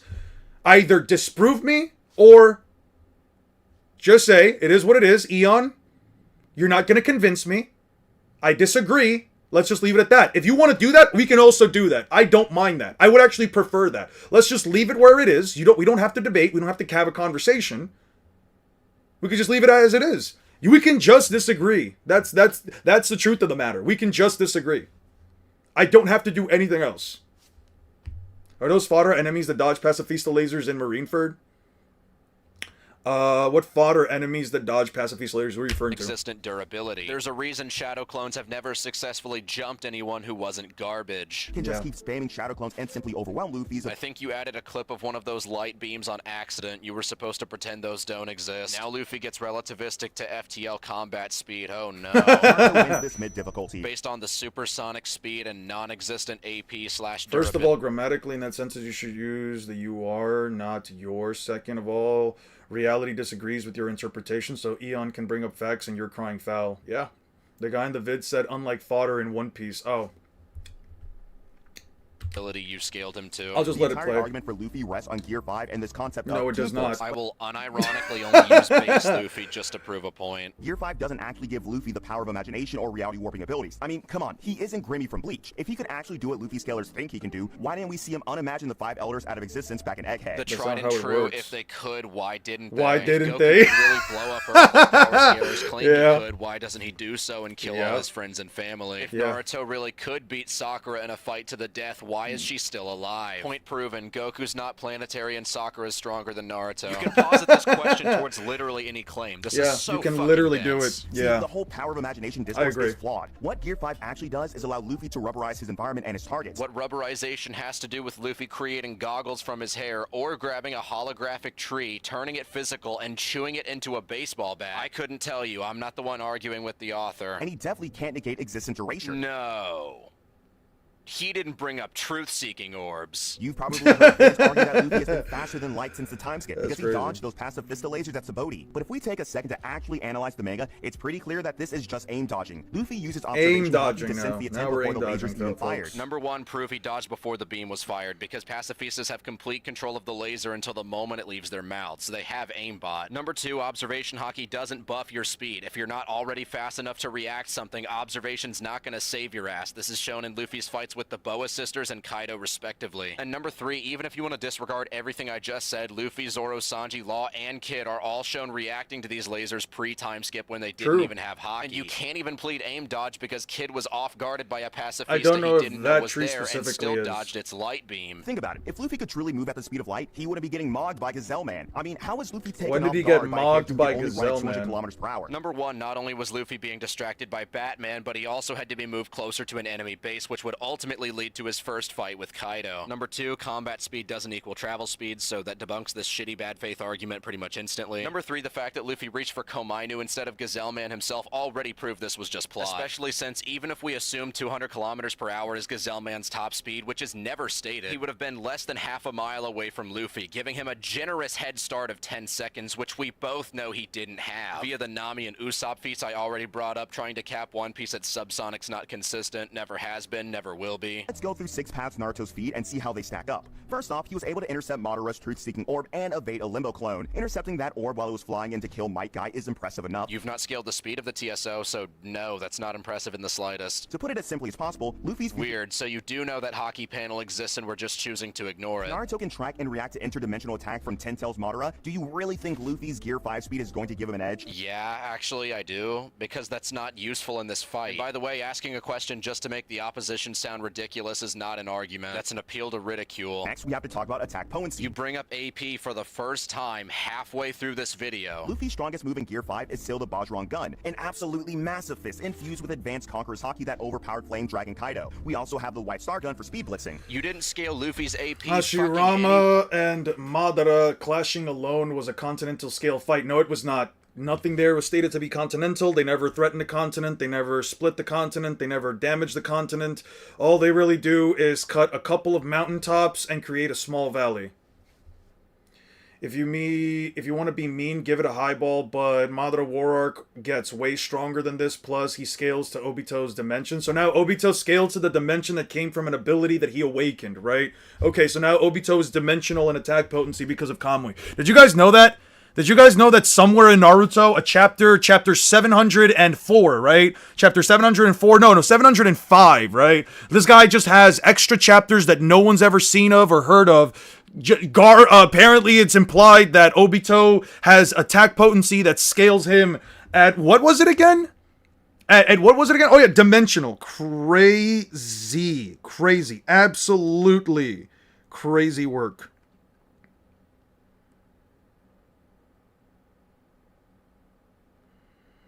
Absolutely crazy work, my guy. Anyway, was the best chapter in the entire manga, by the way? That's what I'm saying. Anywhere. You just named 2 attacks. Do you know what AP means? Because I don't think you do. However, Naruto can easily pull out a Rasengan that is on the same scale and just as destructive as the Bajrang Gun. Take the planetary Rasengan, for example. Just like Luffy, he doesn't scale this anywhere. What I put above the Bajrang Gun are the tailed beast balls, which can vaporize basically everything in the blast area. Biju bombs consistently eclipse and destroy mountains. Yep. I promise you, they're not that impressive. They're not that impressive. Are a combination of all types of natures, including yin yang. They can interact with and erase even intangible elements. No TSO has ever done anything to a person who wasn't a reanimation. And the only reason it affects them is because their bodies are made of the reanimation jutsu. Since TSOs nullify jutsu, they nullify the regenerative properties of the Edo Tensei when it makes contact. And even in the instances where it does damage something via force, which existence erasure isn't supposed to do, by the way, they're not some instant delete button for anything they come into contact with. Junito's truth-seeking staff clashed with Minato's kunai and caused it to violently fragment. Keep in mind that truth-seeking balls even disintegrated reanimated bodies. The fuck do you mean even reanimated bodies? They only affected reanimated bodies. It wouldn't have done anything if they weren't. Yeah, Anime Addict is not good at this. Truth-seeking balls would logically nullify Yellow Fruit effects on contact and bypass base armament Haki. Armament Haki's not spiritual, so this quote-unquote verse equalization when all you're trying to do is buff Naruto and nerf One Piece isn't really gonna fly. You can lowball Naruto's attack potency and speed as much as you want. You already did it for me. You scaled Naruto to maybe light speed and never talked about AP. Hokage Naruto is significantly stronger and faster than the version of Naruto from the last movie, who tanked Toneri's Golden Wheel reincarnation explosion, an attack that literally split the moon in half. Thanks for throwing the word literally in that sentence. When I saw the clip of the moon splitting in half, I thought you were being metaphorical. Something else you didn't mention, so I'm gonna have to. The moon's not even a naturally occurring moon. It's a cluster of rock assembled by the Chibaku Tensei. It was also completely hollowed out for a society to live inside, so, you know, requires significantly less energy than splitting something that was completely rock all the way through. Can you imagine Luffy taking an attack that splits the moon? In fact, forget Luffy. Can you imagine Rock's Joy Boy, Loki, or even Roger tanking such an attack? Yes. Now that your question has failed at its one purpose, which was to make me feel insecure about my position, attack it. And for the love of God, start scaling AP. Bringing up the White Star Gun doesn't scale you anywhere unless we're going to use a naming fallacy to say Luffy is star level. Keep in mind that the Tensei Gun was fully capable of destroying the Earth, unlike the hyperbolic statements in One Piece that people use to somehow scale White. It was capable of destroying the Earth. It wasn't going to blow up the planet. It was just going to land the moon on top of the planet and was likely just going to kill all life in society. The Naruto Gaiden volume from 701 actually has chapters. I know that it has chapters. I was throwing in 705 just as a way because there's usually 700 chapters in general. I know that there's chapters 701 through 10. I know. The Kamui Dimension is a parallel to the Ninja World, which is already planetary. It is not. You can include the stars. The Kamui Dimension does not have stars.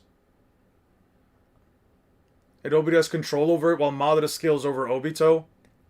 Okay, so tell me when Obito used his planetary attack potency to damage someone. Which one of Obito's attacks have planetary attack potency then? Explain that. It's a planetary. Why is the Whitebeard statement hyperbolic? That's a claim. Prove it. Shiki might be below Kaguya because he is an immortal. As of the Boruto era, it's stated that Kaguya died, so no, she's not immortal. Ishiki also bullies vastly stronger versions of these characters than the... By that logic, I mean, yeah.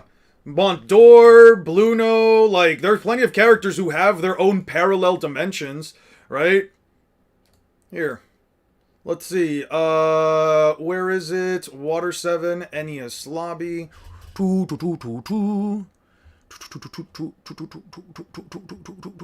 right here. Go back. Yeah, right here. Yeah, look, Bluno just makes a door midair, air door, right there. He's inside a parallel dimension. I guess Bluno, and look at that, the parallel dimension actually would have the sun and stars behind it, right? So I guess, hey, listen, since you can see a sky in the door dimension, since you can see all of these things, I suppose Bluno is universal because you can see the sky, you can see the star, you can see all of the structures still in there. Yeah, I don't know, man. I don't know. I guess, man, right? I can't believe Luffy was stomping a universal character. Yeah, no, Luffy by NES Lobby, by chapter 388 is already universal. Who knew?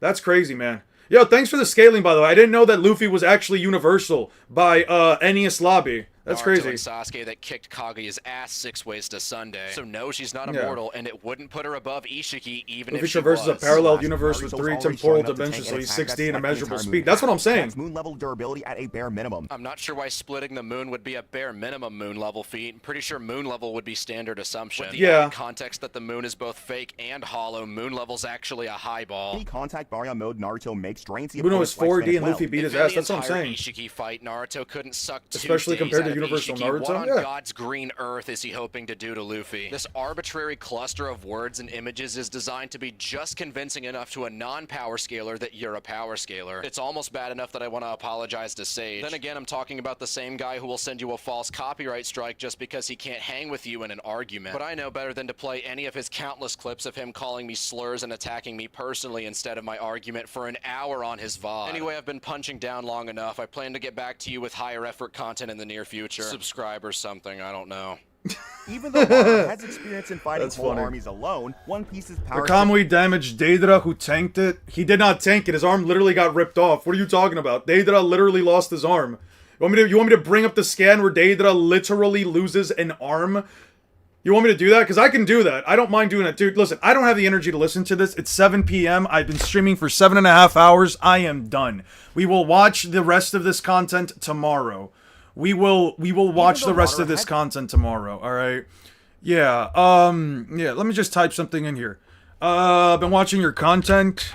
Been watching your content and content with your content in it. Drake, holy shit, also tip for your workday. Thank you so much, man. Holy shit, can we get some fucking W's for that big dig $10 dono? Holy shit. Even if it wasn't a workday, it was always entertaining to hear your streams. I appreciate that, man. Thank you for sticking around. I just simply win then? No, you do not. Damage? What do you mean you simply win? So are you proving... So what exactly about Day that has planetary attack potency? With one arm, and that attack is already planetary. Obito in his deathbed used Kamui on Kaguya's attack, which is universal, modest scales to it. Jesus Christ. The level of information here. I don't know, man. Genuinely, there is genuinely some logic going in here. There's genuinely some logic going in here. Yeah. Been watching your content. Would love to sit down and actually...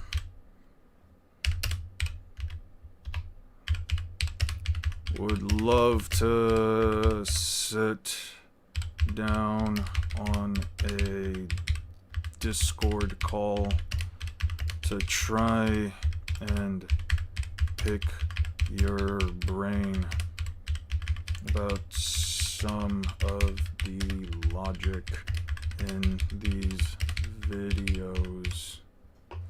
Anyway, good stream. It's already 12 here. Bye-bye, man. Have a good one, Marcos. Hope you have a good day. Hope you have a good night. Hope the rest of you guys enjoy the rest of your evenings. I'm going to go eat some FUD. I'm gonna go eat some FUD. That's why. Why what? What do you win and why? Yeah. It's almost 1 a.m. here.